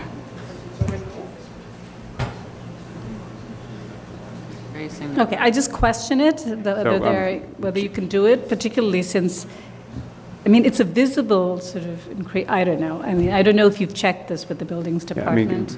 Commissioner, we normally, we didn't ask for an objection sheet in this case just because we thought it wasn't really an addition because it was already a height and sort of expanding what was there. So we don't have an objection sheet. Okay. All right. All right, well, I guess, you may have to deal with that issue but it does sort of raise the question whether this, whether the commission wants to support this increase not only of the mansard roof and then, of course, the railing above that. Are there any questions for the applicant? What is Yes, the guard Roberta. railing is... What's the material? Yes, no, I was going to ask, what is the purpose? I mean, you have it guarding, why do you need that guard railing there? It's because what is there? You're required to have roof What is there? What is there? I mean, is there a deck on the other side? No, or it's just a railing for the roof? There's skylights and rooftop equipment up there, but no, there's no deck. I guess the question is that currently you don't have any railing above the roof, correct? That's correct. Okay, and so with these changes that you're making, some of it, you're rebuilding the mansard anyway, right? That was being done, but you're now asking to increase the height. Extend the mansard. Right, extend the mansard. Is that triggering the code requirement to put the railing on top, or? Yes, the answer is yes. Yes. When you do work on buildings today, they want you to put railings, roof railings. Even if you do something on the stoop, they're going to make you put it? Well, I'm not going to say that at the stoop, but I know that when you start to do work on the rooftops now, they're insisting on having the fire department access, Okay. the clear path, and the railings. It seems to be all the time now. It's not the first time I've worked in Brooklyn where I've had this happen. All right. I mean, I know that it does happen, and we've seen many cases, and we recognize it's sort of a necessity. It's usually when sometimes it's in new developments, as long as you put a flat roof, you have to put the railing on top. But I was just curious to know how the code applies to older buildings, and older buildings where the changes that are being proposed are modest. Now, if you were just reconstructing the roof, would they make you put the railing in that case? They would. Okay. As soon as you bring they in a would. new application, Okay. you All still right. have to comply with current Okay. standards. Thank you. I just needed to understand that. Okay. Any other questions? All right. Comments? Yes. Fred and then Michael. So I made an inspection last night. It was a tough, long trip. I took about 100 feet to the west from my own house, and I could observe. But actually, the observation is from about 50 feet from my house, so it wasn't a hard site visit to make. I always listen carefully to the Brooklyn Heights Association's testimony, of course, but I didn't find a couple of things. It's very hard to see what's actually going on because of all the netting. The whole building is scaffolded, and the netting is hiding a lot of this. There's no red or orange fencing up at the top to show you. You really have to look to see what's happening up there. But I think I finally did look and see. But I didn't know the design proposal at that point, so I really wasn't sure what I was seeing. Yes, this building has a very interesting roof, but it was far more part of the streetscape, part of the landscape before the building that was built right to the west of it in the 50s, I guess, when it was visible against the sky. Now, of course, it's visible against the back lot line condition of a much taller building, rendering the whole thing slightly less kind of original than it was. I think the 50-foot height limit, which is, again, not our purview, it's a zoning issue, therefore it is a buildings department issue, and I think our chair has some experience in that commission that might have to grant you an approval to do that. But notwithstanding that, from a landmark point of view and a visual point of view, I really couldn't see that this relatively minor addition to the top of the building, replicating what's already there below it for another two courses of the tile, would be such a destructive or imposing change to the building. Okay, Michael. I don't disagree. I don't think this would be a heinous, horrible thing. However, I do remember seeing several instances of projects that we have seen where the same effect has been achieved through means that don't require a visible modification by kind of like mansarding it back. I remember a couple of jobs where we saw that, where you basically take that same, we're only talking about a foot really, because there's already a foot parapet below the current roof to the top of the bulkhead, or to the top of the mansard. If you look on A204, you'll see that there you go, bottom left. There is a little bit of a parapet that's there now, and he's just kind of raising it up with structure and whatever. I mean, I think that if you just imagine, leaving that, top tile where it is and just kind of mansarding back a couple of feet, it would also allow you to set the railing back further, because code requires, if you have a certain amount of roof, it has to have, you can only set it back so far. So if you sloped it back, you could push the railing back too. But I think that could be done with staff. I mean, I don't think it's a bad project. So just so that I understand it, so the point at which it exists today and the extension, you're saying when you extend the mansard, you actually tilt it back further and put it into another slope? What I saw in the past is that we kind of went like this. Okay, that's what I was wondering. Yeah. Right, like a flat, well-roofed piece of mansard that nobody would see.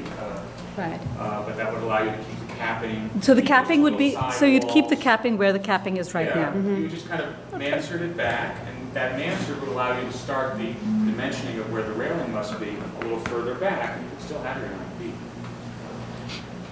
They'd still have their 9 feet, exactly. They push the rail back further back? Yeah, I think you're allowed like 3 feet or 5 feet that you have to have. 3 feet, Okay. that's the maximum amount of roof, so you just be starting with 3 feet that much further back. That sounds acceptable. I think that's a good recommendation. Things fine? Okay, good. He was going to say, he's close. Okay, so we'll work with staff. Caroline, you understand, right, what the profile is, and also to set the railing back to minimize its visibility. Okay, why don't we close the hearing? And Roberta, you want to read that? Okay. Yeah. Okay, in the matter of 6 Pierrepont Street, Brooklyn Heights Historic District. The application is to alter the roof line and install railings. I recommend approval with modifications, finding that raising the masonry parapet will not result in damage to or demolition of any significant architectural features of the roof, that this house is not part of a row and the block contains a variety of building heights, and therefore extending the height of the mansard roof will not call undue attention to itself within the streetscape, and that the slope of the mansard roof will be maintained, and that the raised parapet and roof line will match the existing historic material of brick and terracotta, thereby providing a uniform appearance. However, I find that the metal railings will be highly visible from a public thoroughfare in conjunction with the front facade of the building and will detract from its prominent mansard roof line. Therefore, I recommend that the railings do you want to reduced in height? No, we want to say that the mansard, the addition to the mansard will tilt back, and we recommend to retain the capping where it is currently, and that they'll work with staff to relocate the railing and set it back further from the street line in order to minimize its visibility. Exactly. And right, okay. All right, good. All in favor? Aye. Any opposed? This application's approved. And we'll do one more, and then we'll break for lunch. Okay, Commissioners, the next item is item number 8, an application for a certificate of appropriateness in the Borough of Brooklyn, 298 Dekalb Avenue, located within the Clinton Hill Historic District, docket number 168561. This is an Italianate-style row house built in 1876. The application is to replace windows and construct a rear yard addition.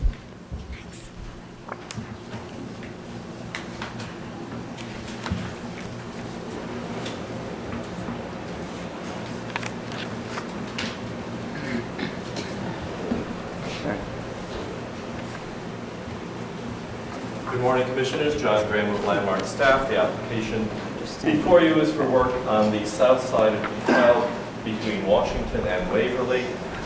This block is unusual, Commissioners, because there are only 13 row houses, because there is a large park on half the block and an institution that's on drawing 4.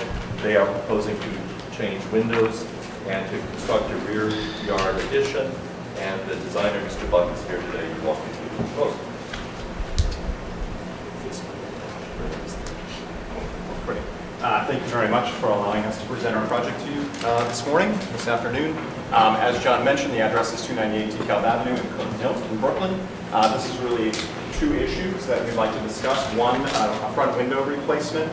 And we'd like to replace the front windows with 2/2 units, double hung all wood windows. There's currently a landmarks violation on the replacement windows that was put there apparently in the 80s, an aluminum window type. And then the second portion of this is regarding the rear facade and an addition on the rear of the building that's 6.5 feet deep by 20 feet wide, which is the width of the building. So addressing the first issue, the drawing on the left is the existing condition. This is an existing condition photograph. You can see that the front parlor windows, the sizes were altered at some point. The neighbor's windows are the historically accurate size. The neighbor in this direction has removed their stoop at some point. And so our intention is to enlarge the existing window openings to reflect the historic character of this particular row house, and then do add a mutton and do 2/2 window units. Our intention is to fully restore the front facade of this house, re-brownstone it, put in period doors. There's actually just one door leaf here that was modified at some point. So those are the front elevations. There are examples of muttons in windows in very, very similar houses in Clinton Hill. This is 306 Clinton Avenue, which is a block away from our house, which is 298 Dekalb, which is indicated here. So this is the example of what we would intend the front of the house to look like when we're finished with the project. This is the front of the row. You can see the house on the corner had a front addition that was done at some point, and again, a stoop was removed here. So that was really the first issue. Yep. Yeah, just before you go on, could you clarify, it appears that you have different muttons in the same row of windows? Like, this is 1/1, and this looks like 2/2, is that it? It might be the print. I think it's the print, even I saw that, right? But they're all 2/2. They're all two, yes, it is very light here and light there for whatever reason, but yes, these are all 2/2 in all the front window openings. Thank you. Okay, thank you. Yeah. No, there was no concept to that. I thought maybe all 1/1. So the second issue is about a rear yard addition. You can see the position of 298 Dekalb on the block here, and we'll go into a number of different issues with that. But the current condition of the rear facade, it is compromised in our opinion. The brick has been parged. You can see that the parlor floor windows have also been modified. The sills and lintels and the size of the openings have been modified. There is an existing 1-story addition, which you can see a photograph of on the right-hand side, that has an ephes type material cladding it. There are some non-historic openings. There's a through-wall air conditioner here, and there's a fire escape. The majority of the homes on the block have additions and compromised rear window details. So the number of additions are highlighted. Basically, it equates to about 10 out of 13 houses on the block have rear yard additions. The reason we're here to speak to you is that our intention is to make it a 2-story addition, and the majority of additions are 1-story additions. You can see this neighbor, this building here, which is marked as number 6, has modified rear window openings as well as the house adjacent to it. So this is a perspective looking at the rear yard. We're complying with the zoning resolution, and all the objections to the zoning from the DOB have been removed, but we're allowed 590 square feet. We're utilizing 260 square feet of that. This is the existing house here. The addition is 6.5 feet deep. It leaves roughly a 47-foot rear yard. You can see the massing of the addition in gray here. So this is the existing, and so the existing is on the right-hand side. You can see the window having been modified at some point, the through-wall air conditioner, and our intention is to do a 2-story addition with rear glazing that looks out onto the rear yard. These are the existing plans on the bottom. The proposed plans are on the top. So this is the existing addition. We're more or less extending it and making it 2 stories. So in terms of materials and finishes, the walls of this addition, the intention is that it's an integral color cementitious stucco by La Habra with a smooth finish. This material is not uncommon from the rear of this particular house. This is actually the view from the rear of the house to the party wall of an adjacent building, which is carved and finished in a very similar manner. Our intention is that the window frame color would be black. It's an aluminum window frame. The glass would be clear, a Solar Band 60 specification, and the rear deck would be painted black as well. We had the opportunity to build a mock-up of the addition, and John Graham came out and reviewed this. You can see that from Waverly Avenue, you can see in red here just the top of it peeking out, so it's barely visible from Waverly. There is an opening here. There's 2 trees and a very large wooden fence, which you can see the addition from. And then from Washington Avenue, from here, looking towards the addition, if you squint your eyes and look through that foliage, you can barely see this addition. So that's our presentation. Thank you. Any questions? Yes, Michael. These windows, true divided lights, or are they glue-on muntins? They are not true divided lights. The company, you're talking about the front facade? Mm-hmm. So they are a Lowen make, which is a Canadian manufacturer, and they actually put a spacer between inside the insulated glazing unit so that it appears like a true divided light. That is on the inside? So there's a muntin on the outside of the glass, okay. a muntin on the inside of the glass, and there's an insert inside the glazing unit to maintain the efficiency of the overall product. Because if you do a true divided light, you're losing a lot of, it becomes a significantly less efficient window unit. And the proposed details would meet the rules for a multi-light window in a row house. The reason this is before you today is because the documentation shows a 1/1 window historically, and they're proposing a 2/2. But had it been a 2/2 window in the documentation, a simulated divided light would meet the rules. Okay. All right, yes, Diana? Yeah, what's the ceiling height of the second floor of the addition? Sorry? What is the ceiling height of the second floor of the addition? The parlor floor is just about 11 feet 2 inches.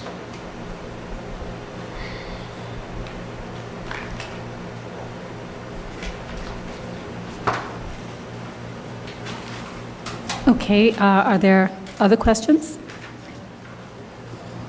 We'll take testimony. Kelly Carroll. Kelly Carroll, Historic Districts Council. Regarding the window replacement, HDC asks that the configuration match the tax photo, which reflects the 1/1 configuration.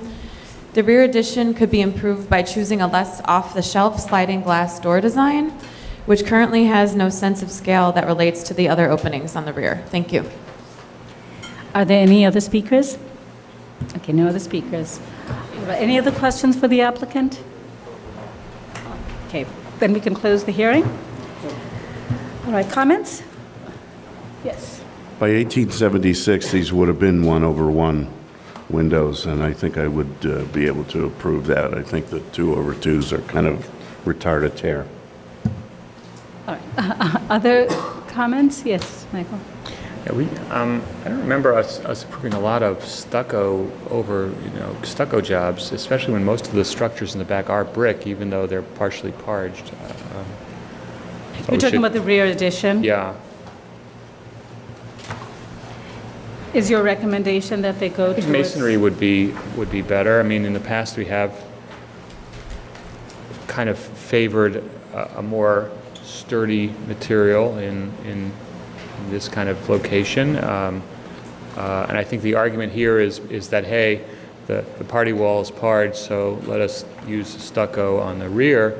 I think that the rear is different than the side, and the rears are, if I'm not mistaken, brick, even if they're partially parged.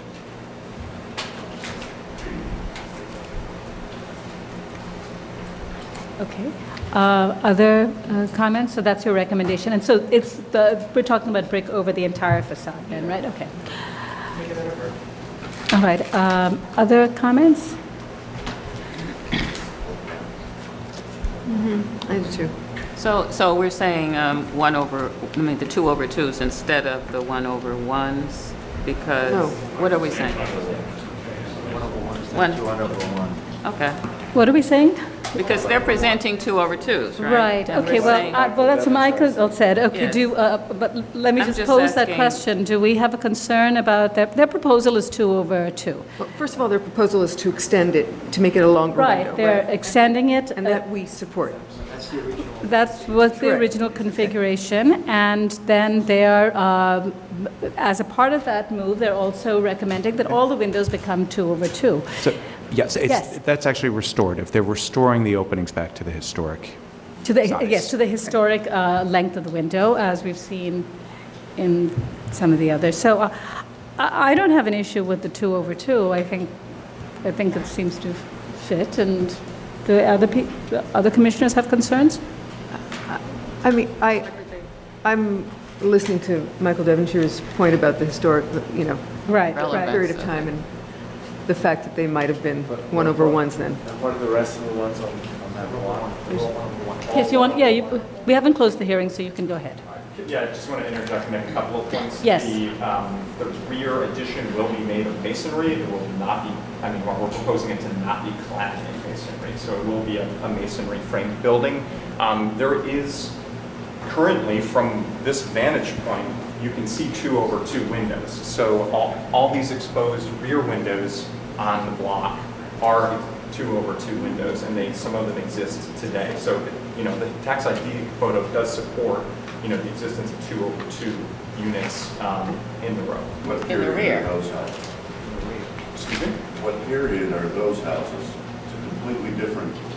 It is a completely different block. These are also Italian row houses built, around the same time. All right, but there was a question about whether they're in the rear. Are they in the front as well, or the 2 over 2s are found on the front as well? Meaning We found some examples of recent renovations in Clinton. Recent of renovations. Italian row houses where 2 over 2, windows exist. So if we go back, this particular example is an Italian row house around the corner. These are replacement windows that were done in the last, I've got very close to them. This is a very nice new window, so this was replaced within the last, I would say, 10 years. But we'd be creating exactly that vista, which is 1 over 1s on either side with 2 over 2s in the middle. Okay, but why are we doing Because the row that he's in is 1 over 1s. But you want to, why do you want to do the 2 over 2s instead of the 1 over 1s? Yeah, so that's a good question. We would like to do 2 over 2, 1, because we find it more consistent. The windows on the rear of the facade on the upper 2 floors, we're wanting to restore back to 2 over 2 as well, which would be historically accurate based on the tax ID image.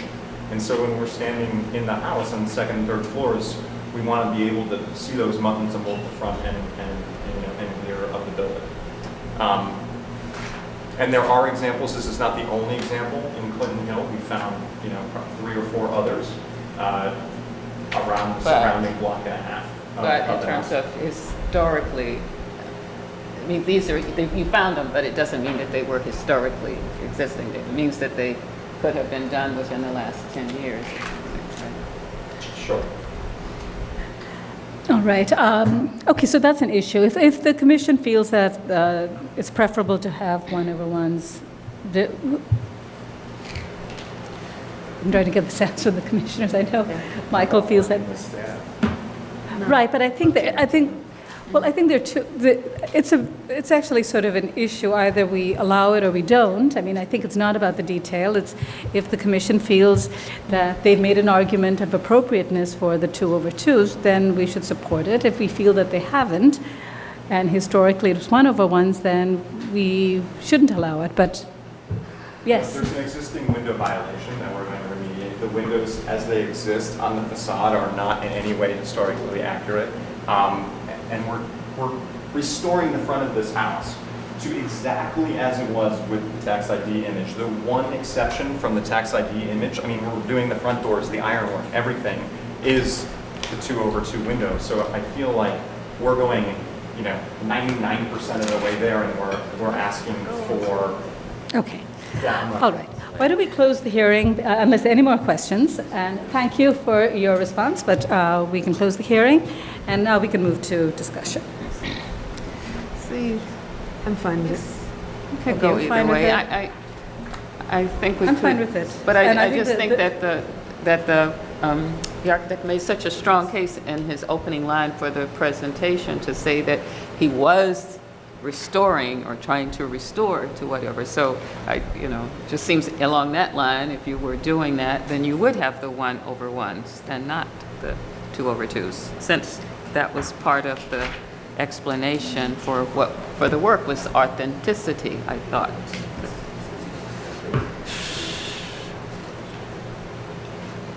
Well, I don't want to repeat what the applicant just told us as about his reasons for doing it, so.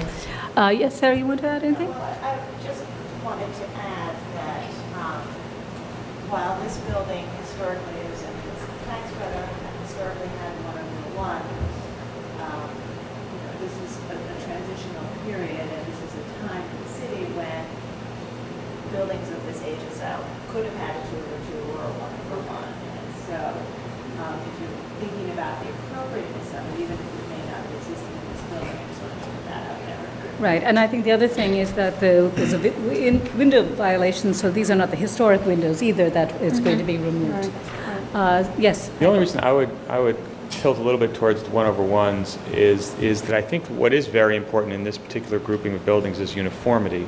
They are very, very regular, and I think that that may push one to think about having, not having that extra weirdness in the mountain that would break it up from its confreres. And that Clinton Avenue shot is on another block, right? It's around the corner. Right, that building's not, my understanding is Right. that's And I not. think that, you look at that little grouping there, it's very, very regular. And I think that it's great that they're making it more regular. I just think that maybe the addition of that center mountain would break that a little bit. Okay, let me see, I understand 3 commissioners, is that a sort of make or break on this, or is that just, okay. So I'm just going to, let me separate this into 2 things. So just in the windows, are we okay, who's not okay with the 2/2? I just need to understand that. Yeah, okay, all right. All right, so 4. That's okay. All right, that doesn't count. Okay. All right. Okay. And I think it's helpful to sort of hear also Sarah's explanation about the 2/2 configuration within these buildings. And I think in terms of the rear, so the issue is the rear is. I think they've clarified that it's going to be masonry, but I think the point is that I think it was a feeling that one should have the treatment of the facade at the rear to be in brick and not stuccoed over. Does that seem okay as a recommendation? Okay, I mean, I know some people may think that the stucco is fine, but it seems... No, it's fine. I mean, they get their room, they get the enlargement, it's just the treatment, and it would be more uniform with the others. Okay? So why don't we incorporate that into our comments? And we close the hearing. So Adi, do you want to read that?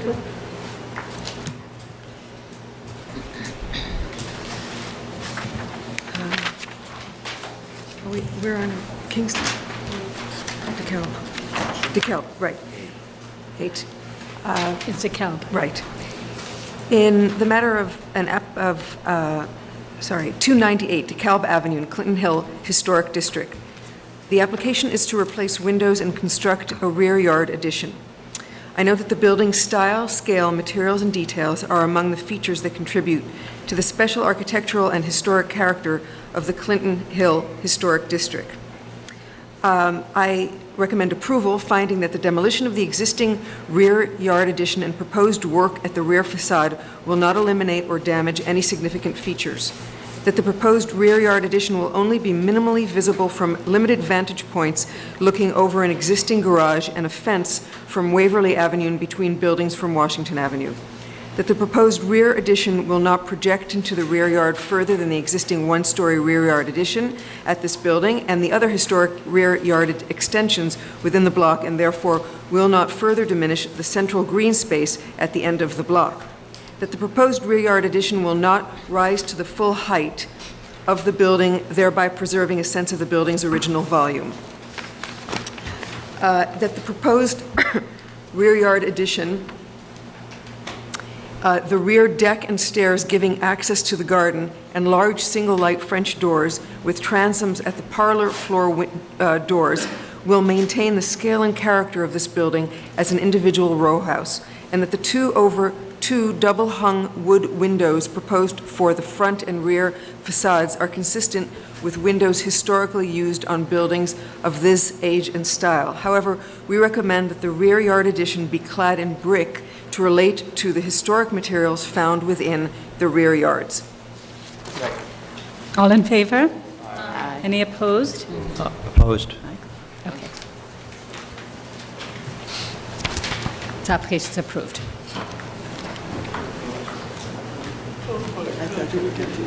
Two Michaels. Yes. 2. 3. 3. Oh, 3. 4. Yeah, me too. And him. Okay. All right. We will break for...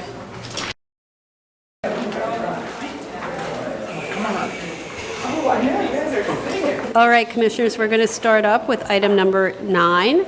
This is an application for a certificate of appropriateness at 120 Kingston Avenue in the Crown Heights North Historic District, docket number 16-5101, block 1222, lot 40, a Renaissance Revival style flats building designed by Axel Hedman and built circa 1900 to 1902.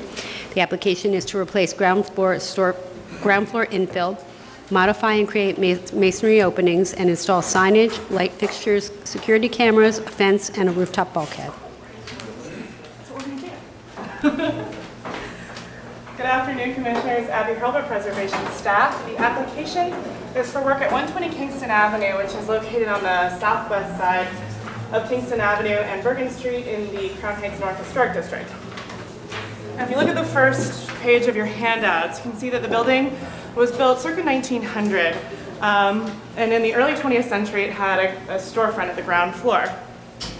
Shortly thereafter, a streamlined style storefront was installed. There are no photos of the storefront that have been found prior to the 1980s, which is right here, the 1980s tax photo. But many of these components still remain on the building today, which you can see here.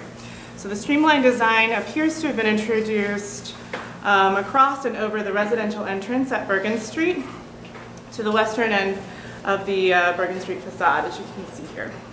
So now the application is to replace storefront cladding and signage, to restore the residential entrance on Bergen Street, to create modified window openings throughout the ground floor, install light fixtures and cameras, and a fence, and to construct a rooftop bulkhead, which will be mostly visible north of the building along Kingston Avenue. You can see that on page 9 of your handouts. So you can just see it popping up there. So the architect is here to discuss the whole project.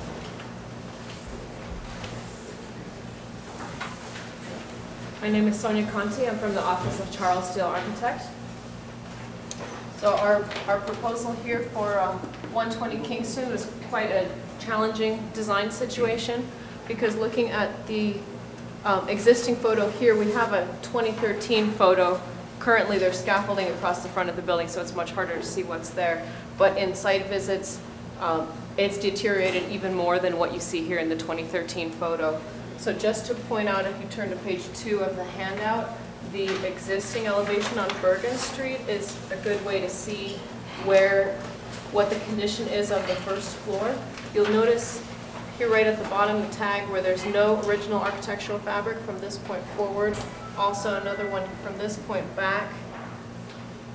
What's here, once you strip off the glass, which is broken, the cladding, which is only about a 1-inch thick. This is not real brick, it's just a face panel. This is all built on 2x4 wood construction, which is water damaged, rotting, ready to fall down. I can demolish it myself in an afternoon. And so all of this needs to be replaced basically here at the side, and all of this and going across the entire front here. So what's original to the building is the second floor, third floor. The brick is in very good condition. The cornice is in good condition. The fire escape is in good condition. And when we started stripping off pieces here, there is original brick and stone banding right here in a small section on the long elevation. And there's ornamented stone here around original window openings and above the original door opening. So we would like to bring that back. But essentially, once everything that's rotting comes down, the whole building is sitting on a little piece of original here and a great big steel beam going across here with a vertical support, and then steel beams here and at the front and the support at the corner. Sorry. So then the question was, do we go back to a 1900 kind of a style? Do we keep the streamlined style? And so in our proposal, what we're trying to do is really honor both histories of this building, because the building kind of has two stories to tell in terms of the significant architectural features on the upper floors, the ones we've discovered around the residential door, but then also the story of the Kingston Lounge is quite significant to the building.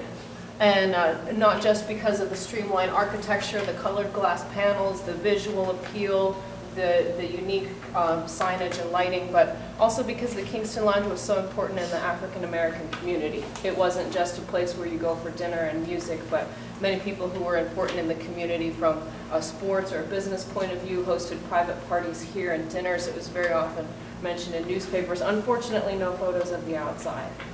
But we'd like to bring back new life to the Kingston Lounge and see a new chapter in its history. And so because of that, we chose to go with a streamlined style at the front, keeping the commercial character here, which matches what's on Kingston Avenue, even though this block itself is zoned residential, but up and down Kingston Avenue on both sides, you have commercial uses of all kinds, you have various stores, you have a very colorful, visually varied environment.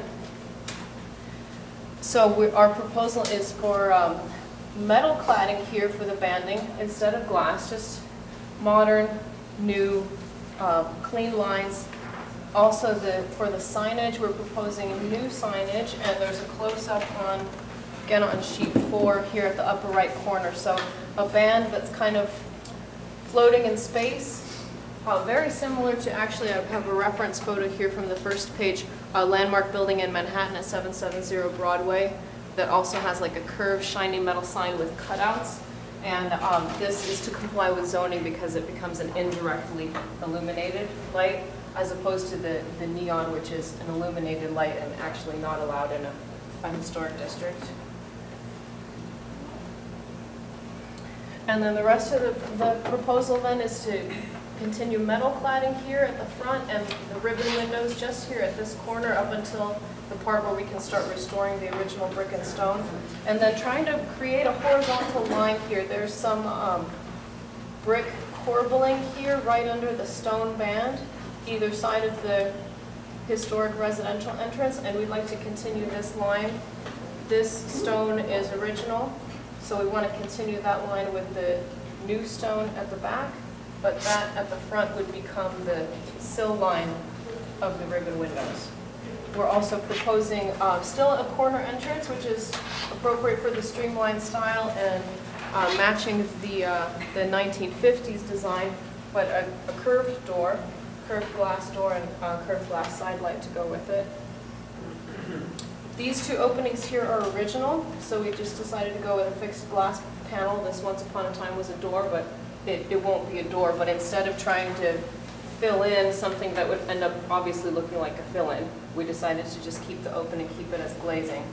And then here at the back, again, instead of trying to match historic brick and not quite succeeding, our choice is to go with stone. With cast stone, we can get the, it can be dyed during the manufacturing process so that we can get a color match, so that the stone adjacent to the brick would have the same color and texture. Because this is it's a very smooth, very fine textured brick with very, very narrow mortar joints. It's not your typical red brick with typical brick dimensions. And then the lighter stone bands would match the stone here, so that from the distance you get this dark and light horizontal striping, so that even though here on the first floor you have two different styles coexisting, still you have horizontal lines that are pulling it all together. This line here where the sills match the stone, which matches the core building, which continues on down, and then the black band going across, separating the upper and lower portions of the building and kind of echoing the black of the cornice up at the top. I don't know, I'm sorry if you already said this, but what is the reason why you don't want to just continue the brick along the facade on the street is Bergen, along Bergen? Yeah. We just felt there would be a difficulty in matching the original brick because it's not a typical rough red brick. It's a very smooth textured brick. You can see it in... Okay, so in the other portion where you have the brick, that's actually the original brick, is that correct? This is original brick, yes. Okay, sorry, yeah. Between the storefront and just one side of the residential, yes, okay. So what you see on sheet 3 as this brick and stone, this is all original. And it's in very good condition because it's been covered up by everything that was put up in the 1950s. Okay, and so this line that is just drawn, where on one side, is that on the same plane, or is there a change in plane? I'm just trying to understand how these two are going to relate. This line here? Yes. Same plane. Okay. There's no change in plane. In fact, on the very last page, on sheet 11, there's a blow up of what happens where the new wall meets the existing in plan view. And again, we've drawn that line of where the new construction is and where the existing is on both sides. I see, okay. And we do propose it to be a completely flat joint on both sides.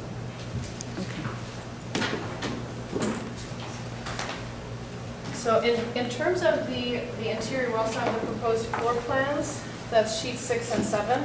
So we're proposing the continued use of the restaurant, which is already a certificate of occupancy for the first floor, 95 occupants. And so the entire first floor would be restaurant apart from the residential entry and the stairs.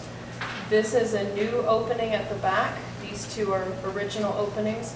We don't have any historic photos of this part of the building. It's kind of obscured by the neighboring building, but there is a small yard, 11 feet. And sheet 5 has the elevations showing that portion of the building. So you can see the two existing openings, the one new opening proposed. We've got some lighting there and a camera. The fire escape will stay as is, will just be cleaned and restored and painted. And we're also proposing a new fence here at the back corner, and just a very simple black wrought iron to match the style of the fences that are seen in the neighborhood. These photos are from Kingston Avenue, also Kingston Avenue, and this is the Bergen Street side.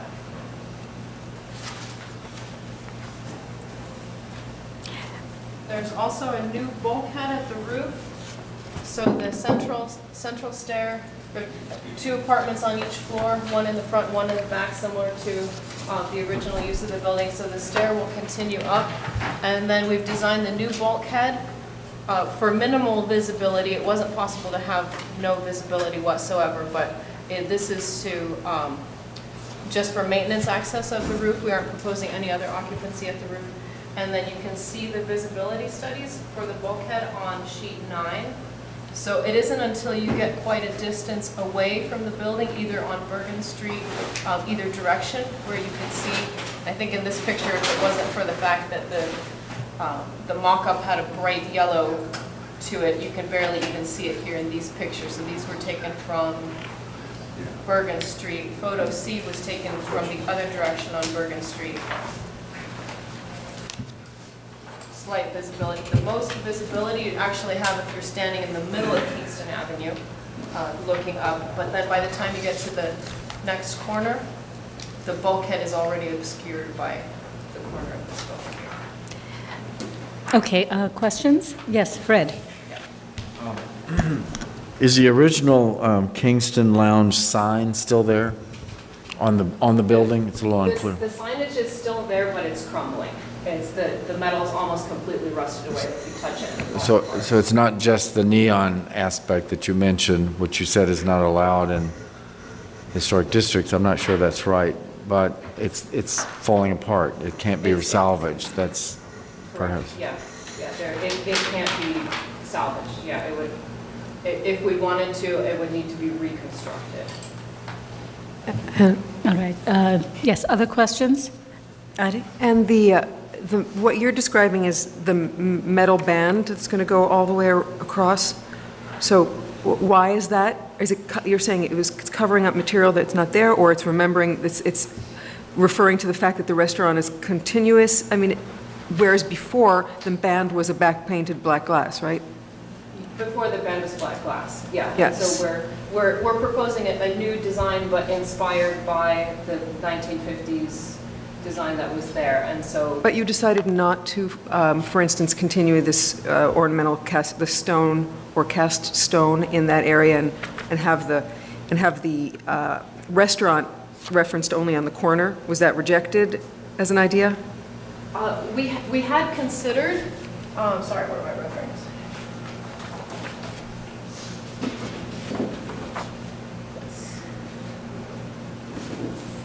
We had considered taking all 4 of these bands down the length of the building until we discovered all of this ornamented stone. Right, and what about not having the metal band at all? Along the length of the building? There, yes. Okay, so you're saying taking this one and stopping it there as well as the others? Here, it's more kind of the building needs a Band-Aid, because at some point the brick stops and it's just being held up by a steel beam. And Right, so but you're saying that you're going to stone anyway below that course. So you're changing the material anyway. So why not continue that change in material? Okay, I'll stop that. Okay. So that's the question. Yeah, and that's something we could consider if the commission wanted. Yes, Michael? I might have missed it, but you said that the glass, the red and black glass, is not reusable? Or did I miss that? It would have to be reconstructed. There's enough of it is broken and missing that it would have to be reconstructed. Okay. Yeah, the building has deteriorated since the 2013 fire. From the photos, it looks like the metal and black. Glass, that there are areas that are missing, and there are Yes. areas that are present. Yes. Okay. And it also looks, am I mistaken, or do you have any other evidence about what existed in the area where the black stripe continues over the residential portion? I mean, it looks like from the side view in the 40s photo, it looks like there was a stone cornice, but I'm not sure. Is that your estimation, is what was there before? Yeah, the only information we have for what was there before was this photo, and it's pretty high resolution, and I have blown it up on the computer and tried to make sense of the blur, and it looks like there was quite a bit of ornamented stone there that no longer exists. Okay, thanks. All right. Any other questions? Okay, so, yes, Roberta. Is there the door that's there now, that was not part of the Kingston restaurant, or the existing door? I'm sorry, which door? Huh? On the Bergen Street side? Yeah, the corner. I guess it's a corner. This door here? Is there one? Yeah. Yes, this door was the entrance to the Kingston Lounge, the one on the corner of the building with the round window. So that's historic to the 1950s there. So were you interested in that since it was historic to the age of the Kingston Club, right? It was part of it. It was part of it, yeah. Actually, the interior design that we have uses this door style throughout the interior, but for the exterior, we wanted to propose something new and different, and thus the curved glass door. All right, any other questions? Okay, we'll take testimony. Desmond Atkins? Excuse me, ma'am, the lady who's on the my block association who has to return to work. She wants to speak. Is Diane, is that Diane? That's not Marcia. She can come up and speak. We give them 3 minutes, and then we can call you.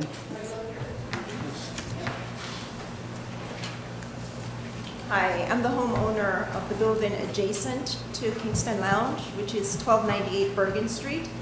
And you are proposing adding an extra, I think it's window or door to the rear of that building, which actually faces Bergen, which is a residential block.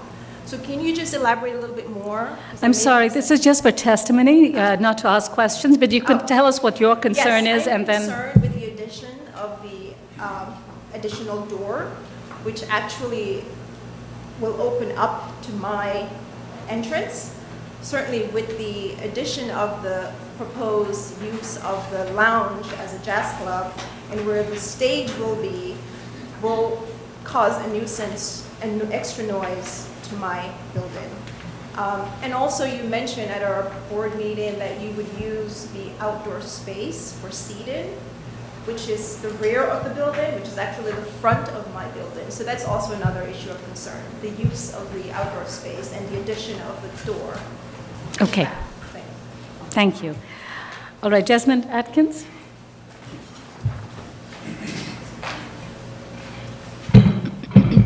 Thank you for allowing me to speak as representative of the Bergen Kingston Block Association. I have been a resident of 1291 Bergen Street for 40 years, and shortly after birth in 1950, I lived for 12 years at 122 Kingston Avenue, adjacent to the Kingston Lounge. I have watched the Kingston Lounge turn from a swank bar and jazz house into a decrepit, decaying cornerstone of Eastern Crown Heights. Along with several of my block association members who have lived in the community longer than I have, we are very happy that the lounge will finally be repaired and brought back to some of its former glory. The Bergen Kingston Block Association has, along with the adjacent property owner, has made requests at the CB8 meeting and that we hope LPC will see implemented. We did this because of the original character of the architecture and the style of the cornerstone building within our community. The building at 153-123 Kingston Avenue, which is the northeast corner of that intersection, diagonally across from 120 Kingston, the southwest corner, was constructed with an identical brick face, and we would want both buildings to be restored in whole to their original design. Both buildings have the same owner and are now under construction. The conditions that we presented and forwarded by the CB8 to go along with the wishes of the Bergen Kingston Block Association. Also, the original Art Deco glass, I have samples that had fallen. So this is the black and this is the red. Now, the former owner of the Kingston Lounge prior to this person who's presenting was former glass, and the owner said that he would have no problems replacing in kind Art Deco glass of the same thickness and color. So that is, there should be no problem as far as that goes. As I remember from as going forward from 2 years old, okay, that the stainless steel band or aluminum band ran around the entire face of the building, from Kingston Avenue all the way to the end of the building on Bergen Street. I cannot testify to the door being there. I don't remember that on the Bergen Street side, but the area, the entrance at the very intersection of Kingston and Bergen at the front was the typical opening. And I don't know if this is the proper venue, but there are several problems caused by both this building and its sister building across the street now, which in the past years, right now we're having a vermin inundation due to the excavation of the buildings. Neighbors have said that they do not want, that they smell mold in the building, and also the building being used as a hangout by miscreants. We're very happy that we're finally going to get the building brought back online as housing for the community, and we look forward to it. But we do want to see it restored to its original style that the architect put in place. Thank you. Thank you. Ms. Diane Kareem?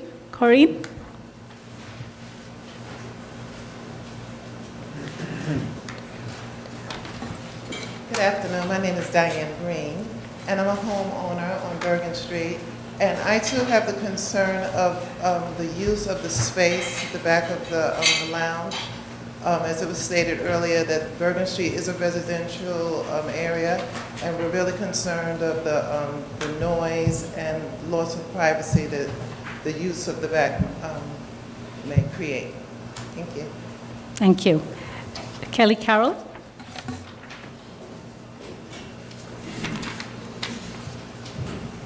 Kelly Carroll, Historic Districts Council.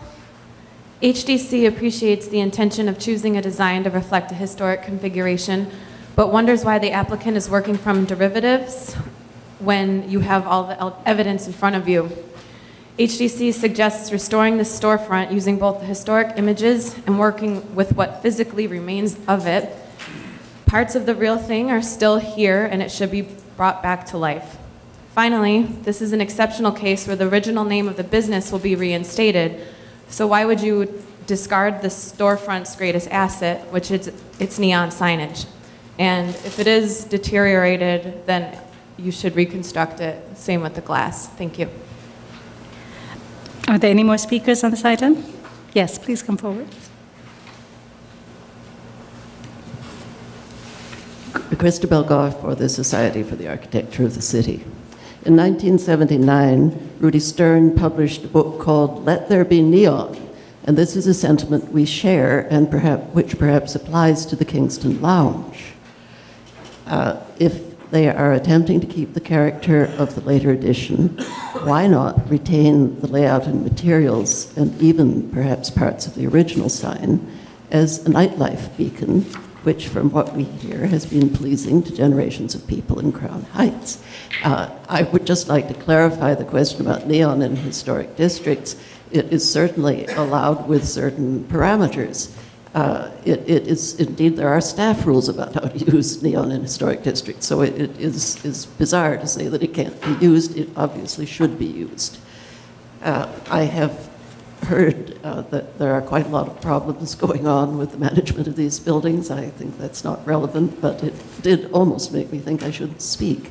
However, I think a full restoration of a club, which I understand was actually a venue for Count Basie. I mean, this was a really high-level music place at one time. Thank you.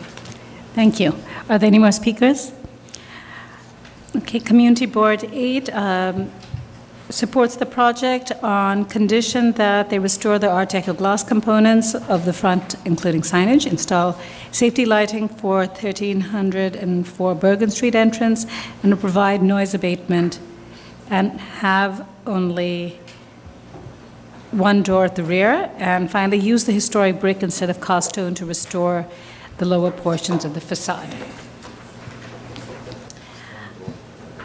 All right, would you like to respond to the testimony and the comments? Yes. Yes, and again, with the neon, it's not about whether it's in a historic district, but it's an unusual situation because it's a restaurant in residential zoning. So, okay, so you're saying that the reason why you're not bringing back the illuminated sign is because it's not allowed under the zoning? Under zoning in a residential. Right, because it's a grandfathered use, but the signage, they won't let you bring the signage back to what it was originally. We haven't pursued that Okay. because DOB has to wait on a landmarks decision before they can Right, make their but- decision. And if we could make a case for keeping the neon, but it was another reason to go with an indirectly illuminated sign instead of a sign that is a light source. Okay. All right, are there other comments? The question with the door is, it's the door at the rear. Isn't that correct? They added another door. Doors, they added one in. All right. Because This one here. required for egress. The one on the So these two are original, and this is the door under discussion that's being added. Right. I mean, there's certain concerns that were raised which aren't really within our purview because it's about the use as a commercial enterprise. But since we've heard some testimony, and it's just a clarification, the outdoor space, your C of O, which is for the indoor space, is commercial, doesn't really extend to the outdoor. You can't use the outdoor space for commercial activity, can you? Like outdoor seating or something? I don't think you can. Right now, we're not pursuing a And you're not sidewalk cafe or any similar program. Right, and We're just restoring the restaurant. Right, and in the rear yard also you're not proposing any restaurant? Not at this time, and the owner would like to consider that as a future use, and that's one reason why 3 doors were added. For egress for this number of occupants, 1 door would be sufficient, but it's just the idea of being able to open up the space to the outside. Okay.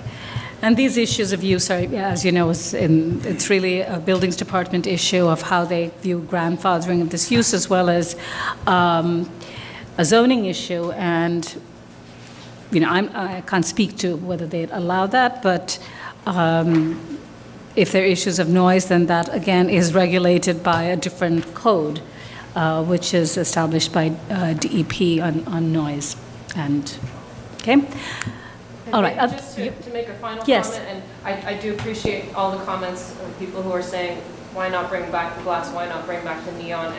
And our viewpoint is that we are bringing back the Kingston Lounge, but this is going to be a fresh start. This is going to be a new chapter. The neighborhood is changing, the world that we live in is changing, and so we'd like the building to have a new look, one that's inspired by the previous look, but that's why we're using different materials and different doors and different detailing than what we can point to and say that was there. And okay, yes, do you have a I just think question? that from a preservation point of view, you could have decided to use the 1940s tax photo as the model and just decided you were going to put in a storefront on the corner, restore the stone and the brick, and that would have been one way. But if what you're the alternative will be to restore the Kingston to the stylistic language and material that was there before. Well, I say yes. I mean, I say that it's important for it to be the back-painted glass or some other kind of glass, the red and the black, and that the type font is really important. Mostly I think all of your material selections for the restaurant are actually kind of like New Jersey diners, more than anything related to the 30s, the 50s, and the language used in this lounge and Lenox Lounge and the other examples. So I think you have to make the choice, 1940s or this restaurant. But if it's this restaurant, then it's this restaurant to restore, in my view. All right. Okay, that wasn't a question, was it? Or was... No, that's okay. No, that's okay. That's fine. Just let me just see. Are there other questions? Okay. All right. So if there are no other questions, we can close the hearing and then move to... No, that's okay. It's fine. Okay, comments? Yeah, Michael. I agree with Adi's question. And with the testimony, I think that the value of the artifact is its period specificity. It has significance to the community, and because of its history and the fact that the use is being retained in the location, materials and with the similar materials and color, seems like it would just be perverse in a way not to restore and reuse as much of the old material as physically possible, even if it's not, and maybe especially if it's not in perfect condition, to emphasize that link with the historic materiality of the period that it is recalling. And I think that if for some reason an existing sign that is merely being relit and repaired does not for some reason meet code, I think they should explore keeping the housing and changing the illumination device to conform with code so that it was as close as possible to the original material. However, I think that the solutions that they propose for the balance of the retail storefront is acceptable, although I think that there they can take advantage of being more interpretive. Maybe that's where you try to use more contemporary materials. Certainly the introduction of all those vertical posts in a very small set of windows doesn't seem to echo the modern period that they're seeking to evoke. But I mean, I don't think it's unacceptable or inappropriate. I just think that they should explore it. I think that their solution to the restoration of the center portion of the facade is fine. I think their solution to using precast on the right side is a little unconventional, but is okay. I think that the extension of the black stripe is a mistake. I think that the black stripe was there when the entire building was visually owned by the lounge. If they're trying to have the balance of the building to be reclaimed by the residential building, then they should draw upon the architecture of the original building and not seek to kind of band-aid across, as she said, that gap. You can fill it with a metal cornice similar to what's on the high cornice of the building, or using precast. You're already using precast to replicate or suggest the cornice that used to be there. Yes, Fred. Yeah, I think the proposal is sort of stuck between two more acceptable poles. One, as Addie has mentioned, there's a photograph, the very first page of the 1940 tax photo, which shows all of this pre-Kingston Lounge, I suppose, and it's a straightforward kind of neighborhood storefront. I suppose that's an approach to go back to that and kind of interpret a new storefront on that basis. The one that I prefer, I think, is, again, leaving this layered, newer Kingston Lounge remnant, series of remnants, and using that and repairing it. I don't think there's anything that can't be repaired or replaced there, and I think it has a lot of style. So I would favor that, including the sign, and if the sign can't be legally there, and I can imagine the neighbors maybe in this day and age don't want a neon sign right there, well, that sign could be remade in that very place and backlit, perhaps, as opposed to a neon sign.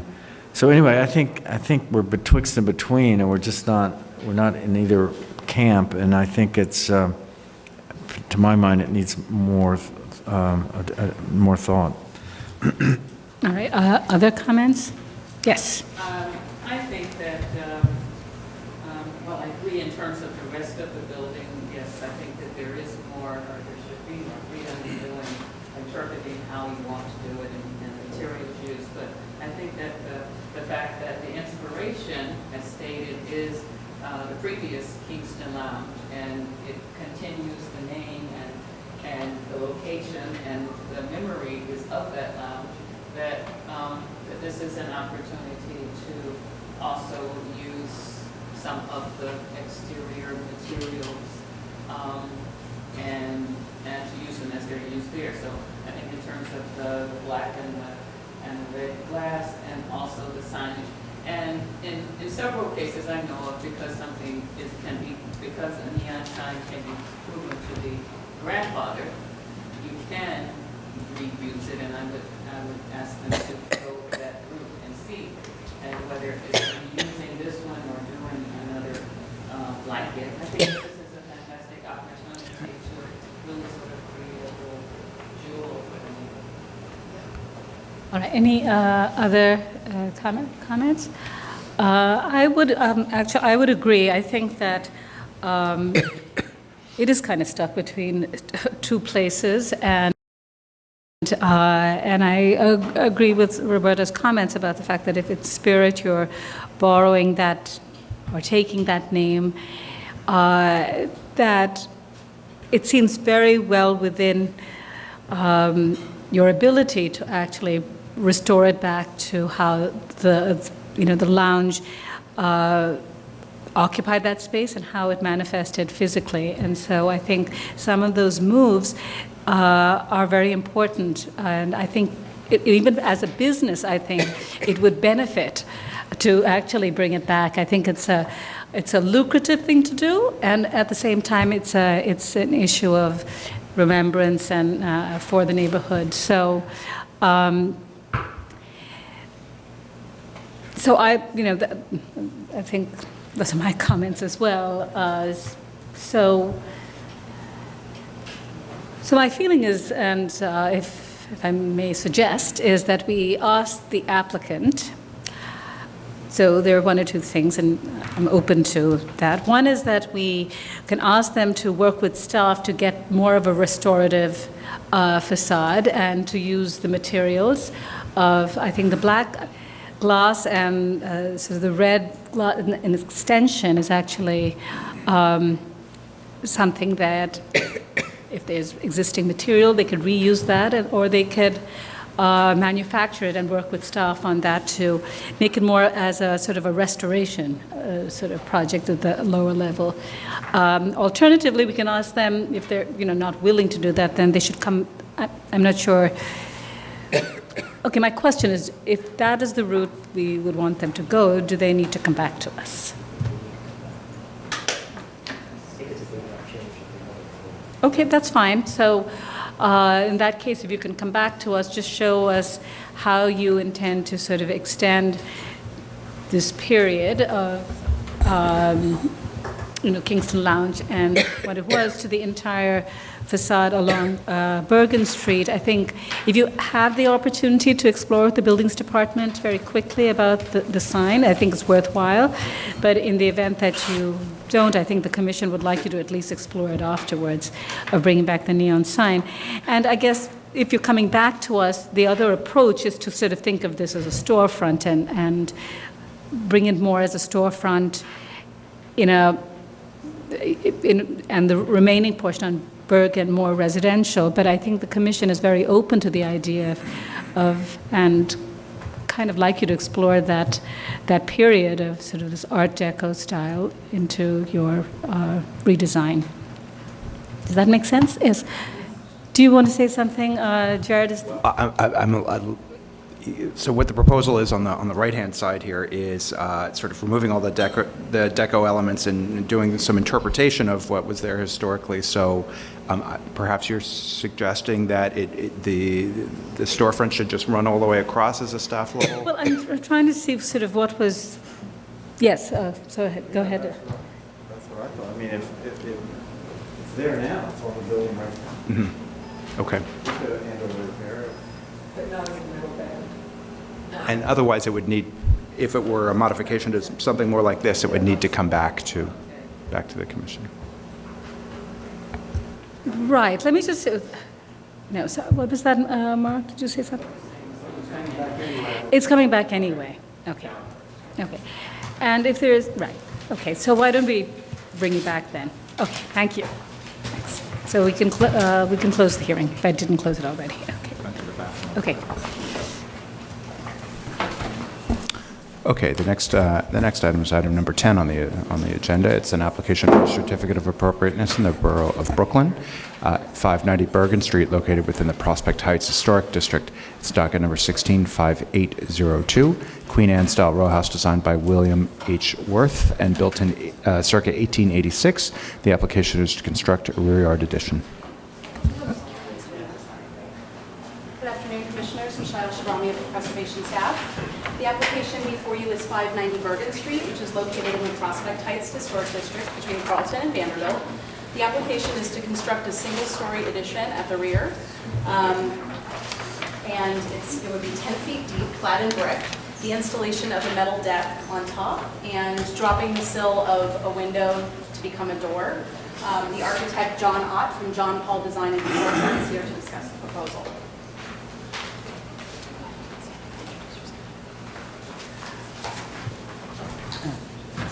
Good afternoon, I'm Jonathan Ott from John Paul Design and Consulting.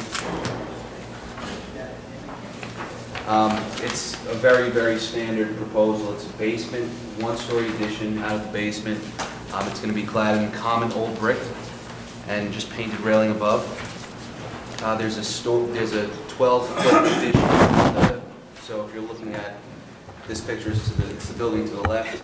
It's coming out 12 feet. A mudroom there, we're only going to go out 10 feet. And it's going to be a full width addition.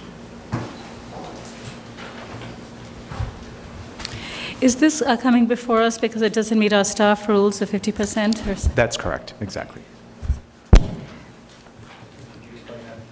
Okay. When it comes to rear yard additions, and Jared will correct me if I'm wrong, but if there's a certain amount of accretions that have already taken place in the rear, and it's based on a percentage, so I think it's 50%, is that correct? Then in that case, if someone chooses to do a rear yard addition, within certain parameters, they can do it at staff level.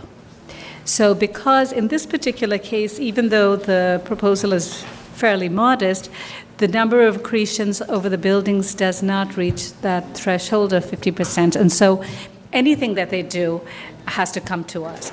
But it is one thing that we are thinking about in terms of our any changes in the staff rules to make it maybe more flexible, given that something like this, it's sort of an interesting thing. The 50% rule is sort of a very strong dividing line, but the type of things that can happen at the back can be very modest and maybe totally perfect to go before the approved at staff level versus things that are larger that I think we'd want to see. So that's something that we continue to work on. Okay. Yes, Diana?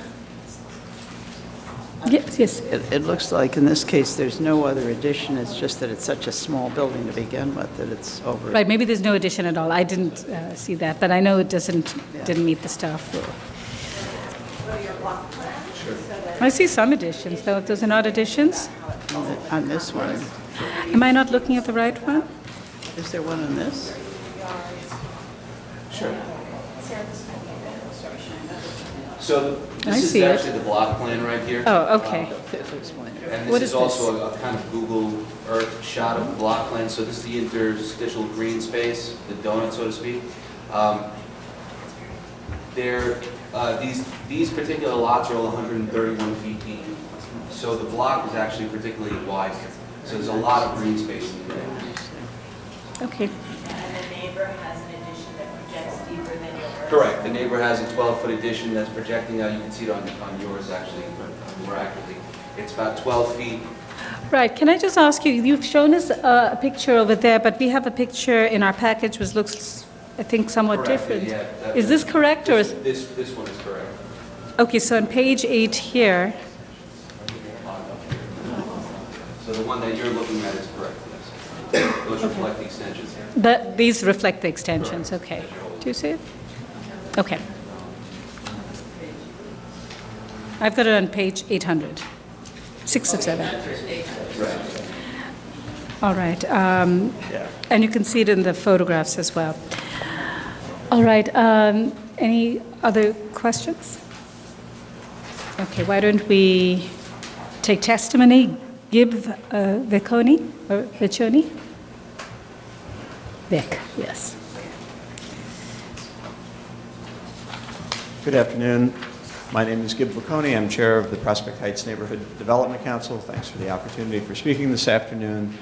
PHNDC led the designation of the Prospect Heights Historic District in 2009, and we have testified at almost all of the COAs that have come up since then. We have reviewed this application, and I'm just here to inform the commissioners we have no objections to the application.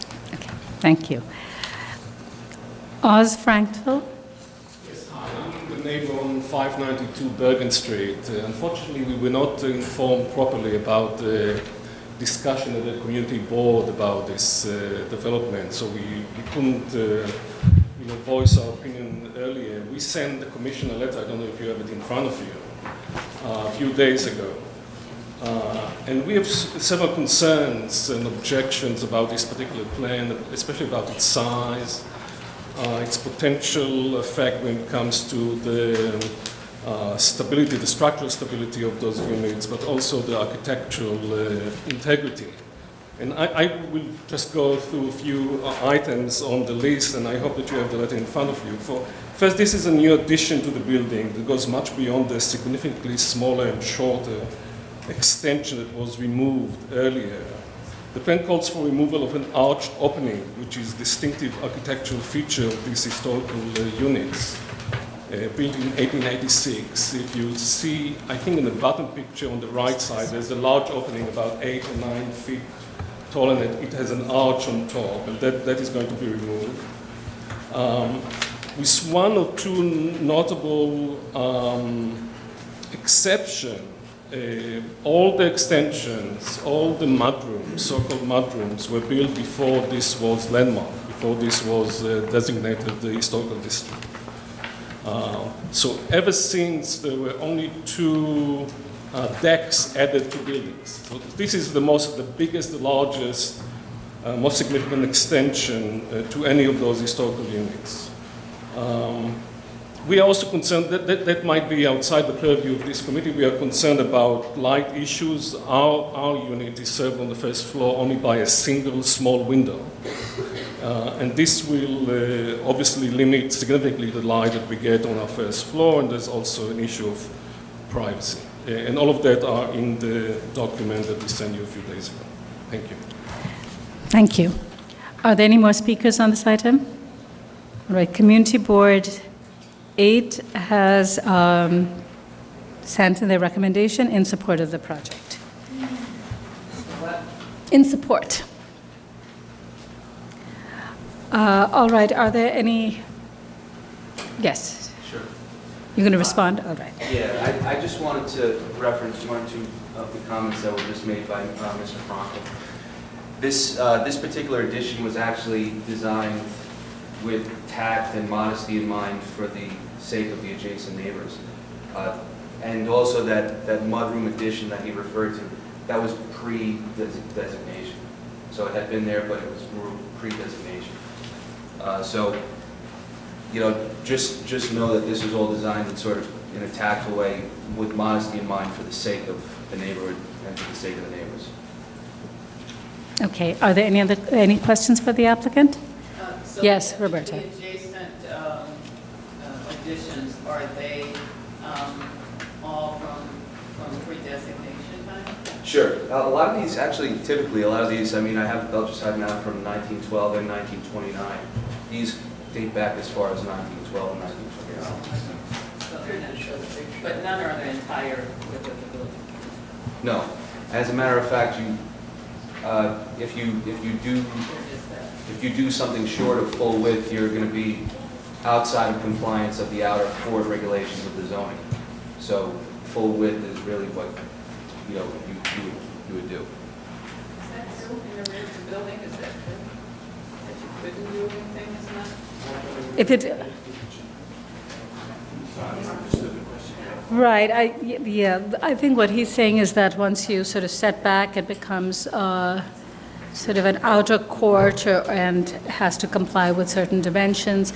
If you set back the building, then it has to be at least a minimum of 8 feet. That is true, right? Well, I'm sorry. These are actually, if you look at. I know,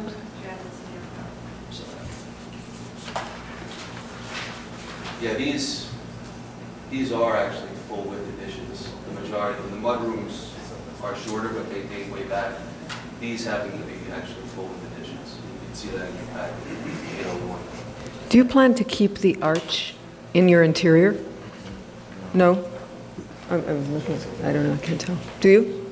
No, we don't plan to keep the arch. It's going to be interior space at that point. There's a full width extension. Just to the right. Sure, yeah. And also straight across. I know, I see it, yeah. The one that projects full width, Mm-hmm. projects 12 feet, which is the adjacent property, that's a full width addition. All right, thank you. Any other questions? Okay, all right, we can close the hearing. All right, are there any concerns about this? I think it's very modest, and it's one story.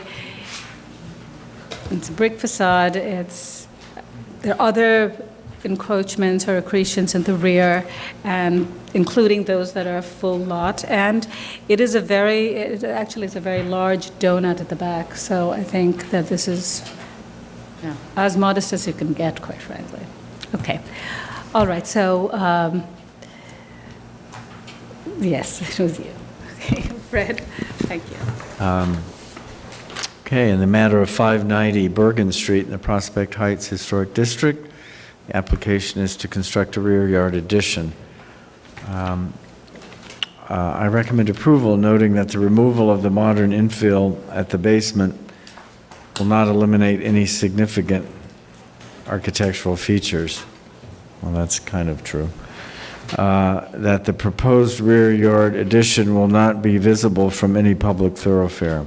That the proposed one-story addition is modest in scale, and that other deeper rear yard incursions exist on other houses on the block. Therefore, the addition will not overwhelm the building or the central green space. That the proposed materials and detailing of the rear yard addition will maintain the scale and character of the building as an individual townhouse, and that the proposed work will not detract from the special character of the Prospect Heights Historic District. Second. All in favor? Any opposed? This application's approved. Okay, Commissioners, the next item is item number 11, an application for a certificate of appropriateness in the borough of Manhattan, Brooklyn. It's 51 Maple Street, located within the Prospect Lefferts Gardens Historic District. It's docket number 156023. Neo-Georgian style house with Spanish Mission style influences, designed by William A. Lacrenza and built in 1924. The application is to legalize and modify windows installed without Landmarks Preservation Commission permits.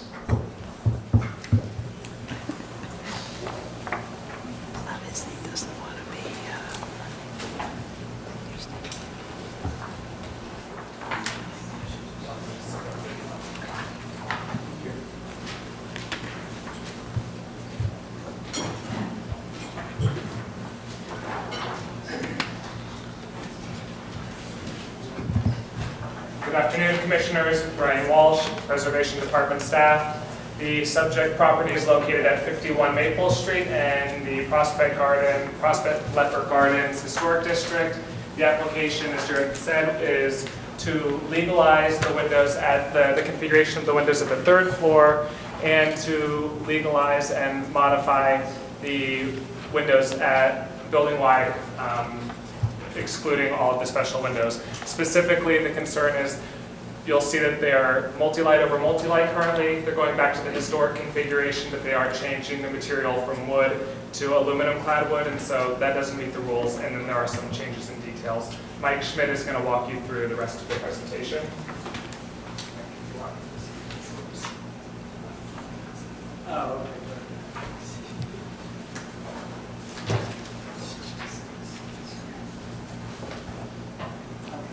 Hello, my name is Mike Schmidt. I'm an architect, and I was retained by my clients, Lisa and Dan Ross, sitting over here, to help them legalize the windows that were installed prior to them purchasing the house. The story behind this is last fall, this house was on the market for sale. It had recently been renovated by a developer owner, and Dan and Lisa entered into a contract with them on the property, only to find out after the contract had been signed that there was, I think, 6 violations put on by the Landmarks Commission for work that was done without obtaining a permit. 5 of those 6 had to do with issues that could be cleared approved at staff level, including working on the cornices, the driveways, the fencing, and some other minor issues. The 6th violation has to do with all of the windows except for these windows in the living room were replaced with aluminum white clad windows, and instead of the historically correct painted wood windows. And in addition, the windows were replaced. In the tax photo, you can see they're multi-light over single light. I'll go to the next photograph. These are photographs of the existing house, and they were replaced with multi-light over multi-light. Let me just step back. These 4 windows in the front and 2 on the side with the decorative arches were actually replaced in kind. Where are they in the front of the house? There you can see them at the top.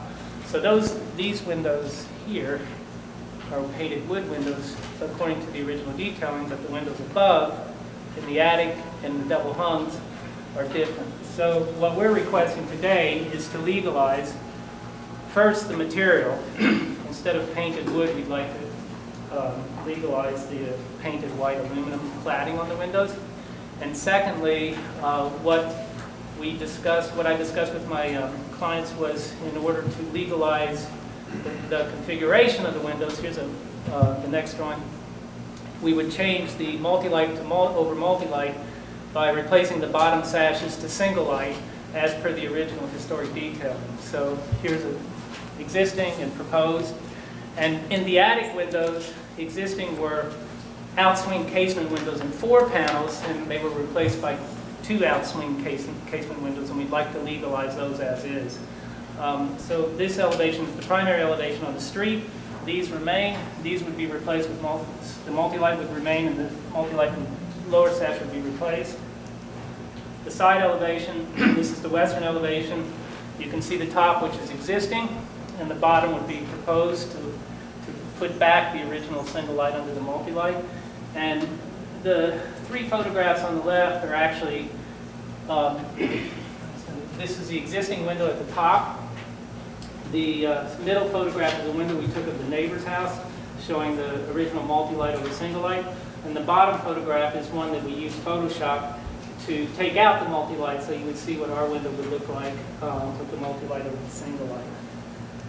And then lastly, the east elevation, where again, the multi-light over multi-lights would be, the bottom sash would be replaced with the single light. And so that's what we're requesting. I also have some photos I just handed out that a lot of work has been done already, and these are just photos that I can just leave here that are of the cornices, which had aluminum cladding on them and vinyl cladding on them, and they've now in the process of replacing all of that back to the original detail and painted wood with the paneled soffits underneath. All right, questions? Are there any questions?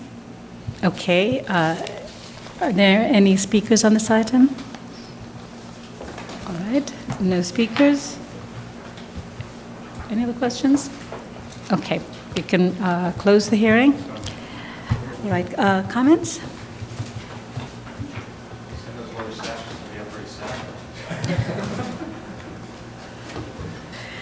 All right, any comments? Are we fine with this? They want to legalize the windows at the top, and essentially the other ones is that they're going to replace the ones at the lower level with plain glass, and so it reads as 6/1, but the material, and that's the historic configuration, the material is aluminum. Okay. All right, read that, and we can close the hearing. Oh, I closed it already. Okay. In the matter of 51 Maple Street, Prospect Lefferts Gardens Historic District, the application is to legalize and modify windows installed without LPC permits. Noting that the style, scale, materials, and details of the building are among the features that contribute to the special architectural and historic character of the Prospect Lefferts Gardens Historic District. Further noting that the special windows at the first floor will replace with new wood windows consistent with the rules for staff level approval. I recommend approval, finding that the existing aluminum clad wood windows at the third floor match the historic windows in terms of operation, details, and finish, and are otherwise compatible with the variety of window types historically found at this building. That with the proposed replacement of the lower sashes, The aluminum-clad windows at the first and second floors will be consistent with the historic windows in terms of details, configuration, operation, and finish.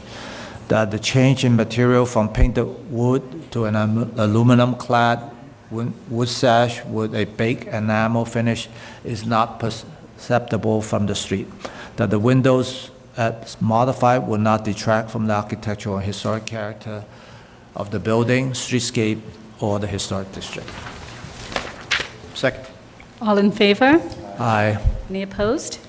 This application is approved. Okay, Commissioners, the next item, item number 12, is an application for a certificate of appropriateness in the Borough of Queens.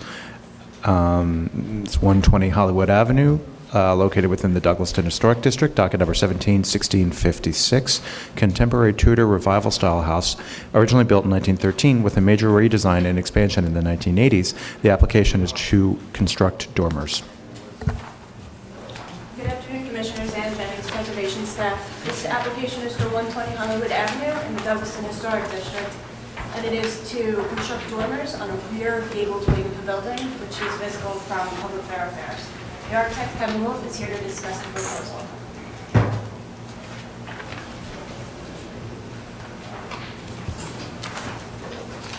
Good afternoon, Commissioners. Kevin Wolf, the architect for the dormer project.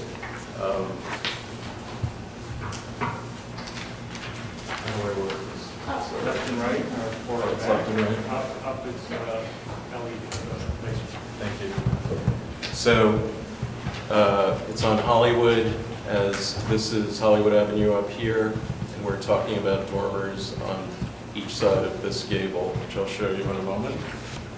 This is the tax photo. All the windows on this house were changed about 30 years ago to this. We're not doing any work anywhere but the dormers. As Ann explained, this is the one area that's most visible.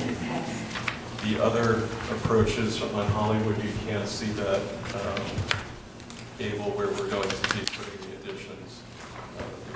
Trees in the mass of the building block it. We're talking about an attic that's already finished. The area we're working on is here to finish this last room. There are 3 windows on this side, 3 on that.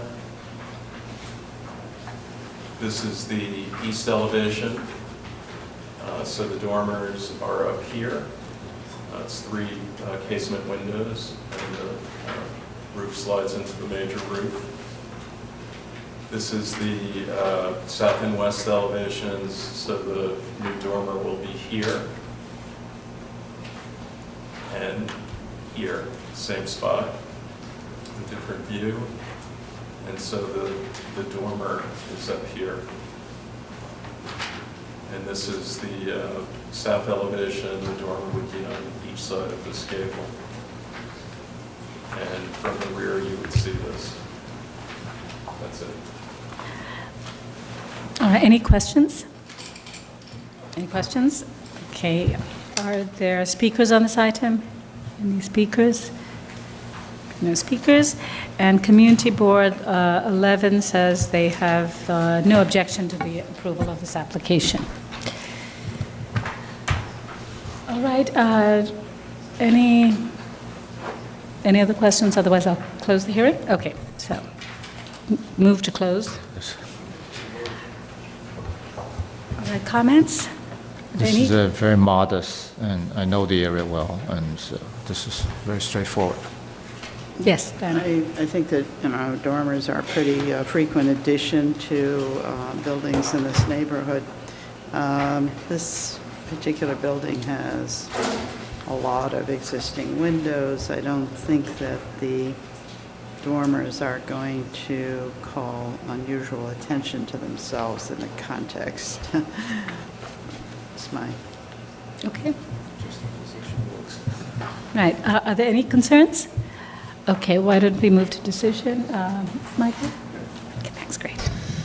In the matter of 120 Hollywood Avenue in the Douglaston Historic District, an application to construct dormers, noting that the building style, scale, materials, and details contribute to the architectural and historic character of the Douglaston Historic District, I recommend approval, finding that the proposed dormer installation will not damage or eliminate any significant architectural or historic features, that the presence of dormers will be consistent with alterations historically found at buildings of this type, style, and age.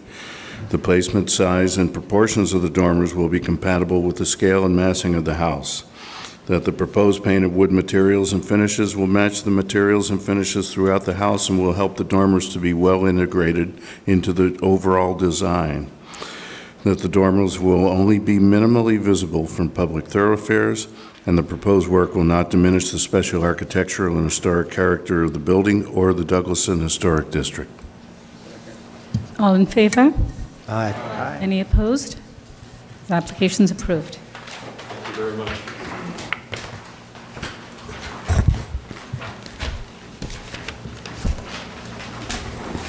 Okay, Commissioners, the last item of the day is item number 13, an application for a certificate of appropriateness in the Borough of Brooklyn, 749 Fifth Avenue, the Weir Greenhouse, an individual landmark, a greenhouse building designed by Mercine Thomas and built in 1880 and altered by George Curtis Gillespie in 1895. The application is to demolish ancillary structures, excavate and construct an addition, and construct a new building on part of the landmark site.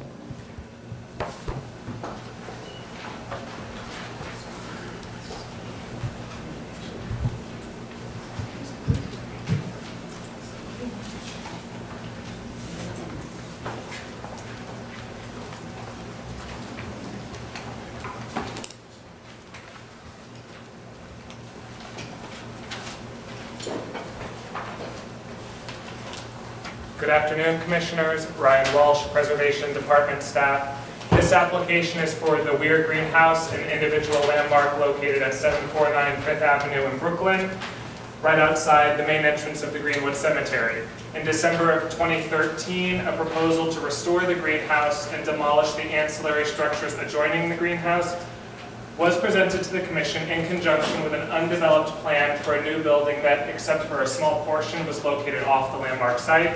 At that time, the Commissioners expressed concern about demolishing the ancillary structure and took no action.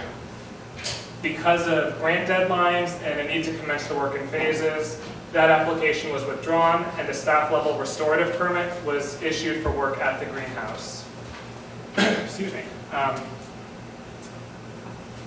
why I have this. Oh yeah, on January 10th, I forget the timeline sometimes. On January 10th, 2010, 10 commissioners visited the Weir Greenhouse to observe the condition and the altered state of the ancillary structures. And at that time, they largely agreed that the ancillary structures did not contribute to the overall significance of the greenhouse or the landmark site, and that those buildings could be demolished contingent upon the design and interaction of the new building with the greenhouse and its site. This is a photographic timeline showing how the ancillary structure immediately to the west of the greenhouse was altered.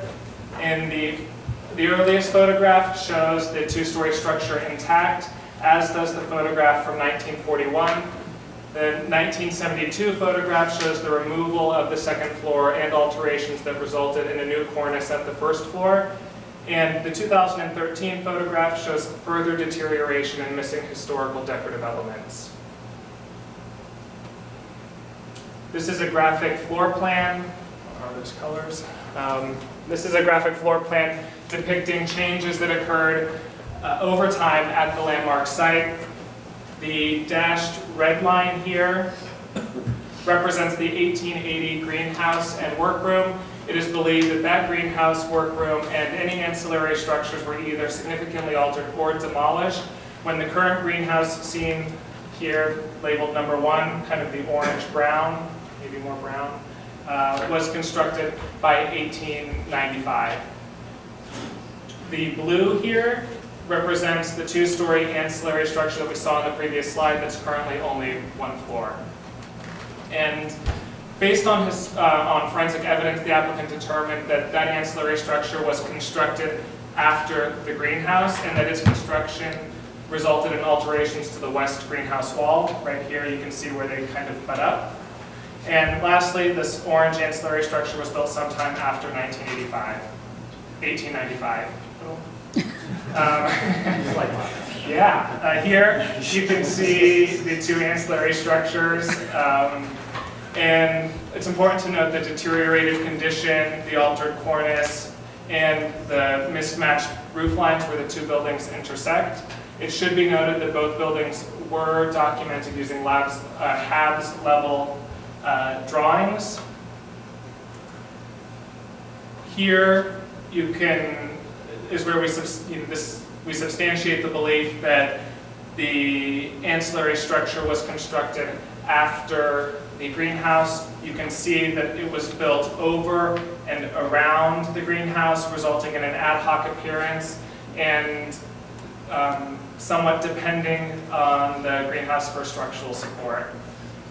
This, lastly, is just a site plan that shows you all of the buildings that are on the landmark site and what that line is. The dashed line indicates everything in this quadrant is part of the landmark site. You have the greenhouse, the ancillary structure, and then the second ancillary structure. The application before you today is to again demolish these two ancillary structures in support of restoring the original west greenhouse wall. And it's as part of an overall first-rate restoration and adaptive reuse, and to connect to and construct a new building of which only a very small portion will be on the landmark site. In the packet that you have today, the connector, the design of the connector has been modified and hasn't been reviewed by staff, but Paige Cowley will go through the rest of the presentation and touch on all of these points.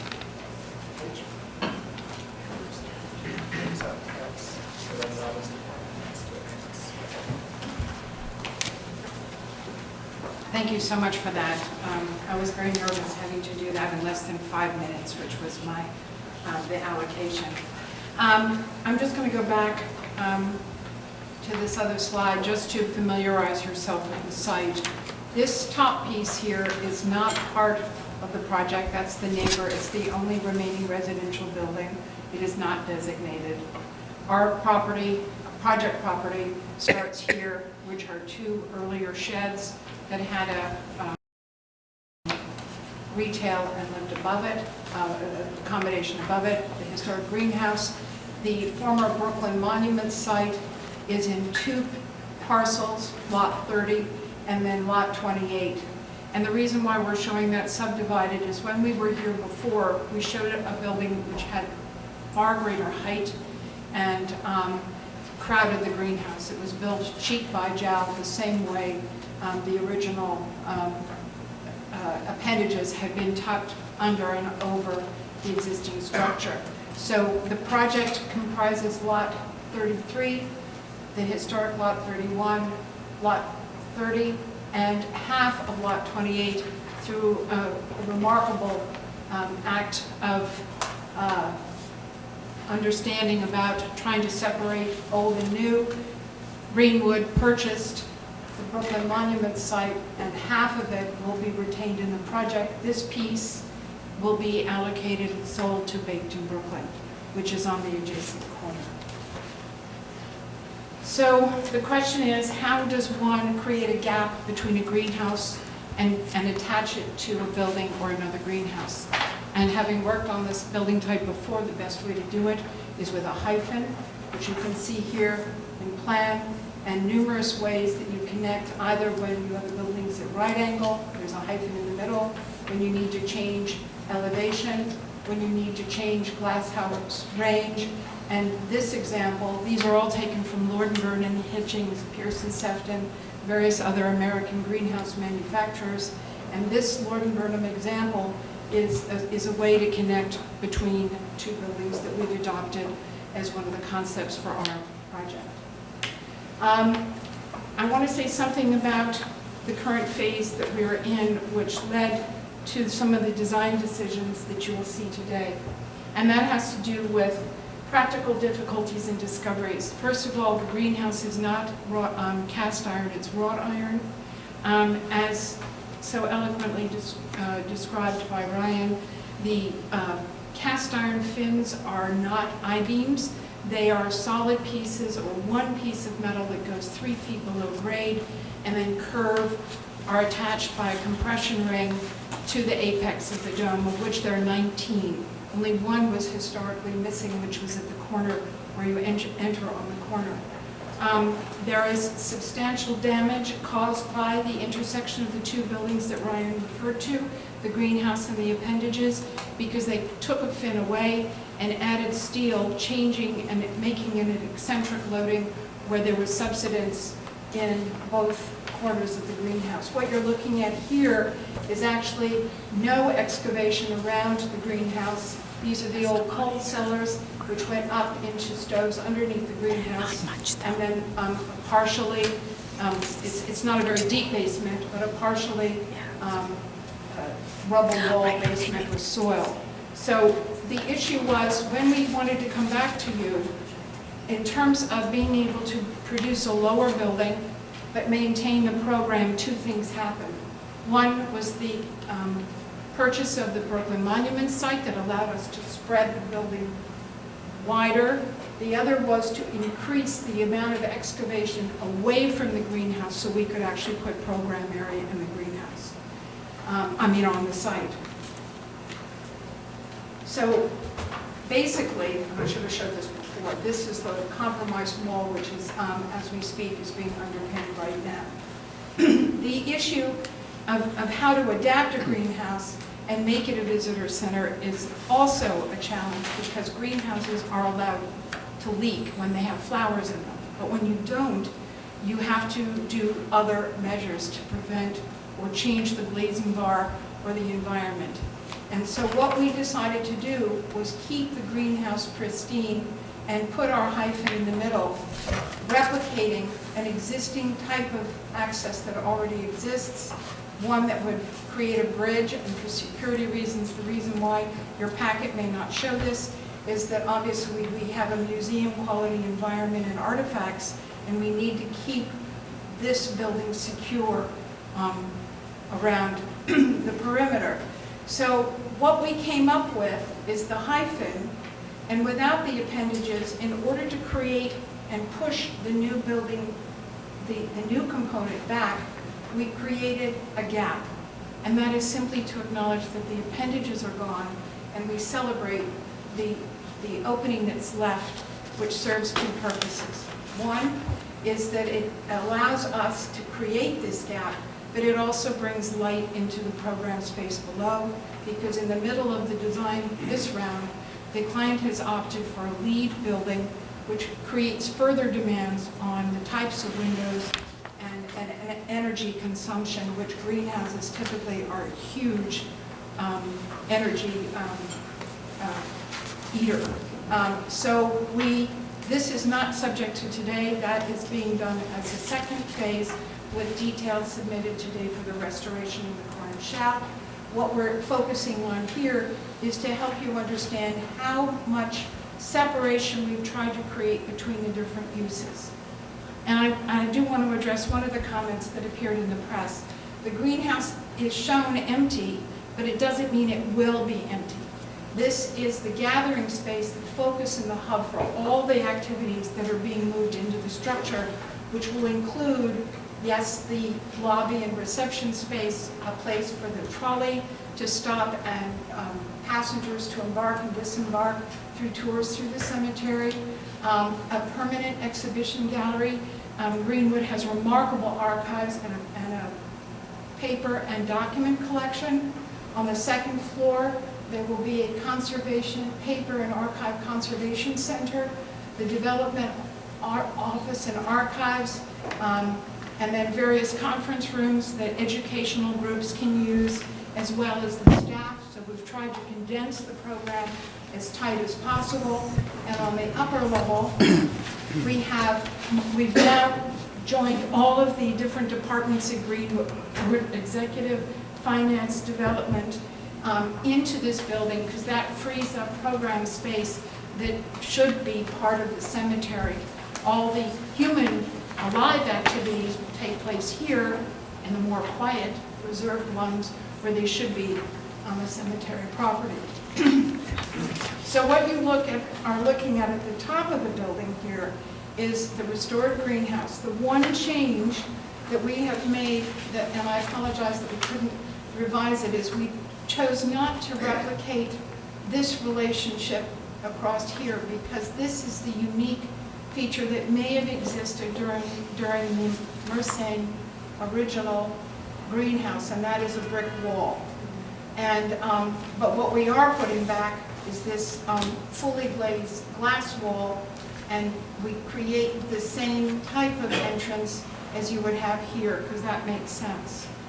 The other thing you need to know about the greenhouse, we've done extensive research on the materials of the roof. And unlike other greenhouses, this one always had a copper clad dome. It was never glazed. And oddly enough, some of these other access points later on are also copper, and they're all original 1895. And then what you see here is the footprint of the building, therefore, as the original greenhouse is left isolated and as it exists today, with the 2 areaways and a bridge. This bridge, by the way, since we can't excavate without any certainty of damage to the structure, the base of the bridge will carry all of the mechanical and electrical services slung underneath it, so we can come up through the new flooring system and keep it as pristine as the greenhouse was. We're even reusing the worm gear on the lower level windows, but not on the upper ones. They would just be mounted to show what that look like. So we have a 20-foot gap now between the existing building and the new. And on the other side, facing south, which is not on the landmark site, we do not have this Garvey roof connection here. It is just sloping in one direction. We're constantly finding ways to make it simpler for the building to function and for maintenance. So the images, section, sorry. So you're looking west, no, you're looking south. Here's the greenhouse from 25th Street. Here is the bridge, and here you see the areaway connecting, with the bridge above connecting to the new building. The entrance to the new complex will be on 25th Street, and that has to do with, frankly, programmatic and practical things which I can discuss with you later if you have questions. This facade is the western facade that you would see if you were standing in the greenhouse. This is the bridge. This shows the gap underneath for the service connections. And then again, the glazed areaway, which educational spaces will look out on and obtain and receive natural daylighting and fresh air looking up to the sky. In terms of the relationship of the materials, we chose, because the greenhouse is so vibrant, and we do have samples here, Eric, if you have them, just to show you the color palette. I can pass them around.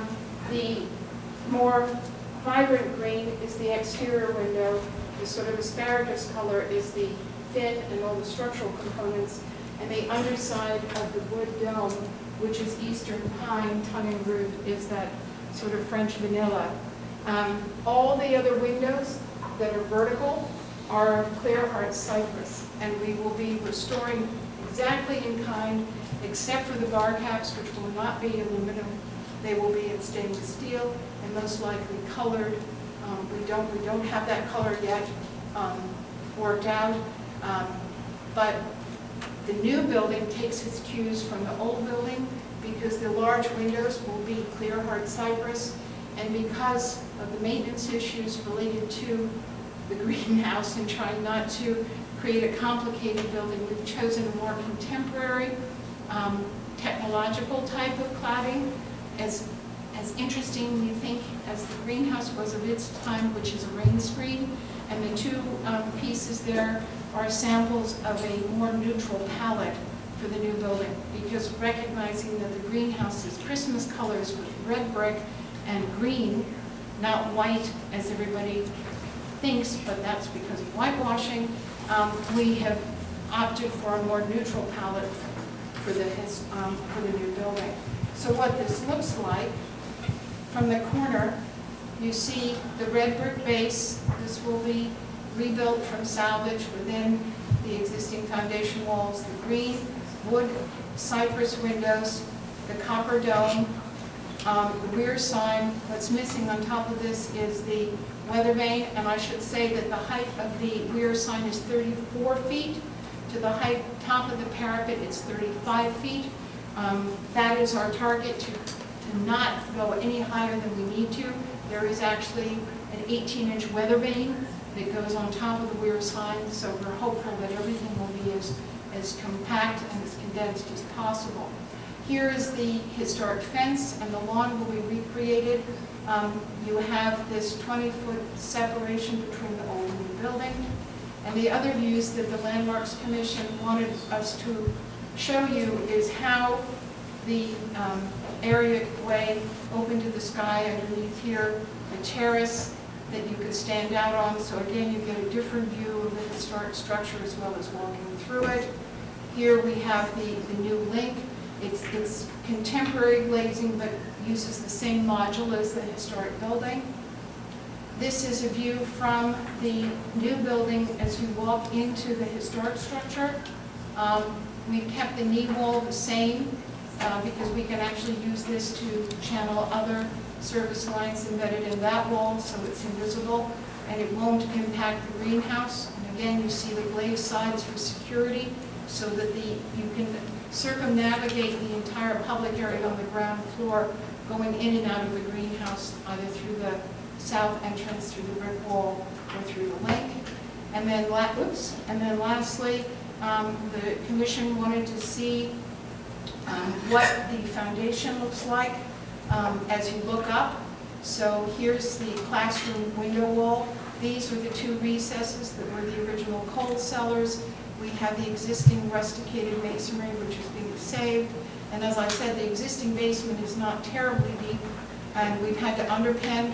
So this is the new shuttered concrete, which has the same butter-colored mortar as the stone, and there's your bridge.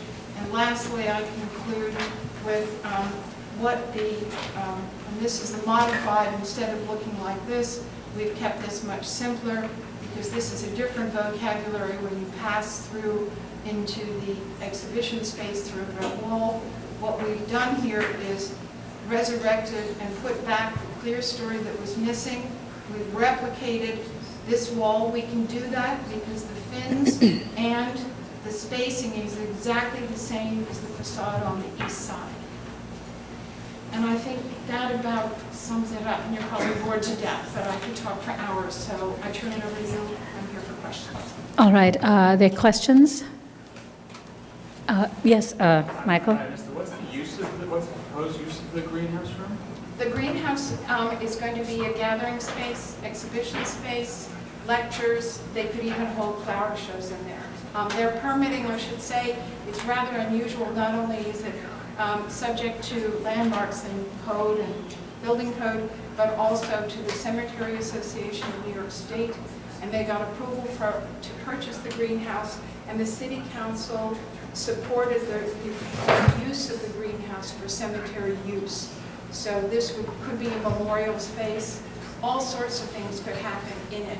And that's one reason why we're trying to keep it in these views early on pristine. We're not building anything up against the walls. And it's staying a single glazed? No. It's getting insulated. I'm sort of veering off what we're here to talk about, but I'm happy to. No, that's quite all right. That's okay. It's a part of the question answers. You can answer the question. I'm good. We got it all. I brought a structural engineer from Arup as well, in anticipation that you might have some questions. Again, we're LEED, so we have to be mindful of energy. The vertical glazing, we're using a microlight double pane glass, and it is a total of about, it's just under, Ian? It's just over a quarter of an inch thick. It's very thin. Oh, Ian Buckley from Arup. And so this has its own gasketed seal because the windows are very robust. The upper glazing presented the greatest challenge because instead of lapped glass, we have to use a laminated safety glass. It will not be coated. It will be iron rich, so we can keep the coloring of what used to be a 1/8" DSB. And we've changed where you have that black. We have introduced what you see here is a horizontal glazing bar. So they will be butt jointed with a seal. It's got a threaded, not threaded, it's a bolt with a threaded nut at the bottom, so that as in the event each pane has damage or needs special attention, it can be unbolted from the inside. The glass can be lifted out and it can go back. So the profile from a distance will look exactly like the dirt line of a lashed glass. And cooling? Cooling will be coming from the floor. We're using right now, we're using a high velocity forced air distribution. We are also going to have a heated slab when we go to connect to the new building. We're putting temporary paving in at the end of phase 2 so the greenhouse could be usable. But we will have a heated floor, and then we will have forced air. There will also be, we don't know, but 1 or 2 of these clear story pieces will be replaced with louvers so that they can connect to things happening in the new part that you won't see underneath this sloped ceiling. I have a question about the connection. Is there a programmatic reason why you need to connect? I mean, the greenhouse connects from 2 sides to the building, correct? But do you need that? Do you need both connections? Well, to be honest, we do. And let me just go back to the central view. First of all, Greenwood has many programmatic activities happening at the same time. It is possible that an activity will take place in the greenhouse that will have a different program than the exhibition space behind it. The gallery space is going to be tempered to a different climate control than the greenhouse. That's one reason why we have about an 8-foot gap on the other side of that brick wall, so we'll be able to thermally isolate an exhibition space from what might happen in the greenhouse, because the greenhouse will fluctuate at higher temperatures than the rest of the building. So the goal is we want to give the client and the user, the end user, as much flexibility as possible to divide, subdivide, or enlarge for any type of event that will happen on the ground floor. So the 2 entrances are programmatically required and also assist with egress from the exhibition space. Okay. Yes. Question about the original greenhouse had no columns? None. Never did have columns. Never. And still won't have columns. The only word, if you don't believe anything else I say, leave away with this one word, also. Yes, Adi. Did you tell us if the brick we figured was original to, or whether it's this actual brick, or was there brick before at the base at any period? It's hard to tell from the only engraving we have of the Remsen greenhouse. What we do know is there's a maker's mark. It came from the lower Hudson region, from the Hudson Valley. We know who it is, and we know it was in operation at the time the Merson greenhouse was there, but we do not know if it's the same brick. So you're saying yes, brick for sure? Yes, brick. Well, there was brick in the Merson greenhouse because we see it in below grade because the foundations were reused when Gillespie came and plopped his new greenhouse on top. I don't know how high the knee wall was in the original design because we have no drawings, only the engraving that you can see in the packet. And the selection of this brick and its relationship to the brick that you're using, it seems, I can't actually tell, in the adjacent building, in the parent building, there wants to be no relationship, or in terms of datum line, in terms of color, in terms of texture? Good question. Thanks. We wrestled with this. I can tell you that the plan is that all of the brick from this point on and outside will be restored and reused. Luckily, it was badly protected, but at least it was protected by a copper cap, and that prevented a lot of frost damage from blowing the brick apart. It's a lovely, deep Santa red brick. The decision to continue this in brick, we have the backside, sadly, of the brick wall where one wide was not in good shape. So we have to make new brick. But all the brick facing inside the greenhouse will be the original one, repaired. And so this brick will be the new. We felt that when you transition to such a different space, and one reason why we're looking at green screen that can be of a brick size, we felt that the brick colors, the two that we have to give some animation to the program behind what's happening inside the new building, should not be the same as the red brick because it would just be too red. I call it the Christmas building when we looked at it that way. And we opted for a more natural, holistic, easy to maintain structure with the rain screen than we did with trying to replicate any of the historic materials. What we are doing is using the same type of materials, but changing the coloration so that the greenhouse really is the focus. I know there's a lot of discussion out there about the view into the corner, the sky exposure, but I think given the fact that this is an adaptive reuse, and we've suppressed the height of this as best we can. We've got the best engineer on the planet developing thin set slabs for certain areas, that when you look at the greenhouse, it will have the same context of the buildings that used to be alongside, because on the south side, there are two relatively tall, they're not townhouse units. They were commercial on the ground floor with a shop residence over, and then the Monuments Building, and everything else on this side of the street on 25th Street is at least a 2 or 2.5 story industrial building. So that's quickly the rationale for why we chose the palette we did.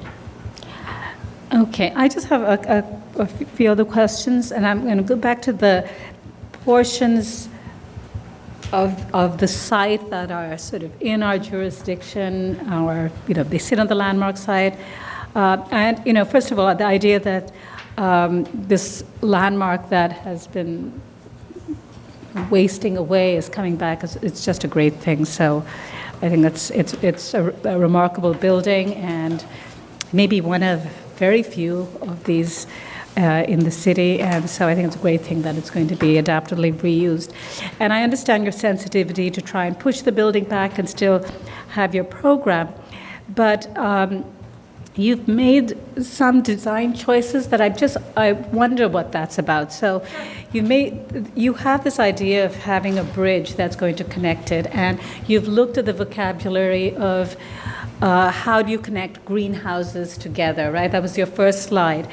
The interesting thing here is that, in fact, it's not connecting to another glass pavilion. It's connecting to a straight wall.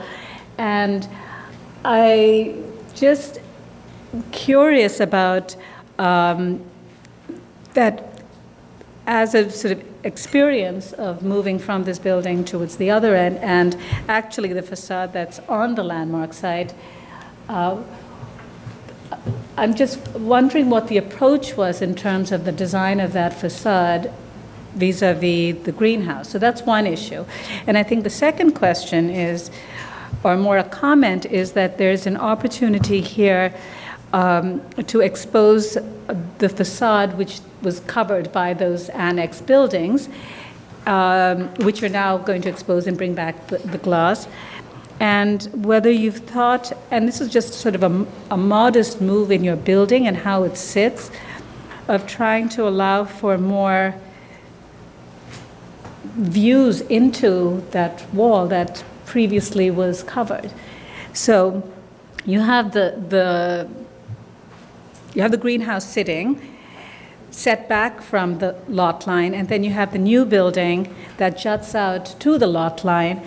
And it seems there could have been a gesture to allow to sort of look at that facade. So those are the two questions, and I don't know if it's programmatic, but if you could just speak to those two issues. I'm going to answer your second question first, because it's in my head.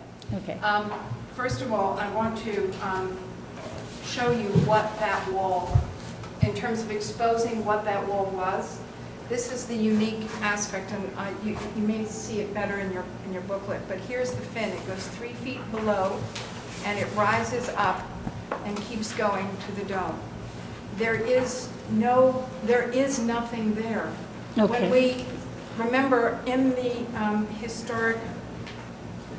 the connection between the appendages and the greenhouse, what happened is that we located the original holes where the windows were located. And oddly enough, they were not bolted.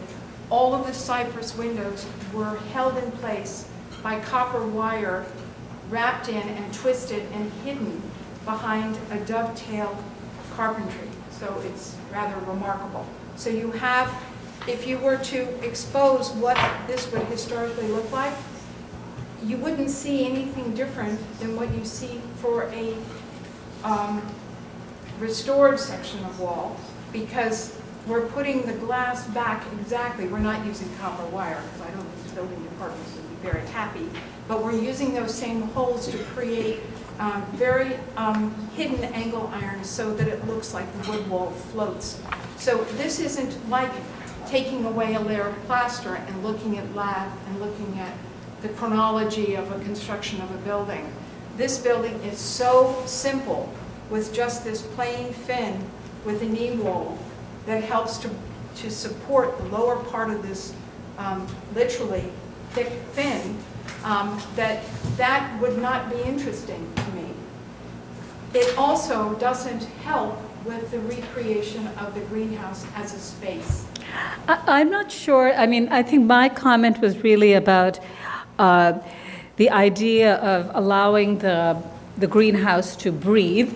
And it is, you've taken off those annex buildings, which I think is fine, but you have your new structure. So it's really about the location of the new building and how it relates to the street line in the corner. And it seems, so that's what I was just wondering, whether there are ways, as you're approaching it, to be able to see, to get views into this, because, yes, I got you. So, I'm sorry, I misunderstood one aspect. So, yes.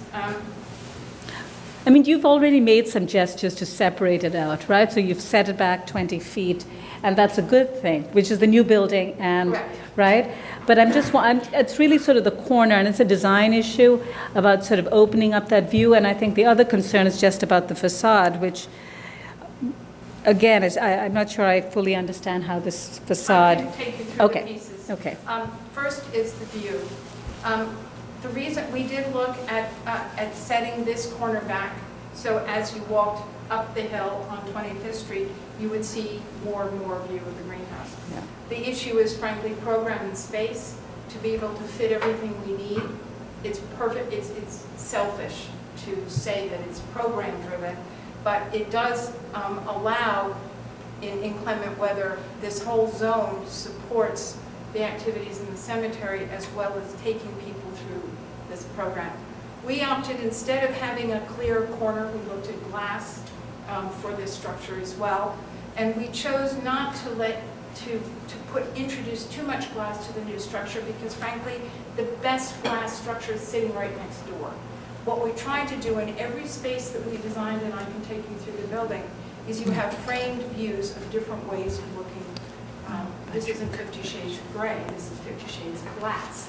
So the idea is that you would see the construction as you move up. I have to be contemporary here, right? But each floor takes you to a level higher so that you see something different about the technology of the greenhouse that you normally never would be able to see. So not only do we respect, and maybe we haven't emphasized it enough, and this is something we need to work on, but we wanted to give the three-dimensional quality of this greenhouse the way you see it from the corner. This is already a well-known view, but we want to make this one as special as well. So that's the separation and pushing it back. In terms of, just to show you the different view corridors we've tried to create, is that when you're, and it relates to the facade, because we have a challenge here. We have a public space below that can have glass, and it can be tempered for objects as well as people. As you move up the building on the second floor, we have an environment for objects. And we don't need much window shading on the north side. We can be more natural and accommodating with bigger windows. But when you turn the corner and you face east, we need to have a different register because we don't want to have curtains and blinds in a building that is industrial. To us, we were trying to think of better ways of signaling what's happening in the building by using an external blind system. Yet, in the lobby, when you come off the elevator, you have the second floor viewing gallery, as it were, to look again at the greenhouse. And so it goes till you get to the top floor, where again, we can have operable windows, different types of view corridors. You're now level with the dome or mid-dome, and you create major views to get access to all of the office functions and where their donors come, etc. So we have taken it into account. The only thing I can say today is maybe these things need to be exploited more, and we would need time to develop that. This is probably the most detailed concept stage I've ever done. Even Okay. Eric has done the preliminary mechanical and structural system to get us to this point. But I take your point. It needs perhaps some study. All right, yes, Diana, and then Roberta. This is actually a follow-on your question. The walkway, so to speak, I'll call it for the time being, does appear rather almost as an extension of the greenhouse, which obviously it is not. So did you consider the possibility of making it less the vocabulary of the bridge? Yes. More transitional, let's say more transitional in the sense that it doesn't appear to be an extension of the greenhouse, because you've got a copper-clad roof, you've got the same exact vocabulary as the greenhouse, basically. So it could still be a glass walkway and either be flat top or a little different, you know. Well, was that?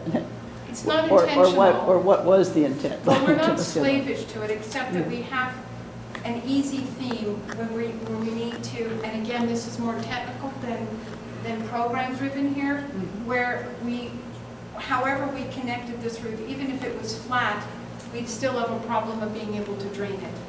So in terms of whatever, that's overcomable, but we discounted it because we felt that, frankly, with all the other bump outs this unusual building had with the appendages covered in copper, this made our life a lot easier to have a solid roof. Maybe it shouldn't be copper. It has gone back and forth every other few days. We switched from glass. We had it open. We had it glazed. We've had glass roof. So you've looked at So we're flexible in terms of exploring that with you.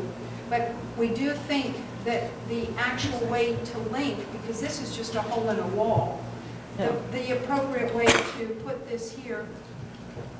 I I'm told to go to the renderings here, sorry. I wasn't objecting to the idea of the bridge, rather. No, but we could change the materials. And one way we did that, and maybe it's just too darn subtle, is not to continue the clear story, but do something different at the apron and change the gutter differently. It would be a different detailing so that it doesn't, it's the same material, but it's a different profile. Maybe it's just too subtle, the way we've shown it. Right, Roberta, and then Fred. I think that the normal person. Well, actually, I was going to ask a question similar to that about that connection on the backside, which is what you just did. And also, if you have that link, the bridge-type link to the new building, what's the significance of the cutouts? What are you calling them? This The areaway? areaways, yes. I mean, what do you see what do you see when you look down there? Is that something significant? It's or? not like Okay. a typical areaway against a building where there's a mechanical system and you look down and you don't know what's down there. But I mean, you see part of the building, the old existing building, but you see a part that was never exposed before, right? Correct. So, okay. And it also gives us a light well so we can bring natural lighting to meet one of the requirements for all the windows, even though we don't show the hardware on the windows, are all operable. There's an opportunity for display. There's doors shown that go out into the areaway, so they could be ancillary educational areas, display. I mean, the idea is to use every space that we can that is adjacent to the greenhouse to interpret it, use it for cultural, history, education, or frankly, just a nice place to go after you visit Greenwood. You know, I could see a family in there. And this Meeting. is the last question. It's just in terms of as the new building. I mean, it's a new building and it's attached to the individual landmark. Do you think of it as sort of a backdrop or just a building? Is there some way to use the new building to emphasize the individual landmark even more? Maybe, you know what I'm saying? It's tricky, I'm sure, but just. That's a tough one to answer on my feet, but I think I know what you're driving at. We don't want it to be simply a background building. We don't want it to be boring. It has to have its own character, and that's why we've tried to change the facade by showing the activities that go on inside the new building, just like the glass house is clear. But it's impossible to, I mean, yes, we could do a glass box, but I think that has already been done very well by others. So the idea is to create special areas on the facade that are recognizable, so you know when you look at the building. And again, maybe we have not done this sufficiently at this level of detail to exhibit the activities that go on inside the building. But we'd like it to be as special as the greenhouse is for it being the place to go as the visitor center than here. Fred, did you want to? No, not a question. Okay. I have some comments later. Okay, are there any other questions? All right, why don't we take testimony? Kelly Carroll? Kelly Carroll, Historic Districts Council. And I do want to thank Paige Cowley for seeing myself and some board member and our executive director late yesterday afternoon and giving us a presentation. The greenhouse that dominates the corner of 5th Avenue and 25th Street speaks to another era and is the soft segue before one enters Greenwood Cemetery. HDC is glad to see that this individual landmark will be lovingly restored and become a permanent piece of Greenwood's marvelous collection of structures. Despite its secure future, HDC is concerned about the landmark's identity and the integrity of this landmark site. The committee feels that the new construction overwhelms the low-scale greenhouse and erodes this corner. While the west facade will be exposed as intended, the roofscape on the entire building will no longer clean against the sky and instead be wrapped in the new construction's roof. HDC asks that the commissioners discuss an alternative solution for this site, which would treat the greenhouse as the focal point, not an inconvenient landmark location such as the Coignette building in Gowanus. We especially would like to see an actual adaptive reuse of the space, not an empty greenhouse. Perhaps if a use and program is moved to this space, it could reduce square footage elsewhere. Thank you. Thank you. Christabel Guth?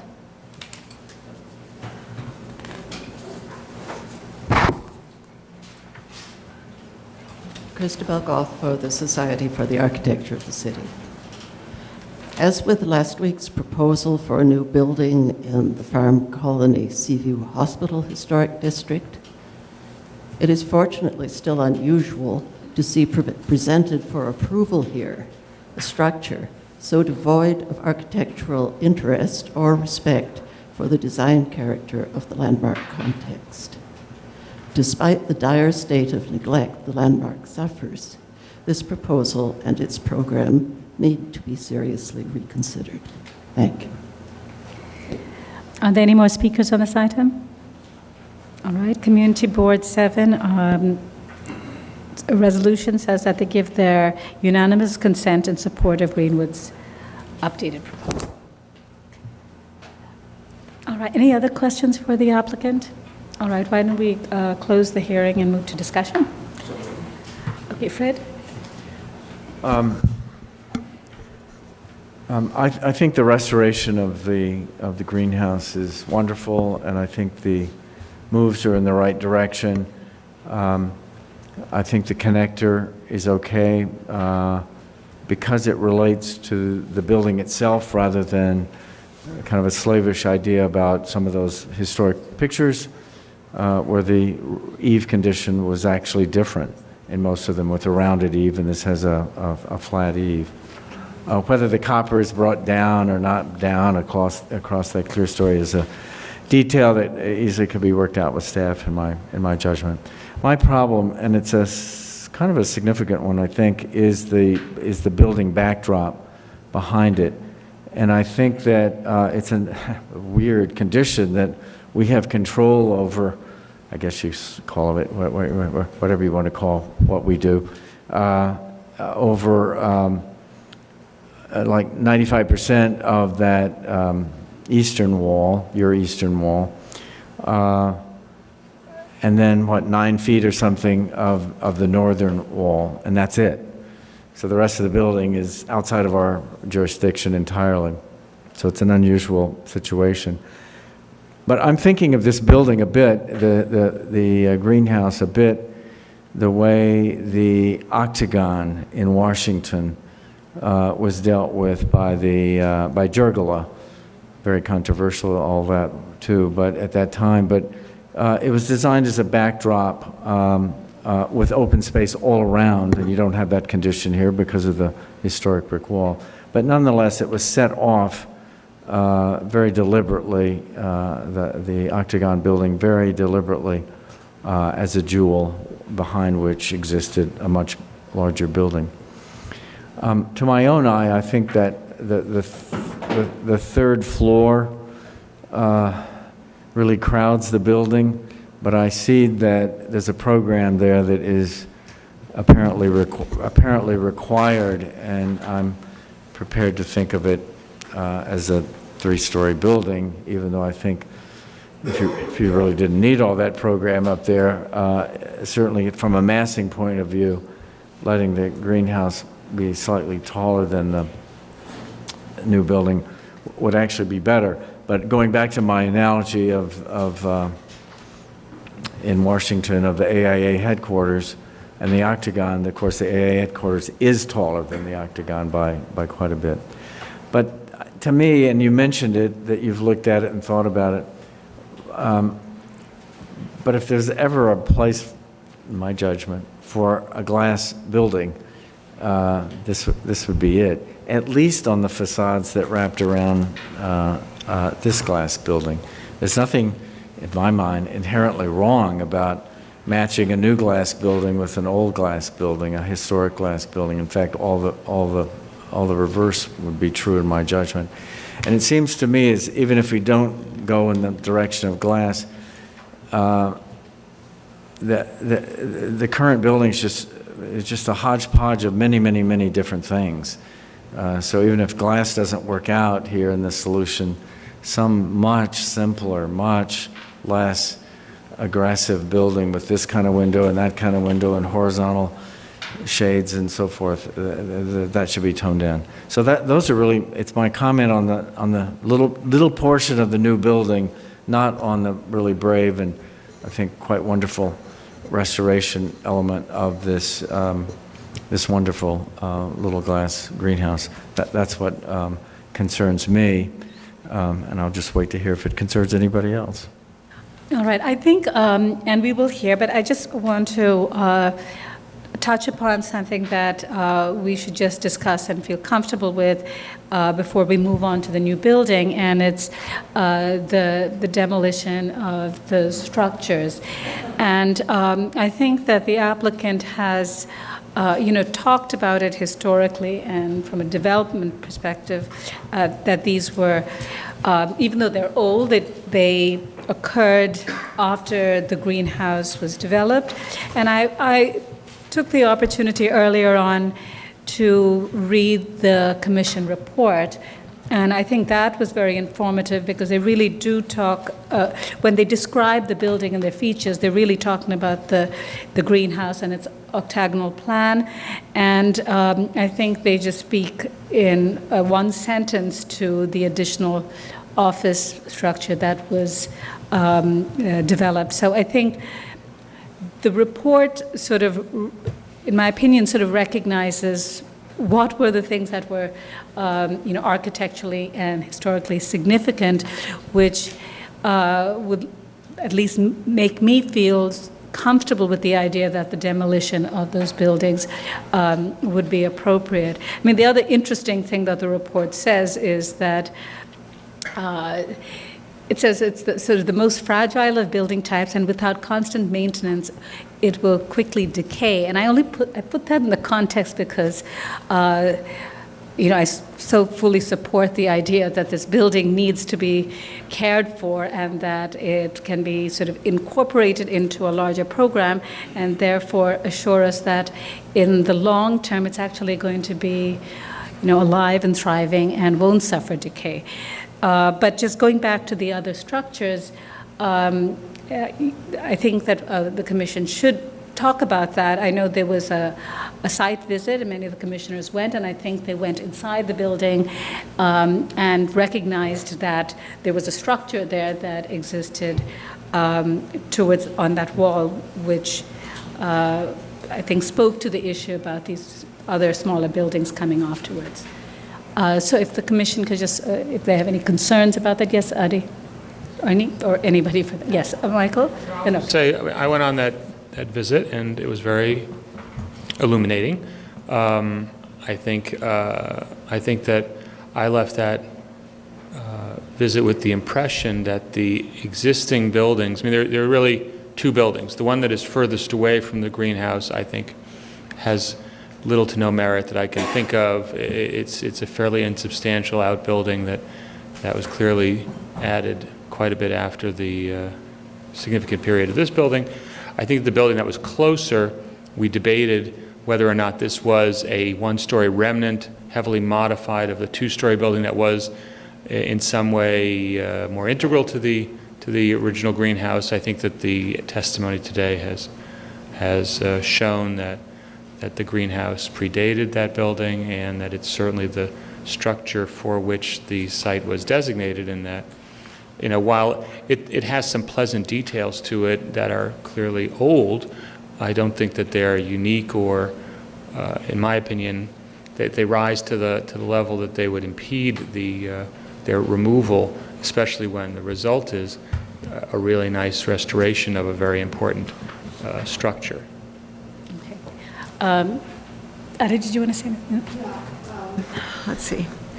So I'm in agreement with what's been said, and I do agree with what Fred described as this kind of backdrop of that negative corner. But just to address the question of demolition first, it seems that it makes sense to me that demolition would be a good thing in order to create an appropriate thing in order to create the gap between the glass house, the greenhouse, and the new building, and that it should continue to be maybe treated as much of as a gap. And I would go back to your point, Chair, about whether or not the two connections back into what will become the new building are so critical. I mean, I think a hyphen is an interesting idea, but it seems sort of a redundant piece here, extra and not. It sort of makes light of the greenhouse, of the history of the greenhouse, of the materiality of the greenhouse. It kind of caricatures it in a certain way. So I would say yes to the demolition of the smaller building on the side, no to the hyphen, yes to the gap, and then potentially to the extension of what they're describing as this kind of gallery space where the brick wall is, back to their new building, where sort of in the same place as the hyphen would have been, but further back. So if you were to extend the brick wall, let's say, or that plane anyway, back to their building, it would continue this kind of passage, and it would actually also occupy the old footprint of the old greenhouse, which was that extra notch. And then finally, I'd say that So can I just ask you, so what, are you saying that it's kind of like... Where the red line is? Let's go back to the red line plan. Red line plan? Yeah, well, wherever, it's not red in the photograph. Oh, yeah, there. So let's say something about that. to recall a little bit of that extra piece, the former workroom, maybe. And now I know that that's not in the gallery plane. What they're describing is that, it's forward of the brick wall. But anyway, something along that wall. Finally, though, I would say that I'm assuming that the copper is eventually going to be green, right? Will it? Hopefully, I mean, I don't know if that... Soonish? It will, right? We don't burn enough coal anymore. To make that patina? Yeah. That's sad, except I like that too. Okay. Right.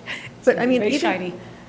if we can kind of squint at the renderings, and if you see if the roof is green and if the restored elements of the greenhouse are green, and then you can imagine if you were to follow Fred Bland's idea that there needs to be more of a kind of a plain or a monolithic quality to the negative corner, then it should just be, whether it's, as you're pointing out, all glass, or it's really all as much of solid wood, solid masonry, solid something with louvers rather than windows, just to truly create a plainscape.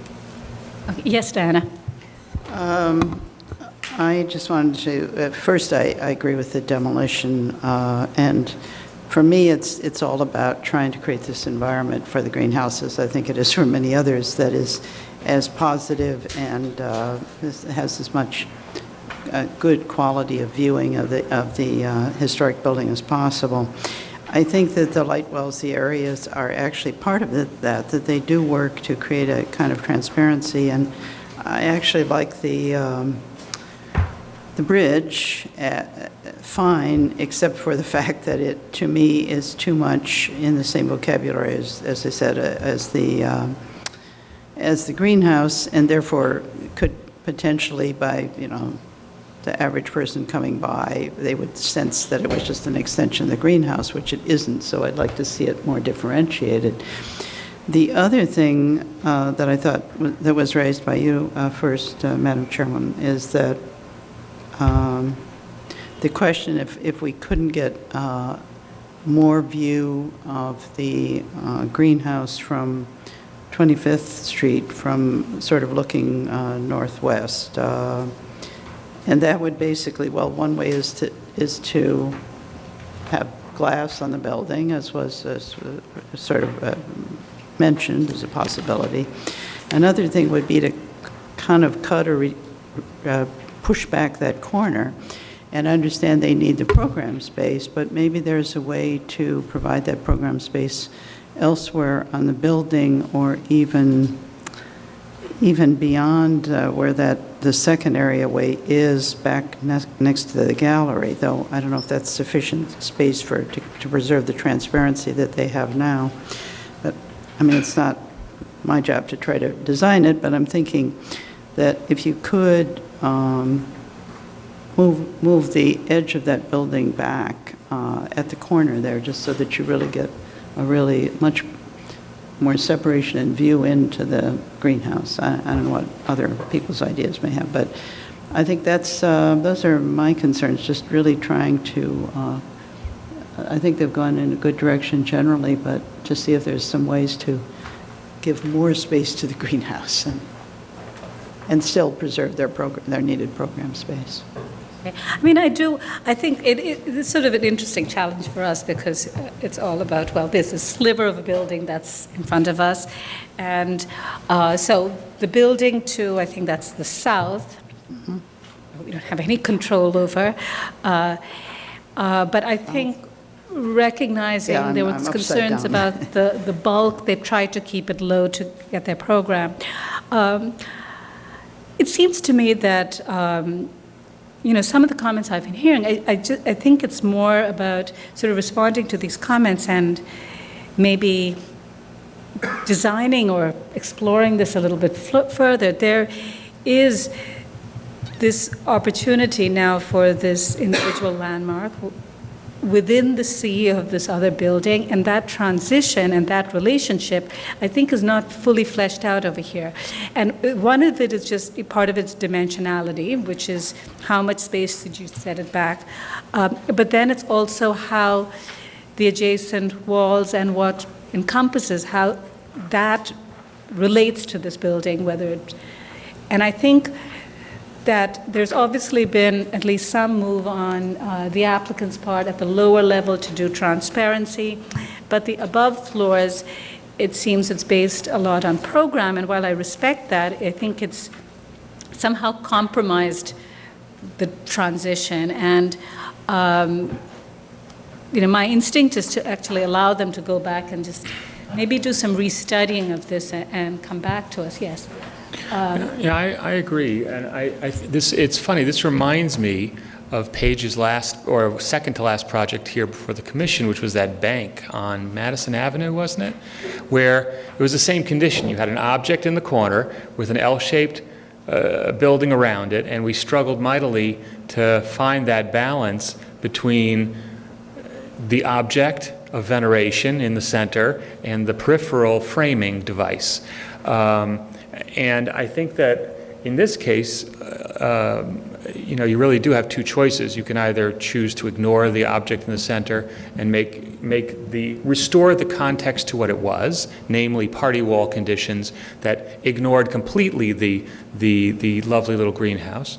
Or you can have your new building turn and face and relate and integrate with the greenhouse. And I think that since the building that's surrounding the greenhouse is adjoining the greenhouse and is absorbing the greenhouse as part of its program, I think that the latter is the way you got to go, whether it's Fred's way, using glass as the communicator, or somehow with more masonry, like Adi's saying. I think that some very clear relationship that doesn't grow from the inside out, but maybe from the outside in a little bit, would be a good thing. The other thing I just wanted to mention is there's a couple of little details that I think that shouldn't get forgotten. Number one, this image. The relationship of the glass rails to the brick, of the glass rails to the new building, they just seem ad hoc. And all right, we opened up the catalog to page 32 and we plugged it in. You've got a brick base, and then you've got that brick base doesn't come to the right height, so you don't put a generic glass railing there. You figure out some way of integrating, the old and the new. I think the connector has the same problem. The connector is like, all right, well, we'll start at the left, we'll move to the right, we'll make a little change. And, I don't think the problem is subtlety. I think the problem is a sense of where to go. Is it copying the greenhouse, or is it saying I'm different? I think that it's trying to have its cake and eat it too. I think it's got to go one way or the other. Personally, I think that having it to be separate would be a good idea. But I think once you develop the language of the surrounding building, you'll have a better idea about how to connect that to the artifact. I mean, my instinct, and I'm open to suggestions, is that this connector should be downplayed. And while it's a sort of a program connection, and I can understand that, but I think it draws so much emphasis because it's trying to be an extension of the greenhouse. So it's almost like you want to run that transom, have a flat roof, make it very, very simple, and restore back whatever the slope of the greenhouse was on that side. And it'll become a smaller, I think it'll just become a smaller element that doesn't draw too much attention to it. And I think the facades, this is going to be sort of a prominent and interesting view.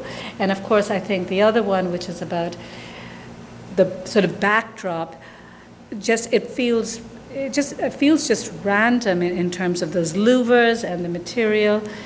And again, I think there are ways to just sort of simplify it and make it work. One other thing, the areaway. The areaway is a great idea, and I think it could be a lovely thing, but as rendered, it seems incredibly arid. And I think that, hey, this was a greenhouse. Maybe you put something green at the bottom of it. Maybe you use it as some way to it's not just a way of getting light down, but it's something you're going to look at. Right now, it doesn't look like much to look at, and I think that... You mean this. Right. And I think that since it is part of the landmark site, and it is certainly a departure from what was there, I think it should be a positive contributor to the landmark experience, and I think now it's not quite there. I would agree, and I think it's sort of a missed opportunity, and one could draw from the idea that a greenhouse is about plants and, I don't know, botany and... Lead would love it. Somehow do something there to make it more interesting. But I also, at least from an interpretive standpoint, it sort of reflects what this traditionally was. Yes, other comments? All right, why don't we ask the applicants to come back? I think that, obviously the commission supports the restoration of the greenhouse, and I think we also recognize that the program is important and a lot of it is off our landmark site, but I think that there have been very interesting suggestions here that I think you can go back and take a look and come back to us and just refine those aspects. Does that make sense? I think on the demolition, I don't think, were there any concerns about that?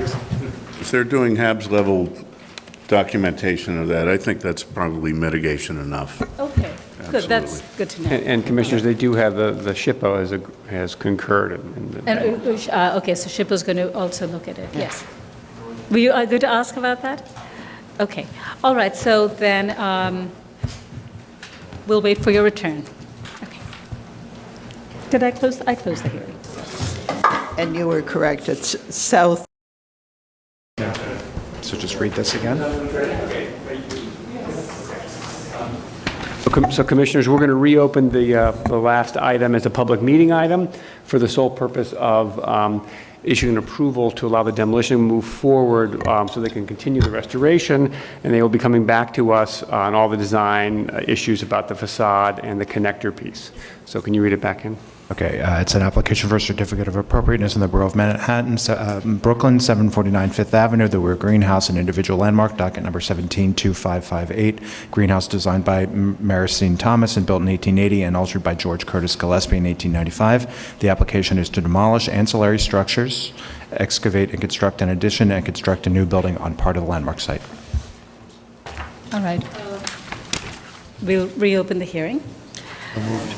Okay, so just on the demolition. There's no hearing. It's not a hearing. Okay, it's a meeting. So we're not going to open the meeting. Oh, it's okay. Just to hearing, somehow acknowledge that we've come back to the table. That's right. I Okay. made a statement. Right.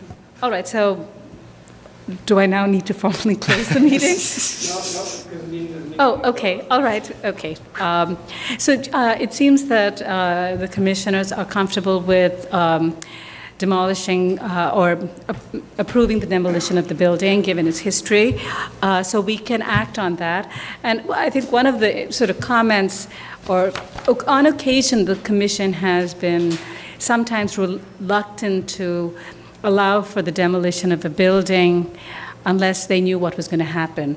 But in this particular case, if the demolition of the building takes place and nothing is developed on the site and the restoration of this building occurs, that would be perfectly fine too. So in other cases, we may be reluctant to see, for example, the removal of a quirky garage without the new building design in front of us. But I think in this particular case, I think the commission feels that a demolition is warranted, and in fact, its replacement isn't necessary for us to approve the demolition. And of course, anything that happens on the landmark site, and their intent is to come back to us and show us the new design, but anything that happens within the landmark site under this proposal or a different proposal would have to come back to us. Right, so we retain control over that corridor right there on that Absolutely. side that we care so much about. Exactly. We're not reconfiguring the landmark lot or anything, so that will always be in our jurisdiction. Right, and implicit, of course, in any approval here is like any other approval. If they start the work and they stop, we retain jurisdiction to require them to do whatever is necessary to protect the building and restore and maintain it so that it can be preserved over time. So. Okay. So if are there any other comments? Otherwise, I can just move to, I'll read the resolution, it's just a little bit complicated. In the matter of, do I read all of this? 749. Oh, okay. In the matter of 749 Fifth Avenue, Weir Greenhouse individual landmark, The application is to demolish ancillary structures, excavate and construct, in addition, and construct a new building on part of the landmark site. I recommend, we note. You can just recommend the approval. fine, It's sorry. a limited, Okay. a partial approval of the Right, application. doing such a great job, okay. I recommend that the ancillary structures, which were later additions, the earlier of which was substantially altered with the removal of the second story, do not contribute to the architectural and historic significance of the greenhouse, and therefore the demolition will not result in the loss of significant intact fabric or architectural features. That the removal of the ancillary structures will support the restoration and adaptive reuse of the greenhouse by exposing the historic structural wall, which will be reglazed within the original metal framing elements of the wall and roof, and that the proposed work will not eliminate significant features from the greenhouse structure. And this relates to the demolition of those additional structures. All in favor? Aye. Any opposed? Okay, this part of the application is approved. Thank you, Commissioners.